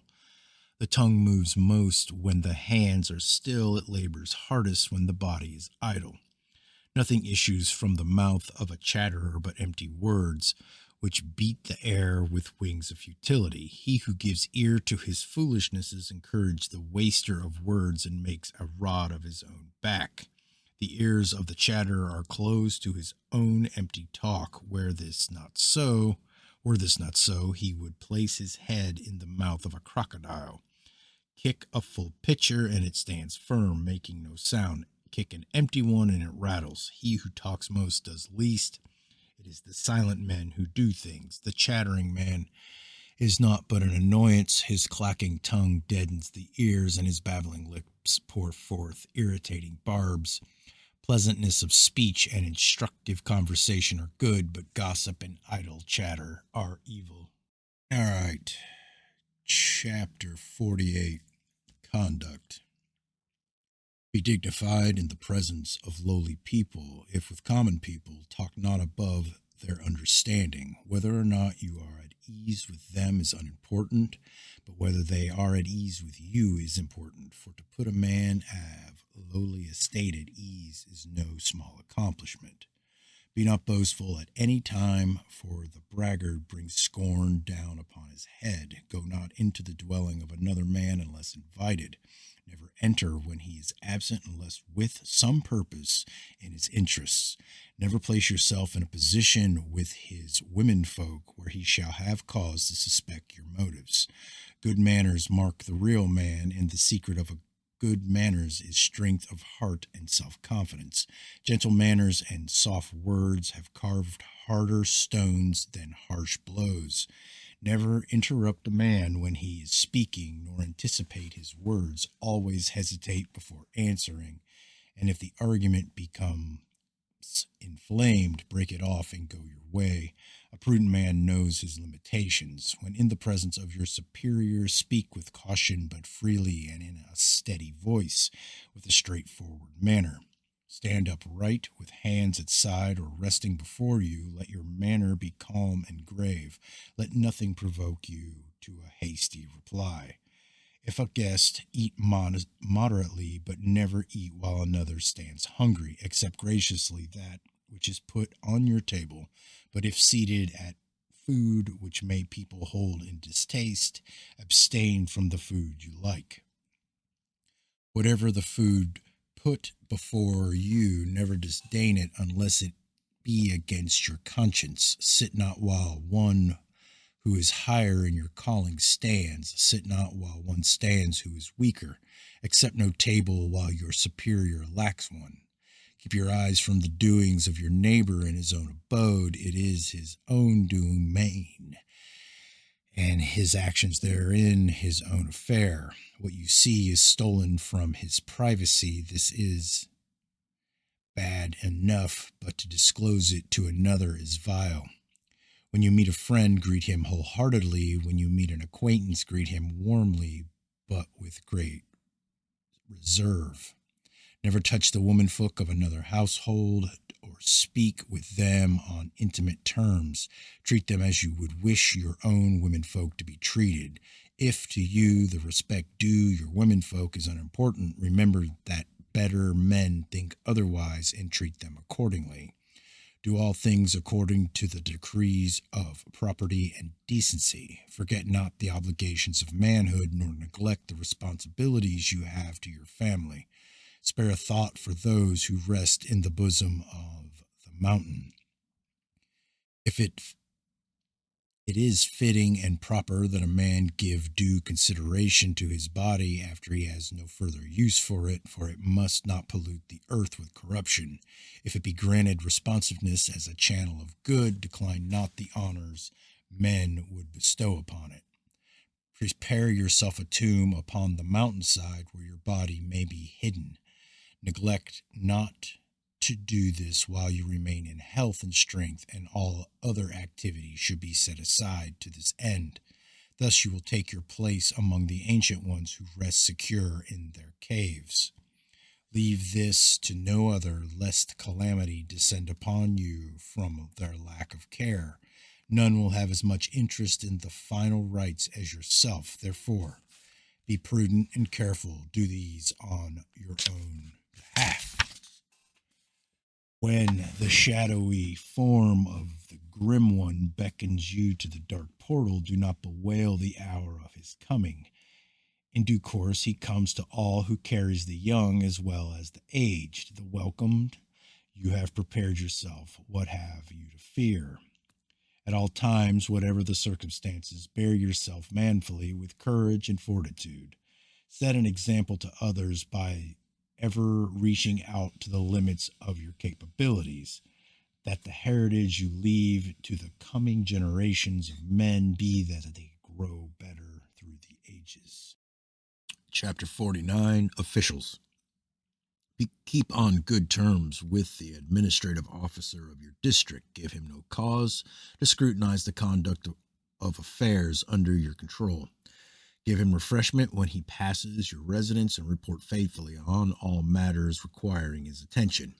If he sends you on a mission, treat it as a matter of confidence. It is something between him and you. Talk about it to no man, lest you gain the reputation of being a man of unbaked clay. If, at the behest of fate, you have been raised to the position of a governor over the people, consider the importance of your trust rather than the importance of your position. Watch the manner of the people. Do they acclaim you at your entrance to the city or at your departure? It is your duty to set a course that is wholly right and to pursue it until your administration comes as close to perfection as is possible. Let the goodness of your days remain as an everlasting memorial. Be patient and courteous. Never speak harshly or petulantly from the security of your position, for this is cowardly. Listen to the plea of the petitioner with diligence and care. Let your thoughts not wander idly. This is an important matter to him. If your attitude of attention is a false facade, then you are a hypocrite, and the extent of your hypocrisy accords with your rank. Bear with him in patience and stop not the flow of words until he has emptied his heart and said the things he came to say. If the decision be just and reasonable, if the decision be just, a reasonable man will accept the rejection of his plea with good grace, providing he has been given a fair hearing. When two come before you, weigh not the scales in favor of either. You are he who holds the balances. Let others add the weights. Let the people not say, why has this man been given porter, when he knows not its use? If you cannot perform your own great task, how can you condemn one who fails in a lesser one? If you are sent to a city where there is turmoil and unrest among the people, to quell the strife and seek its cause, handle the multitude carefully, for there may be reason for complaint. Seek the matter out, showing injustice and partiality to none. Incline not to those who are powerful, but deliver your findings with indifference. First adjust matters and then judge. Your first duty is to justice, and it must not be subservient to the power or interest of any man. The governor who, in upholding the statutes of men, turns his face away from justice is a man of evil. Justice is above kings and rulers. The magistrate is not the maker of justice, for it is not a thing made on earth. He is but its servant and administrator. Lawmakers make laws, but they cannot make justice. They can only strive to reach it. Did not the voice of God say, let no earthly institution claim to be the fountainhead of justice? Here, the best men can do is to make the nearest possible approach to justice. On earth, it is unobtainable in purity and perfection. You who are an official must bear the burdens of your office gracefully and with dignity. Be not presumptuous because of it. Is it the result of your own efforts or those of your father, who had you instructed?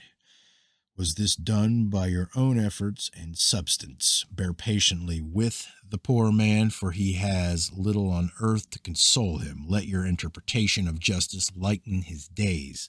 Never be rude to the inarticulate man, for this displays your unworthiness. Never create trouble for the lowly, for they already have their burden.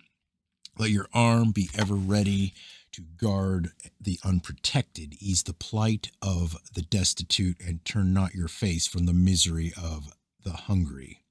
If you turn a hungry man away unsatisfied, he steal to satisfy the... Wait a minute.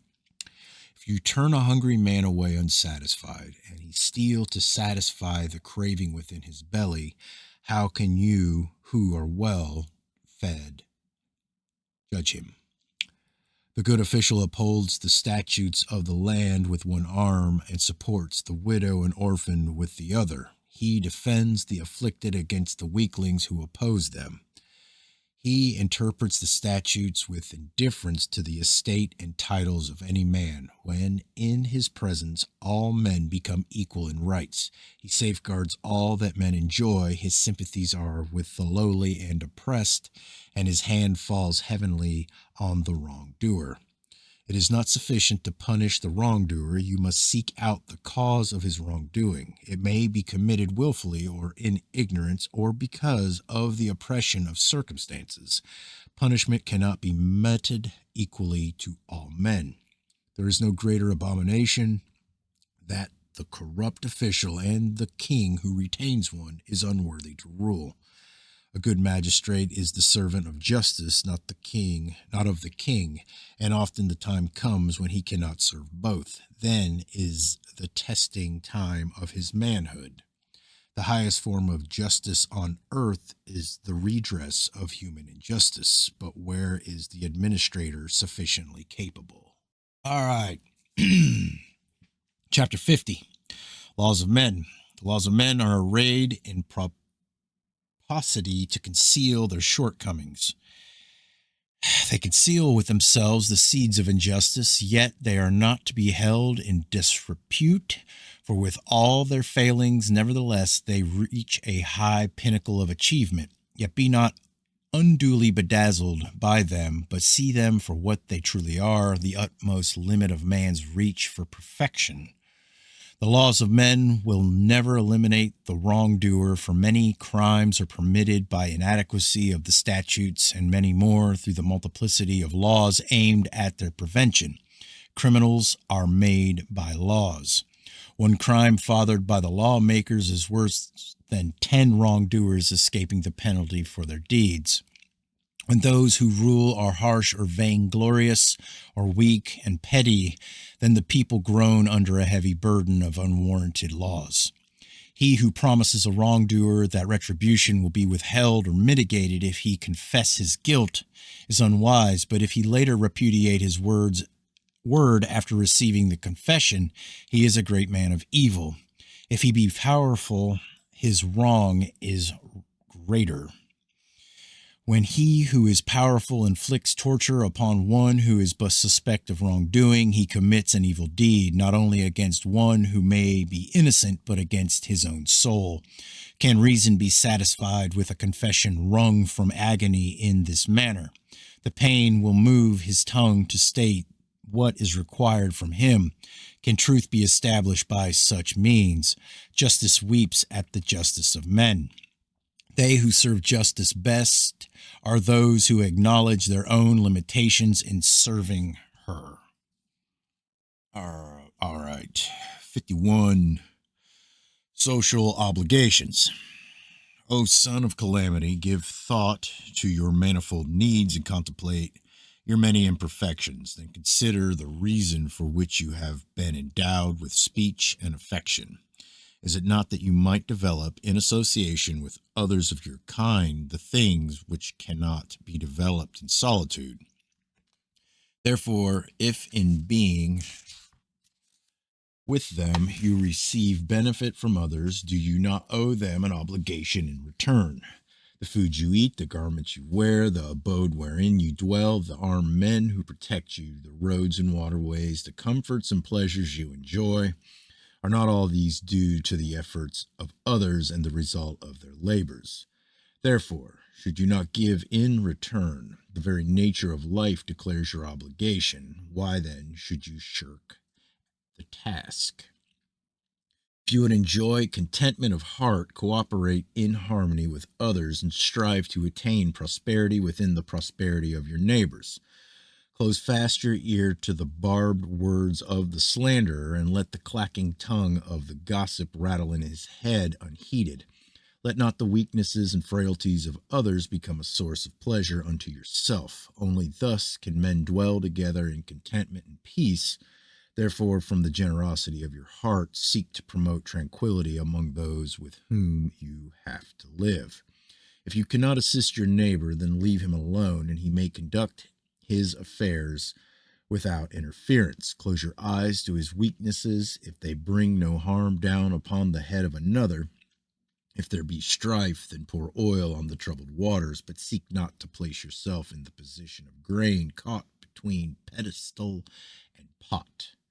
When many people dwell together, their peace depends upon a proper administration of the statutes, and the contentment of each man upon the safe enjoyment of his possessions. Therefore, upon you there is an obligation to uphold the statutes, even when they appear unjust in your sight, and to cast no covetous eye upon the possessions of another.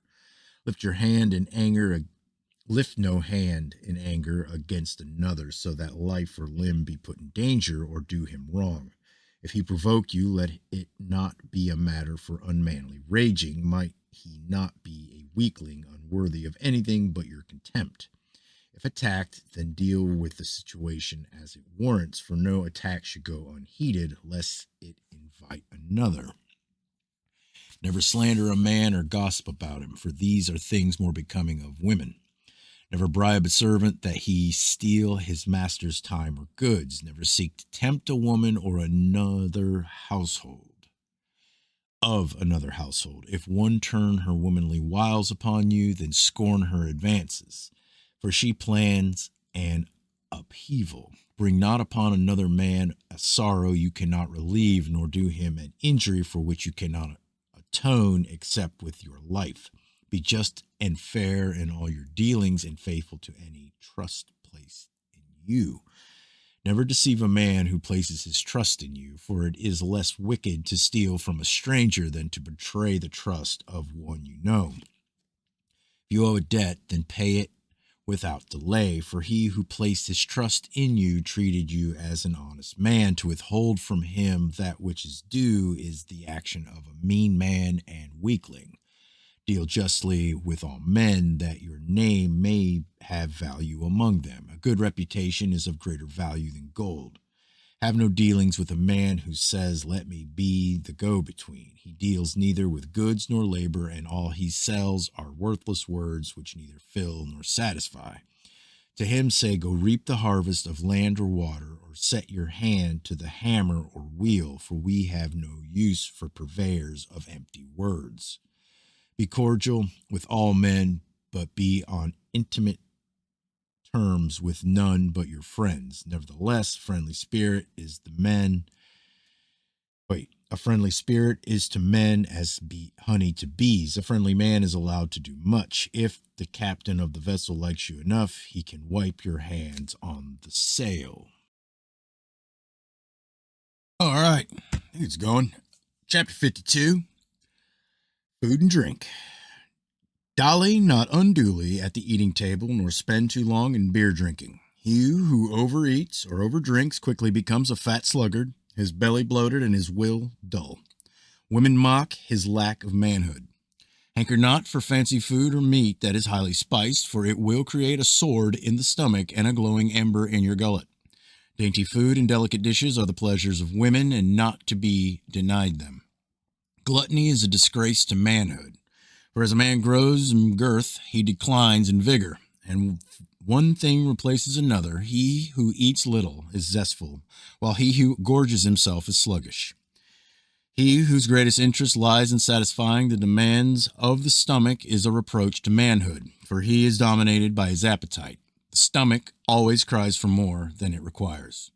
Never do anything that arises from the consumption of strong drink, for what you do will be done without thought. Caution flees the heart when strong drink enters the mouth. The tongue motivated by strong drink is wayward, and the mouth which permits its entry incautious. If, while under the domination of strong drink, you fall and injure yourself, none will waste sympathy upon you, even those who know you will pass by and leave you where you fell.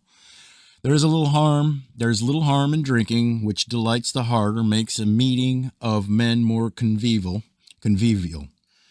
The dividing line is whether strong drink is the master or the servant. When a man ceases to speak, think, and act in his normal manner, it is the point of departure between him and the companionable cup. The real man has a casual acquaintanceship with the drinking shop, but too many who are weaklings, it is home.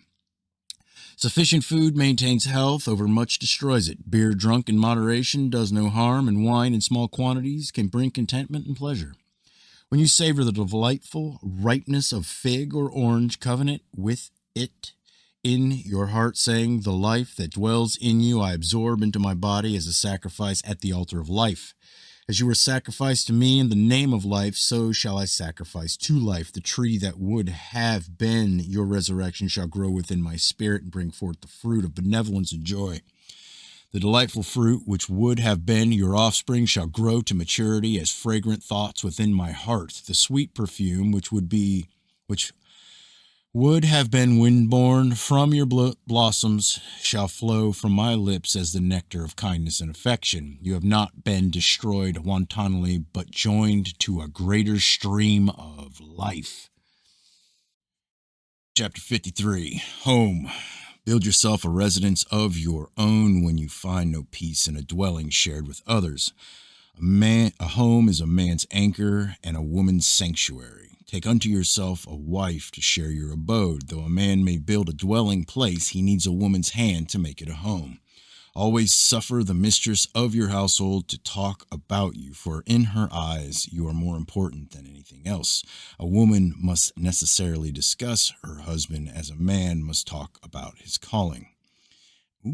Attempt not to direct her about the affairs of the household when she is a good housewife. Say not to her, "Where is this?" or "Where have you put that?" when you know she puts them in their proper places. Set your eye to watch her, observe her ways carefully, and then appreciate her good management. Pleasant is the lot of the man who travels the road of life hand in hand with a thoughtful woman. Men do not naturally understand the ways of a woman. The man who interferes in housewifely affairs only sets his own home in confusion, and contentment will fly through the door.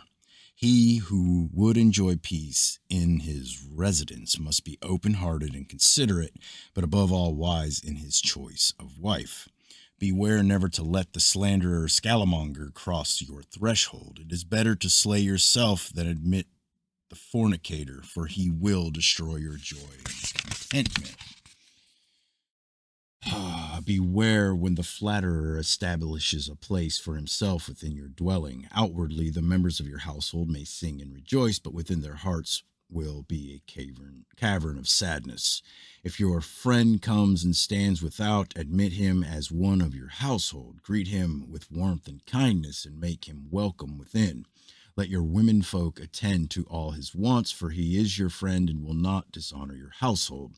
If one comes visiting bearing gifts, accept them graciously and let him enter. Judge him not by rumor, but as you find him, letting caution remain in attendance. If he be worthy of your friendship, he will know many who do not call him friend.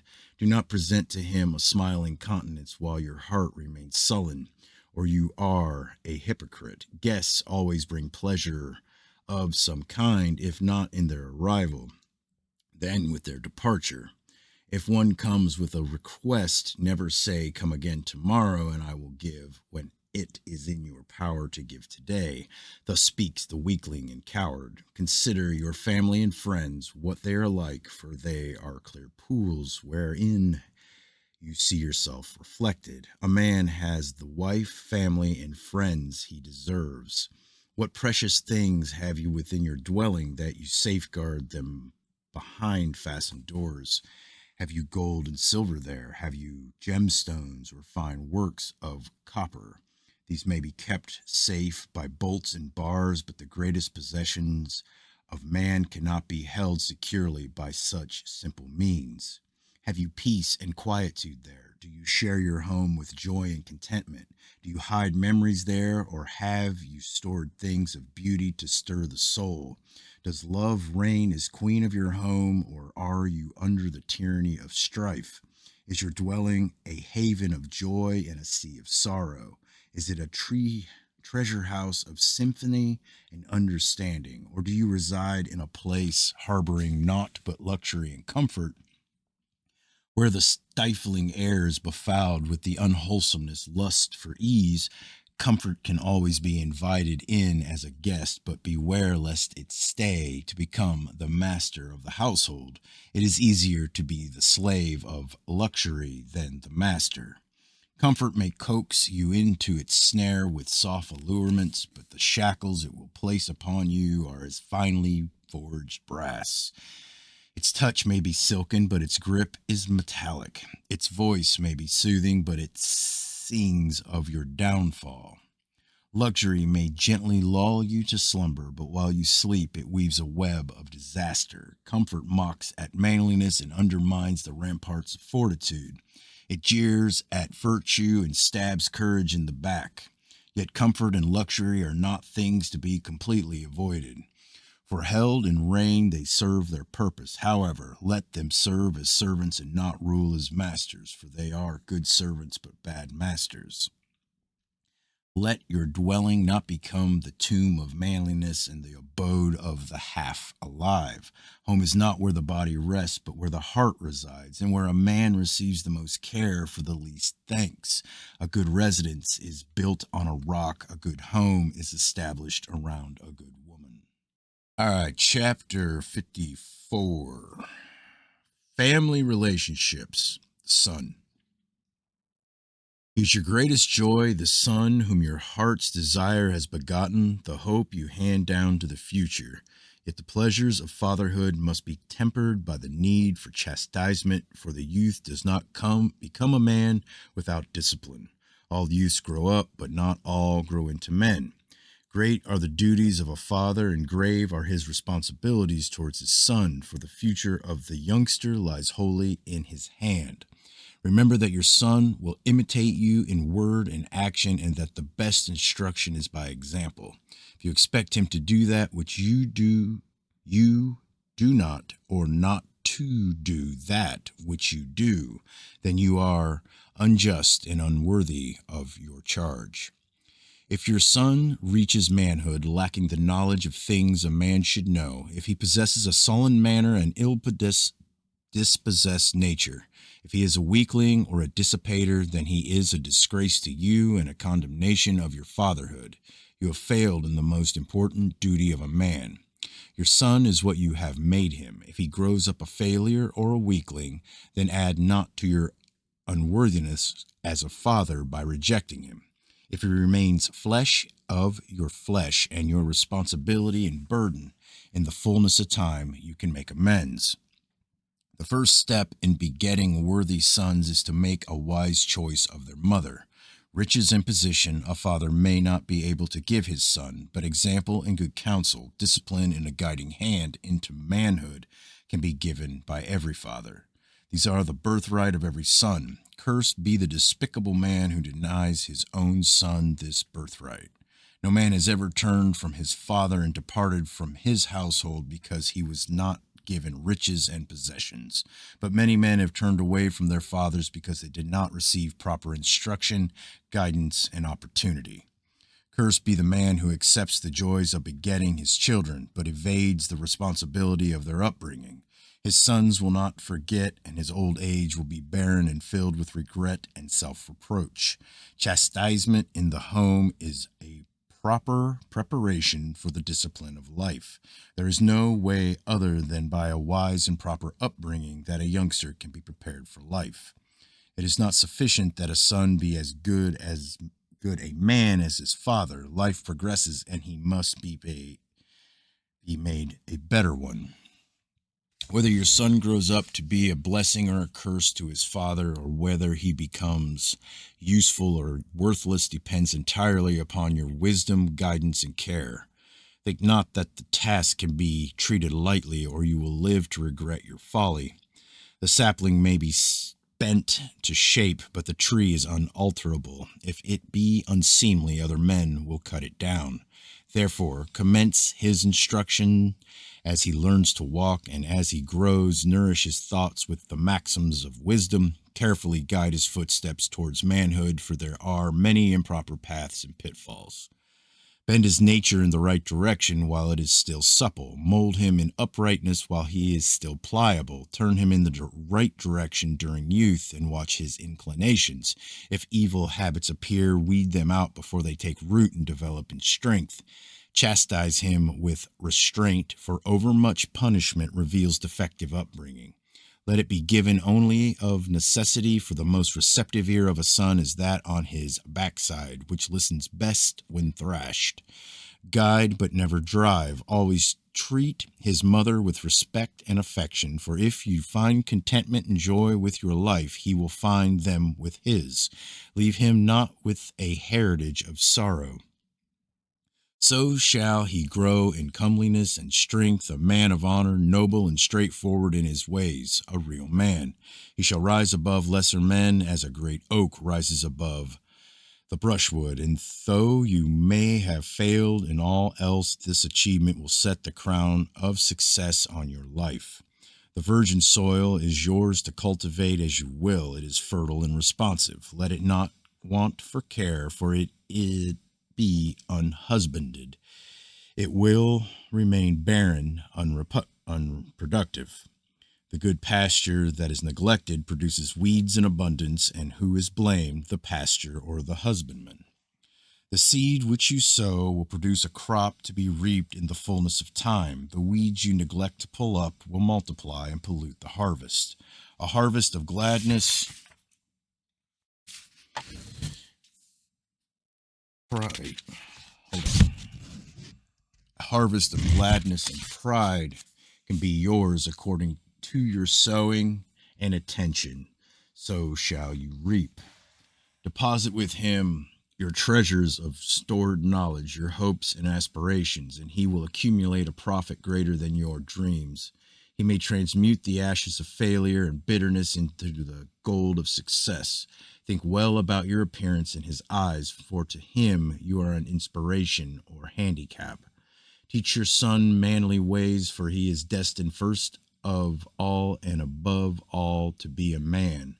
Leave him not to acquire his nature in the chambers of women. A son needs the firm guiding hand of a man, for that of a woman is too soft. Instruct him in the ways of discipline and self-control, that he may be master of his life. Show him the wrong of boastfulness and the error of vainglory. Instruct him in the need for manly forbearance. Show him the wrongfulness of ingratitude in womanly ways. If he become a follower of falsehood, a deceiver or hypocrite, then he is a memorial to your everlasting shame. Instruct him in the ways of moderation, in the ways of healthful living. Show him the folly of indiscretion, that he may avoid the pitfalls of life. Instruct him in the ways of diligence, that he may become a master of his craft. Show him the weakness of insincerity, and that his heart may be strong. Instruct him in all the things wherein you have succeeded, and show him wherefore you have failed. Instruct him in the bearing of arms and in the art of combat and defense. For what use is it to teach him wisdom, to instruct him in skill, and show him a good way of life, unless he has also the ability to defend and retain these things? It is not futile and a pitfall for his feet to instruct him to defend the weak, to fight for justice, and to oppose the oppressor, unless he be given the ability and strength to do so. Would you send him against a lion armed with a twig? Are you going to instruct your son to fight for a cause and send him out to do combat unarmed? Would you give him possessions, home, and honor, and then deny him the skill to defend them? The law decrees that every desirable thing must be struggled for and then defended when attained. Nothing that is good comes easily or is easily held. Give your son confidence in himself and in his people. Give him pride in his nation and in his kinsfolk. Instill into him by example the love of learning. If he lacks intelligence, he has hands. Teach him a skill. Teach him to bear all things manfully, the good with reserve, misfortune with fortitude, and disaster with courage. Teach him to think and to query and to reason. Teach him to rely upon his own judgment and to be self-sufficient within himself. If he asks no questions and agree with you on all things, inquire if he be really your son. If he spend too much time in the women's quarters, turn him upside down. Instruct him early in the way of God, for unless the seed be planted early, the plant will not bloom in its season, unless the fragrance of belief in the true God surround it. Life is meaningless and empty, for it lacks warmth and vitality. It will have no purpose beyond pleasures that pass and the accumulation of things which will be taken away. He will follow your good example. Show him the paths of contentment and peace. Deny him not a joyful childhood. Respect his mother, that he may learn respect for his wife. Dispute not with your wife in his presence, lest he think it proper to dispute with his. That which you do, he will do likewise. And if you have not the wisdom to live peacefully within your own household, then he is the son of misfortune. Let not your son live apart from the things of your life. The things you know now, he will know later. The things you do today, he will do tomorrow. You cannot teach your son courage and duty, fortitude and affection, temperance and diligence. These things he will inherit from you by example. Therefore, let your every word and deed in his presence be considered. If you chose his mother unwisely, then it is well to keep in mind that you did the choosing. The mistake is yours and not his. Therefore, put her not away from your household and deny him her love, for you, having chosen your burden, must now carry it. The way of life you inherited was that made by the generation of your father. The life of your sons will be made by your generation, not theirs. Will they reproach you or praise you? The generation of perfect fathers will be followed by a generation of perfect sons, and in those days they will live on a perfect earth. Wars are not made by sons, but by fathers. There are no criminal sons, just indifferent fathers. If a son take a whip to his wife, it is a father's hand that put it there. If a man lurk and wait to rob another or to commit a deed of wickedness, his father stands beside him. When a man walks along the path of wickedness, his hand is in his father's hand. When a man is made captive because of his wrongdoing, his father haunts his prison. The deeds of a son, whether they be good or bad, reflect upon his father. As a father basks in the light of a son's achievements, so shall he not escape the cloud of his failure. Say not that others have led him into the paths of wrongdoing.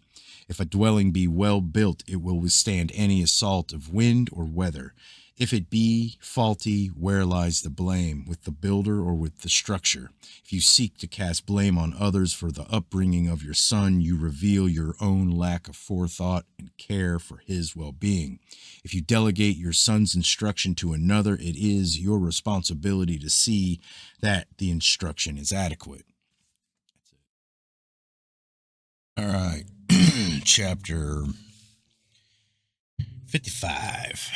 Oh, shoot. On family relationships and father. A tree does not tear out its own roots, nor does it denounce the soil, neither does a man strike his own father. He who turns on his father in wrath cuts his heart in twain.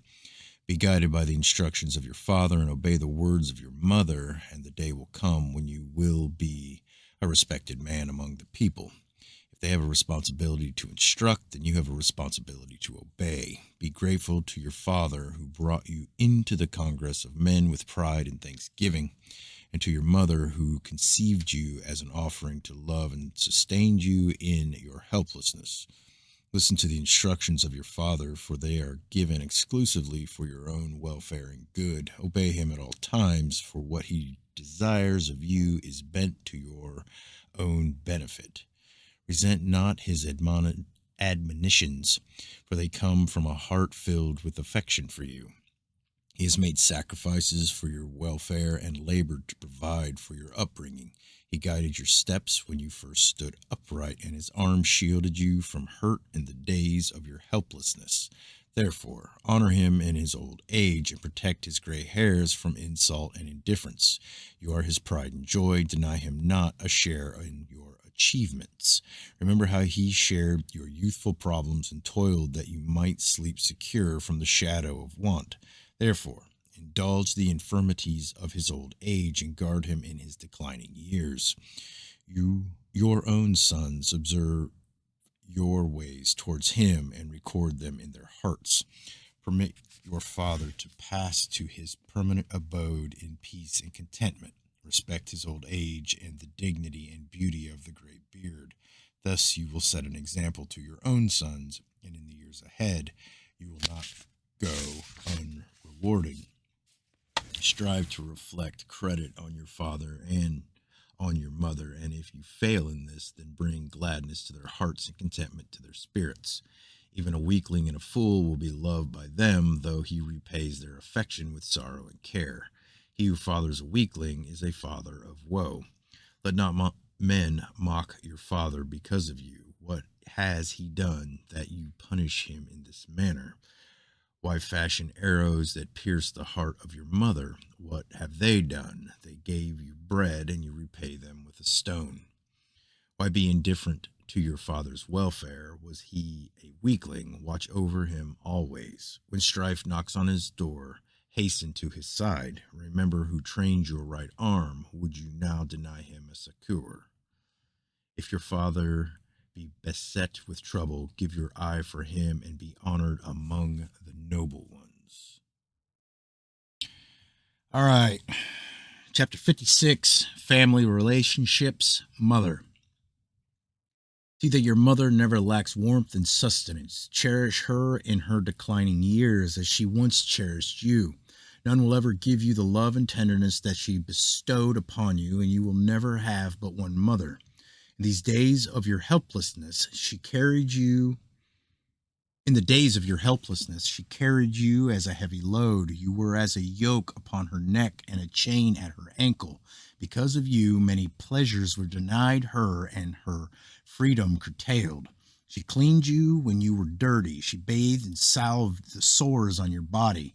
She felt no disgust when you lay in your excrement. She supported you with comfort in your infantile helplessness.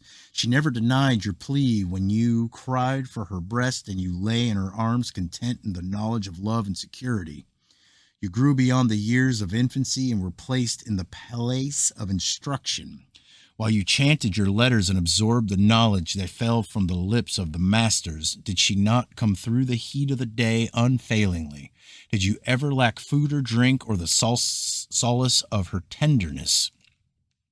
When the task placed upon you was arduous and your heart was heavy with the birth pangs of inspiration, when you despaired of success, did she not lighten your burden with encouraging words? Did she not make your homecoming an hour of joy and your playtime an hour of gladness?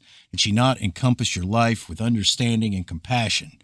Did the spring waters of her affection ever run dry? Where are the limits of a mother's love? When filled with the vigor of manhood and glowing in the pride of your strength, turn your eyes to her gray hairs and bent back and let compassion rule your heart. Gaze upon the wrinkled brow and furrowed cheek, the face etched with self-denial and care. How much of this have you written there? The joy she found in you was the joy of self-sacrifice. Her gladness was in self-denial. The pleasures of which she was deprived contributed to yours. For you, she sacrificed the woman's joy in fine linen. The mantle she should have worn was your swaddling cloth. The delights of the table were abandoned, and she ate plain food that you should eat better. She took from her enjoyment that more might be added unto you.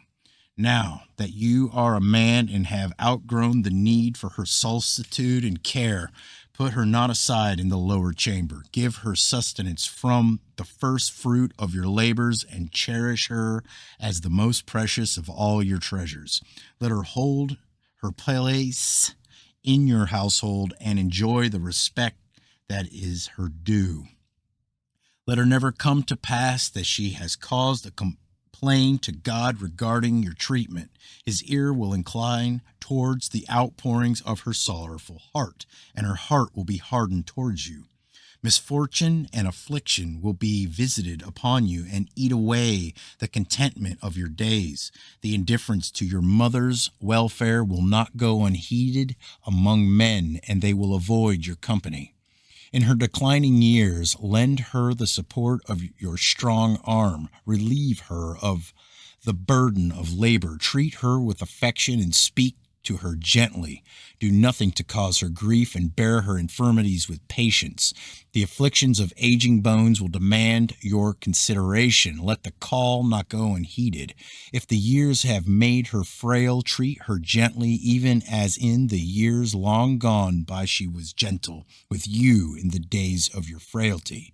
To a man, a mother represents all the finest qualities in womanhood. Therefore, treat her as the best of all women, and if she falls short of the standard, remember the frailty of all mankind and forget not your own imperfections. The man who abandons his mother to want or leaves her helpless in infirmity is a reproach to manhood and an abomination to God. His soul is an ugly thing, and when it comes forth in the halls of eternity, men will recoil from it in disgust. Respect your father and love your mother, that your days may be endowed with contentment and joy. He who withholds love and affection from his mother will never be loved and never deserves to be loved. All right. Chapter 57, Family Relationships, Brother. The strongest tie of friendship is not as firm as that between brother and brother. They are the flesh of one father and the beneficiaries of one instruction, the product of one household. The breast of one mother nurtured them in infancy. Therefore, let the bond of affection unite each one with his brother, that there shall be peace and harmony in your father's abode. Unite in brotherly comradeship and stand firm together, that your joint strength shall uphold your estate. Though separated by your crafts, never sever the bonds of brotherhood and unity. Never prefer a stranger to one of your own blood. If your brother struggle against adversity, it is your duty to assist him. Should he go forth to fight those who threaten the peace and security of his household, you shall be his first supporter. If fortune be favorable to you and less kind to your brother, it is for you to adjust the balances. It is meet that brothers share each other's fortunes and misfortunes, though each should reckon with the other's weaknesses. He who deserts his brother in his hour of need is unworthy to be called by the name of man. He who turns against his brother and assists his opponents is unworthy. The love and care your father gave to his son shall be continued between you and your brother. It shall not be lost to your family, but shall continue down through your generations. When you need support, send for your brother. He is to you as the right hand is to the left.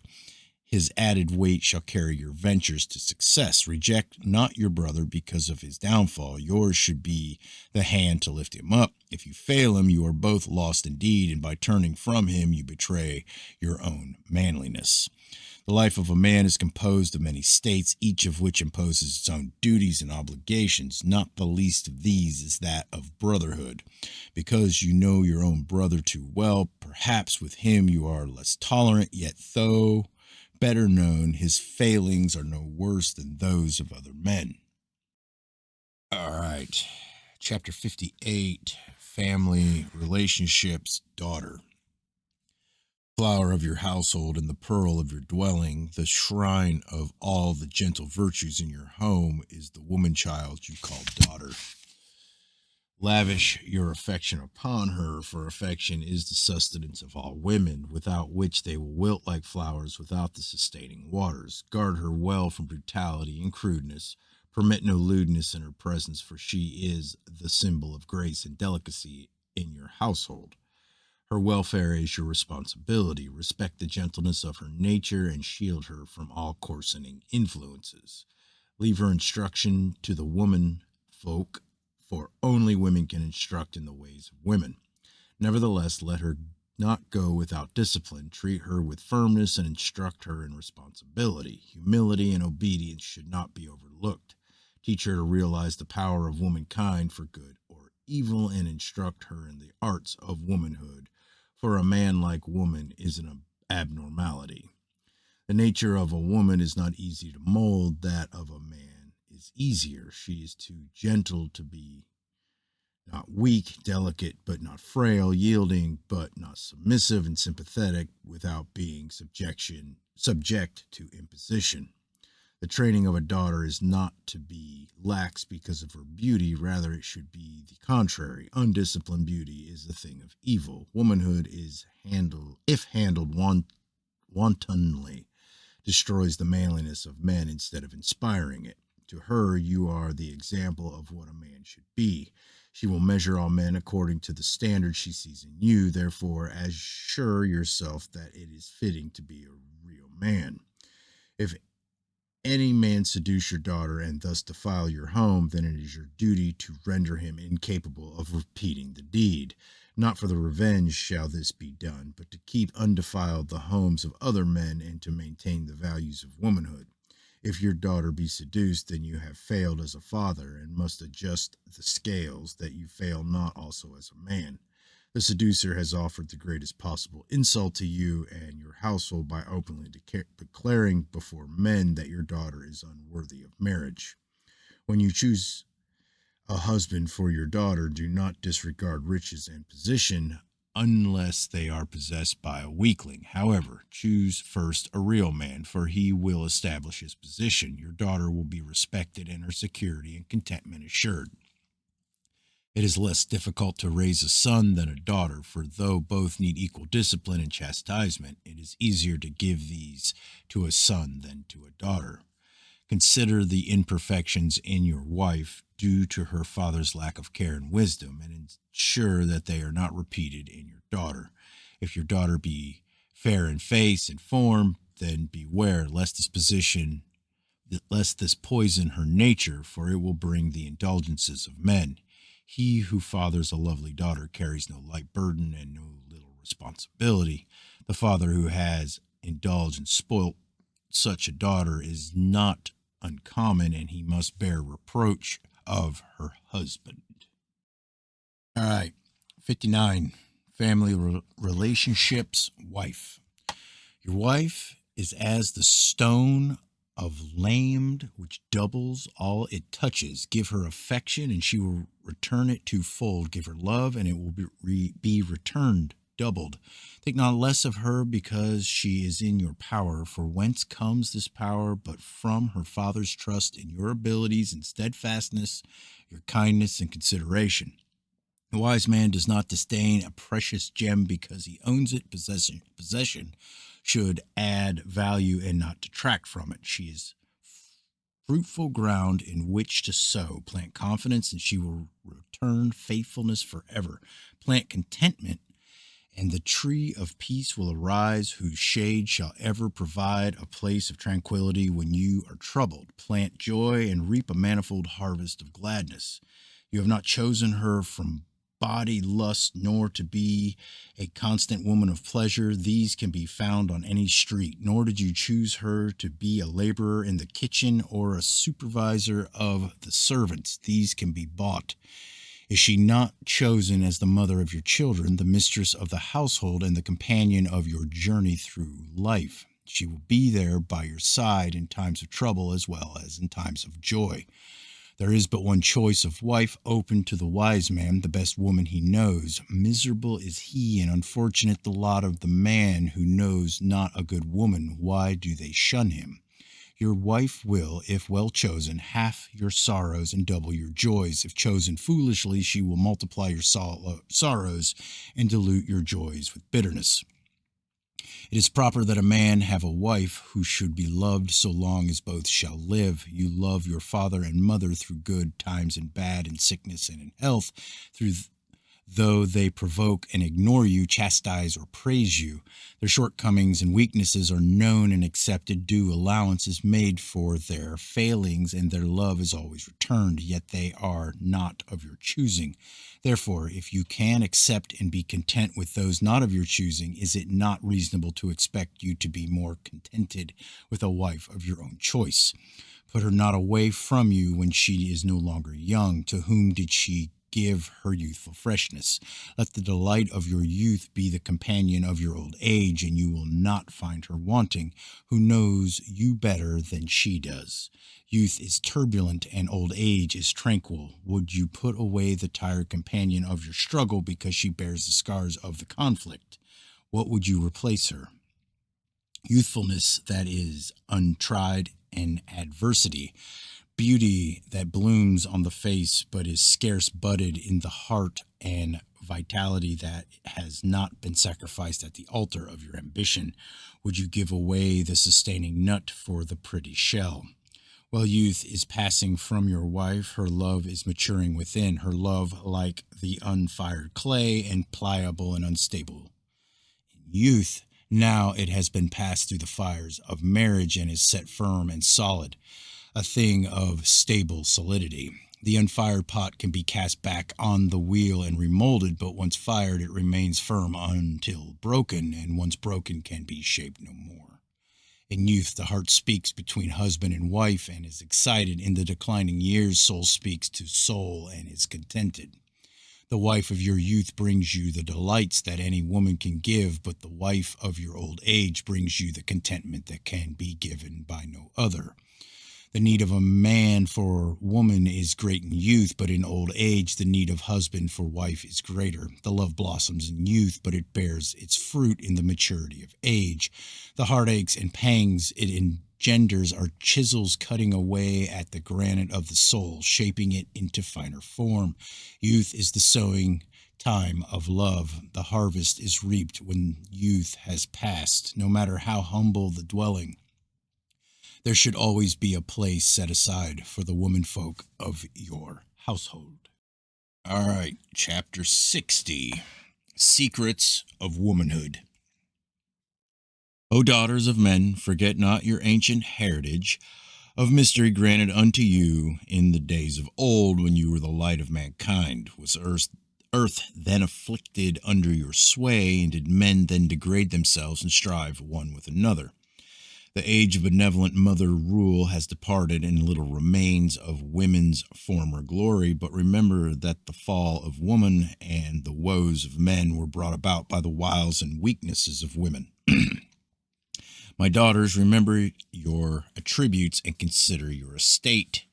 You can either be the instruments of good to inspire man to great heights of achievement, or be the instruments of evil to degrade him and bring his manhood into disrepute. The woman who says, I will be no man's unless he be a real man, is a maker of real men and serves the purpose of God. For the charm and mystery that are the gifts of life to women were ordained to create a desire and longing in men, and their purpose is to inspire men to reach above and beyond themselves, that they might abstain and possess a treasure so precious. Therefore, O daughters of beauty, value yourselves highly, for she who gives herself cheaply inspires no man, for it is the nature of man that he treasure that which is hard to obtain. Man values the scarce gold, not the plentiful marble. She who comes easily to man, he regards lightly. It is the law that man values only that for which he strives and suffers. Reveal not your womanly charms and secret attractions. Is not the moon more beautiful when shining through a cloud than for then its loveliness is enhanced with mystery? Woman was given a body to reproduce sons, and grace and beauty to inspire them to godlikeness. The spirit of man is inspired and rised up by the love of his mother and the love of his wife. There will be no greater influence in his life than woman love. A graceful woman is ever clothed in mystery. A good woman will always make earth a better place for her presence. Beauty of face and form are passing things, but the real beauty of womanhood lies beneath these externals. Seek it out and develop it, for it will be much more enduring. Consider not the beauty of the body, for it is here today and tomorrow departs forever. Concentration on outward appearances displays a shallow spirit to the eyes of men. Beauty of face and form may or may not be yours according to the dispensations of fate, but whatever you have must be accepted with gratitude or resignation. What you have been given, little can be done to change, but it is not the most important part of your being. There is that within you which is yours to fashion as you wish. It can be of a beauty indescribable, transcending anything of earth. Therefore, give due thought to the pliable soul within you, for it is yours forever. It can be a thing of loveliness or repulsion according to your own decree. The law, which is beyond your understanding, has decreed the mold of your body. It is fixed, unchangeable, not your soul, for here you alone are responsible for its appearance. Remember that every thought and deed is a thread in the pattern of the fabric. Think well.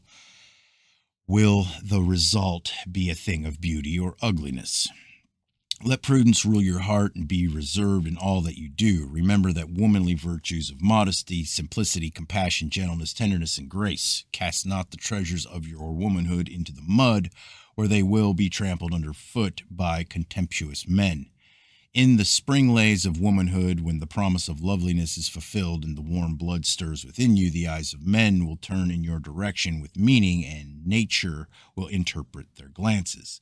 Then is the time to give heed to the whispered counsel of prudence and place a guard upon your heart. Now is the time when it is ripe for assault. Let it not yield except to one. Heed not the false words of seduction and the alluring promises which fall from the glib tongues of fornicators. The words of seducing men are sweeter than honey, but if you partake of the illicit pleasures offered, then turn to the bitter gall of disillusionment. The seducer has his purpose. He tests you for worthiness as a wife. Woman was meant to be the helpmate and companion of man, his inspiration and joy, not the slave to his desires and the servant of his passions. Are you no more than a receptacle wherein he satisfies and dissipates his uncontrolled urges? Or are you the goddess of his heart, whose tender touch can soothe the turmoil which tears his body, who evokes within him the gentle passions of affection and consideration, whose soft endearments are sufficient to strengthen him, sufficiently to stifle the struggle within? She who is the first of these takes the easy path, but the second is 10 times her better and worthy wife, and a worthy wife for any man.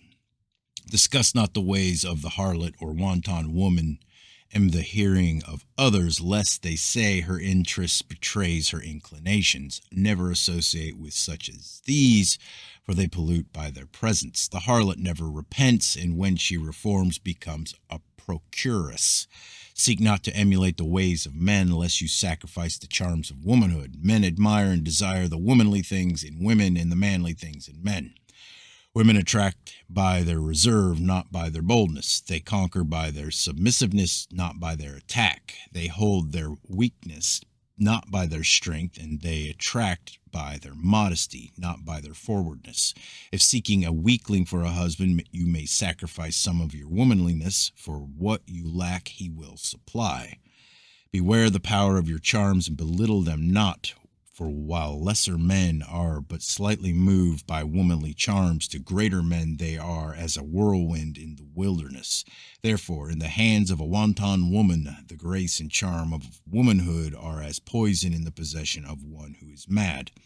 As a man has a duty to life, so has women, and hers is to uphold the prestige of love. Thus it is that, though her heart may be moved with compassion, she castigates her wanton sister. Here, harshness serves life better than sympathy and compassion. Know that there can be no greater joy on earth than that found by man and woman in the sacred union of wedded love. The greatest inspiration of life is the pure and lovely flame of true love. The temple of hallowed love is in the heart of a chaste maiden or faithful wife, and all men secretly worship there.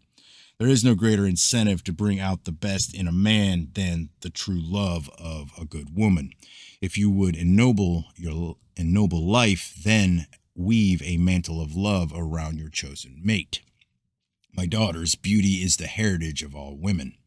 Think not only of the beauty of face and form, for this passes with the rise and fall of the waters. Turn your thoughts to the greater loveliness of the spirit, to the radiance enshrined within the thinking heart and the beating heart.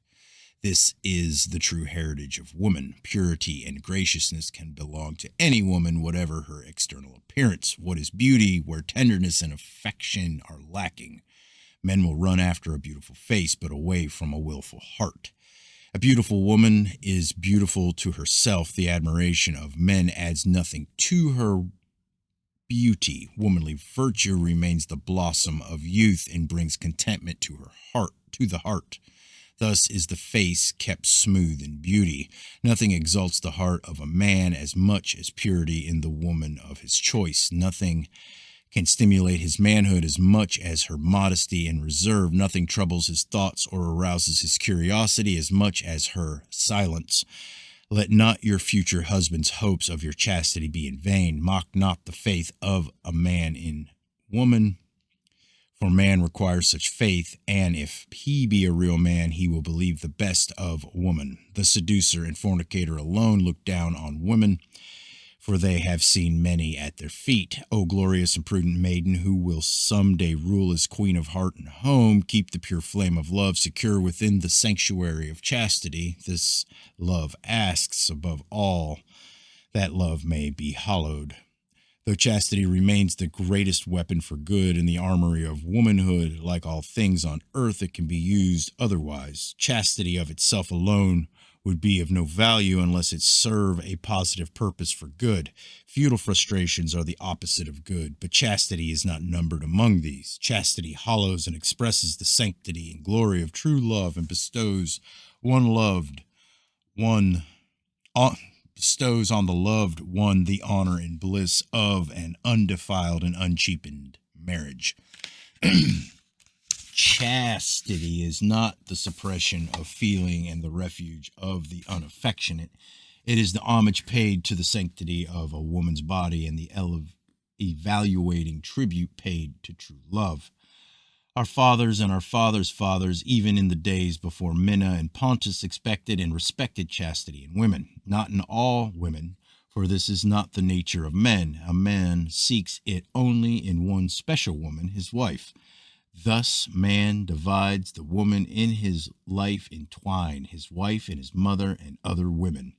No man concerns himself with virtue in the wives of other men, only in his own. Virtue in other women may be unimportant. Which would you be, a wife, the delight of a man's life, or the other unimportant woman? Chastity is the glorious crown of maidenhood. It is the symbol of dedication to the glorification of love. It is honored and respected by all men. A husband trusts a chaste wife and speaks of her proudly among men. When men discuss women after the manner of men, the husband of the unchaste woman tries to avoid their looks. Their talk cuts his heart. The unchaste woman is a topic of ribaldry among men. But let a man discuss a chaste woman lightly, and there are hard words spoken. In the company of men, does not the chest of the chaste woman's husband swell out before him? Is he not proud of his exclusive treasure? The heart of the deceived man and the fool shrinks within him when men speak among themselves, for he feels humiliated and uncertain of his place among men. What he has is cheap and the subject of crude jokes among them. Act in all ways befitting a woman, be modest and reserved, for eagerness does not become a woman. Never go unto a man unbidden, but await his call, or a woman messenger. It is unseemly for a man to summon a woman by a man. The woman go the things of women. To women go the things of women. Therefore, turn your hearts and hands towards the inclinations of womankind.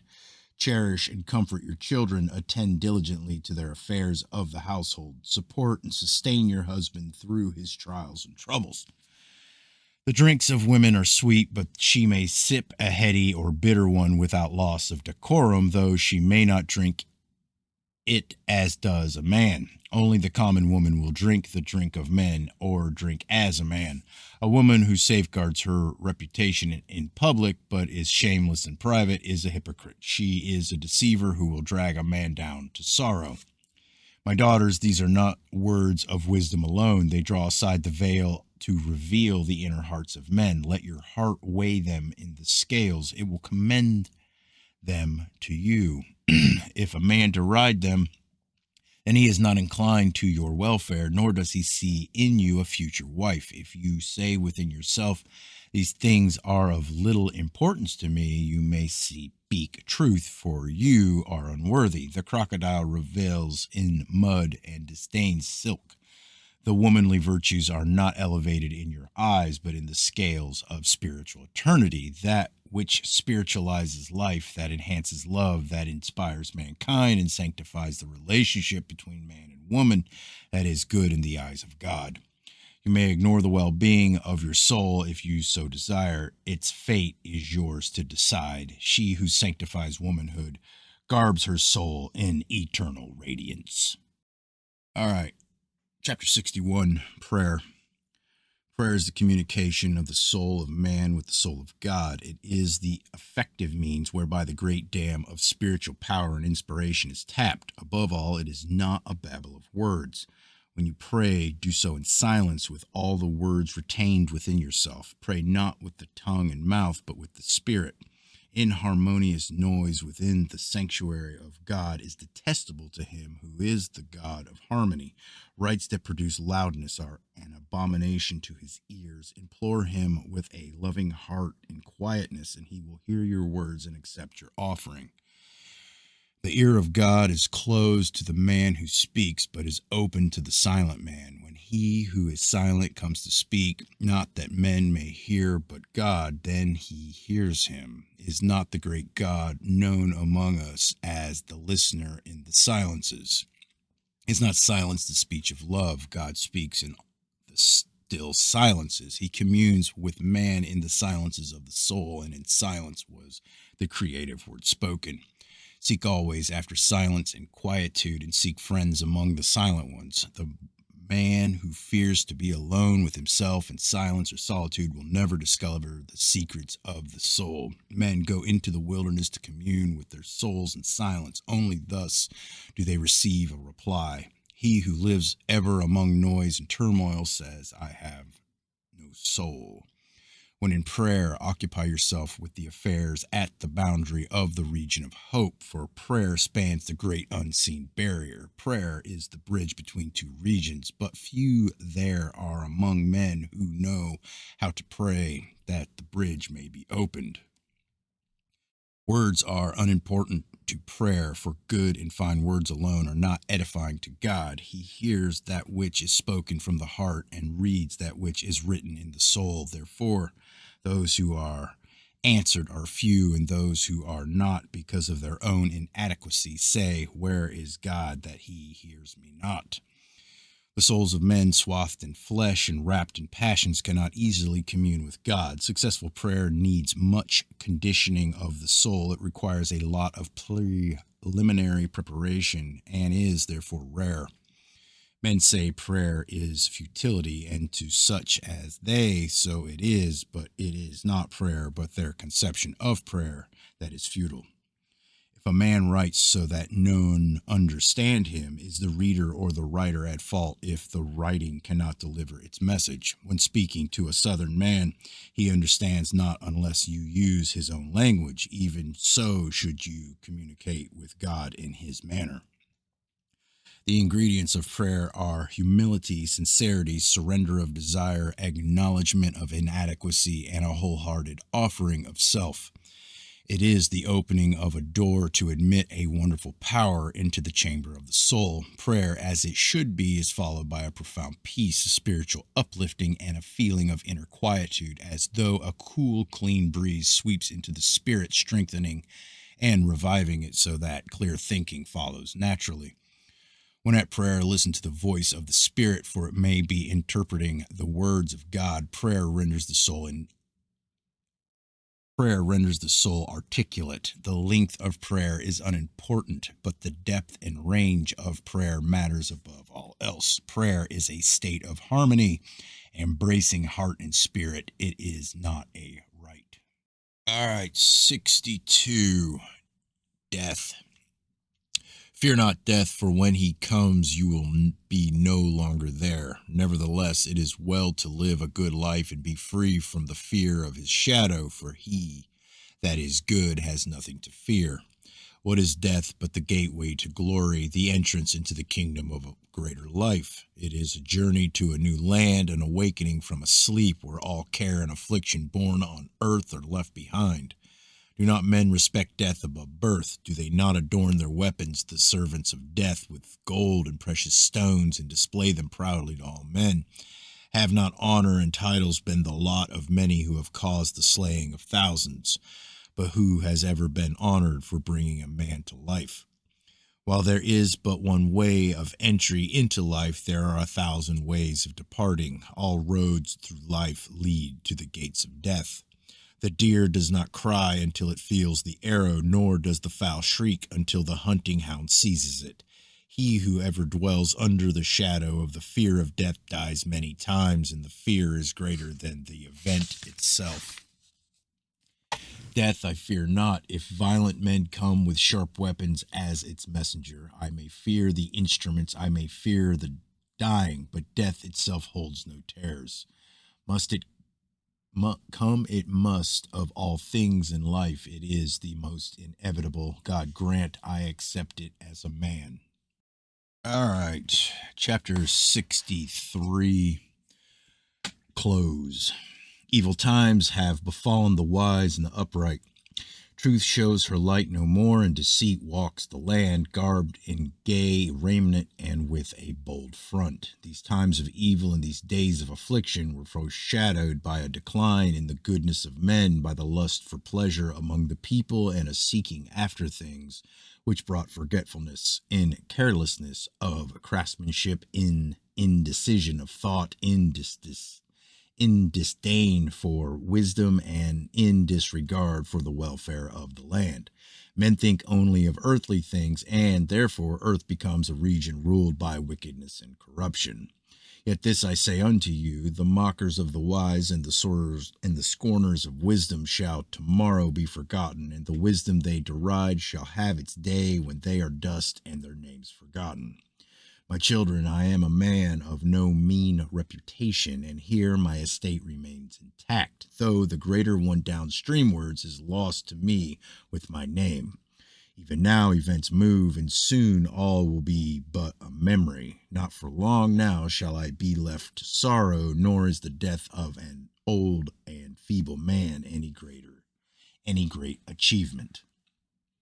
Old age weighs me down when I should be swift, and I bear it as a heavy load. My spirit must soon sail towards its place of origin and immerse itself in the waters at the source of life.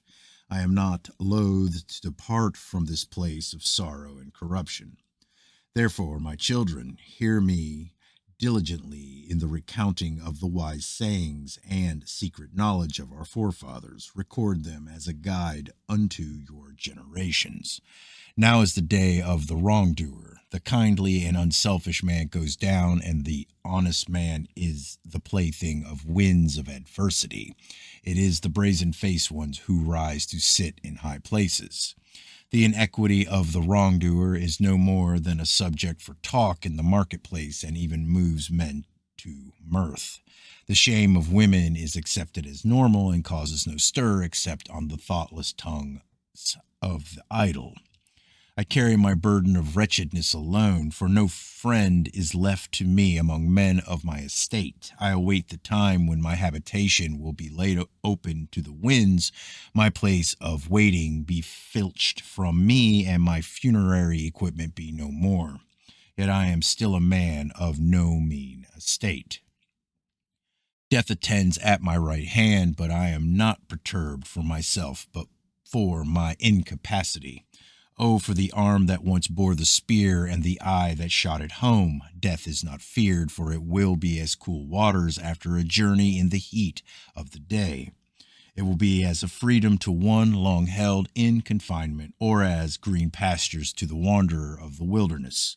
Death is no stranger, for I have lived as a man, nor is it unwelcome. I look around, and not until then do I fear death, for it crowns my feebleness. I see righteousness cast out into the darkness, while iniquity sits at the council table. No man obeys the rulers, nor has respect for the statutes, which now breed their own overthrow. There is none so wise that he perceives, and none so wrathful that he speaks. The courageous men are dead, and they to whom the land belongs now lie buried in it. A priesthood prospers, and the people live for the days of pleasure, but virtue and wisdom wander the road as beggars. Lewdness replaces learning in the talks of men, and women delight in displaying their charms. The lesser men have come into their own. The bold face goes everywhere, and the reserved man is beggared. Lewd speech and vile conduct is acclaimed. The deeds of wanton women are the subject for conversation. There are no more worthy men in places of power, and the land is in the hands of those who work iniquity. A contented heart is unknown among men. Brother works wickedness upon brother. The hearts of men covet the possessions of others. Children treat their fathers with little respect, and the words of their mothers are mocked. Men smile at the wives of other men and are gay in their presence, but they remain sullen in the presence of their own. Men marry the wanton woman, and her place is established. Fathers leave the instruction of their offspring to others and allow their womenfolk to wander loose. Oh, where are men such as once walked the land? Where are the men of days gone by? Did they all die for the king? Do lesser men remain to breed lesser men, while the best are now no more? The ordinances of the halls of judgment are cast forth into the streets. The great writings are carried away. Slaves become the lords of slaves, but their hearts are the hearts of slaves and not of masters. The weaklings walk with riches, for the strangers are their protectors. It is a time of calamity. A man runs to save his own life while his brother is slain. The grain is gathered by the powerful and wily, and not by he who sows. The vulgar man gains a high-born lady to wife, while the nobleman raises up a singing woman. The products of craftsmen are faulty, for none takes pride in his craft. Bribery and corruption are the guiding lights of men. Women cannot conceive, for their wickedness makes barren the womb. Men say, "Where is God?" But God has withdrawn because of their wickedness. The false gods flourish and wax fat on promises. Where once the voices of joy were heard, now there is lamentation. Men curse their fathers because of their birth. Maidens array themselves in gaudy ornaments and are no longer modest. Widows and unmarried women open their doors, and strangers are permitted to enter. It is a time of woe. They who once walked in white linen are now in rags, and he who never wove is now the master of weavers and the possessor of fine garments. Would that seed of men might perish in the womb, for they who come forth are no longer worthy. Thus it is written by one before my time, and thus it is again, as the wheel spun before, let it spin again. You, my children, are the hope of the people. Therefore give your hearts to learning, for in the whole land once united there is naught else worth possessing. Peruse diligently these writings, and let them be the measure of your heart. Keep them beside you, or carry them to a place of quietude, that they may be better contemplated in solitude. It will be an unworthy deed to make alterations to the record of these things. To falsify that which is written is a wrong against your children and against truth. The writings will give you pleasure, though that is not their intent, and they will bring tranquility to your heart and teach you the ways of men. If they cause you uneasiness of conscience, then they are not without achievement. The water flows away, time speeds by on feet of swiftness, and the unlearned things are uncountable as the sands that blow in from the wilderness. Therefore, be like the goose that extracts the sustenance from mud, and devote yourself to the welfare of your soul. Though the spiritual understanding of man is limited and his moral nature weak, nevertheless he fails to utilize fully the attributes he does possess. Man does not make sufficient effort to rise as high as he could. He does not reach out to the boundaries of his limitations. He approaches but a little way towards the goodness he could attain, did he but extend himself. Therefore, give heed to these writings, for they are offered for your benefit. They are not things recorded carelessly or without reason. They will enlighten the ignorant and give all men assurance that they may steer a steady course through life. Fill your bellies with them as with cool waters. Store them up as a prudent man stores corn against the time of famine. As the value of corn is enhanced in times of famine, so it is that in times of trial and tribulations these instructions will be more honored. Man mixes the mud and straw, and lays the bricks one on the other, but it is the will of God which gives them firmness and holds the structure to its form. Give ear to these instructions, and your condition in life will be like unto those who have gone before. Make yourself learned in the written rolls, and everything you do and say will be profitable. Every word written shall pass correct as a thing which can never perish in the fertile lands. The wisdom shall beautify the commands which are given by nobles and princes. Let they who understand become craftsmen in speech, and have learned fine speech passed on to others their knowledge, that the writings may be received with respect. The heart that is well immersed in wisdom rejoices when this is proven a bringer of peace and prosperity. If within your heart you say, why need I these instructions? For all these things I know. Does he who has recovered from a sickness need a physician, or he who has crossed the river a boat? Yet to you I say, be not hasty of speech, for to know is not enough. These things are not given to be just known, but to be lived. Know them you may, but do you also live them? Let this written wisdom be the straight edge to show how much you deviate from the true. Use it to align yourself, to eliminate the crookedness. Not the least purpose of these writings is to reveal your weaknesses, to remind you that your body is but dust, and to stimulate your spirit with the joyous knowledge of the glories awaiting your awakened soul. Whatever your store of wisdom, be prudent. Let your heart serve as a counterbalance for your tongue. Let your lips speak true, and your eyes see only that which is right for you to see. Ensure that both your ears hear the same thing. Avoid all men who mock and will not incline their ears. Disregard the fool who will not listen, for he will effect nothing. He will mock the man of knowledge as a man without understanding. Wisdom and prudence he considers to be defects. He smothers his soul and then proclaims that the lifeless thing does not exist. He spends his days on earth, but he is already as one dead, for life to him is worthless. Men avoid him because of his manner and because of the many troubles which beset him. When you are hoary-headed and men hold you in respect, instruct your children in these things, even as you have been instructed. Every man has the duty to pass on the knowledge he has acquired undiminished, to tell what he has learned to his children, that they in turn may hand it on to their children. Suppress no word in these writings, nor add anything to them. Set not one thing in the place of another, and instruct in accordance with that which is prescribed. These are the things long handed down by word of mouth in the inner sanctuaries of wisdom. All men seek the truth among the temples, but only the great God knows who has found it. He who knows within his heart that all things here written are good and beneficial, but who fails to practice them, is like a man who lights a lamp and then closes his eyes. Let these things not have been written in vain, nor the effort which has not been small be wasted. Here ends the book. It is its beginning to its end, as it was found in writings inscribed to endure. Keep it with you always, not just for times of joy and light, but also for times of distress and darkness. Though the moon and many stars are always shining, when the sun sets, it is night. Done into writing and a faithful transcription by a dutiful pupil of a beloved master, whose name, being unknown to men, shall endure forever in the great halls of the ever-glorious ones.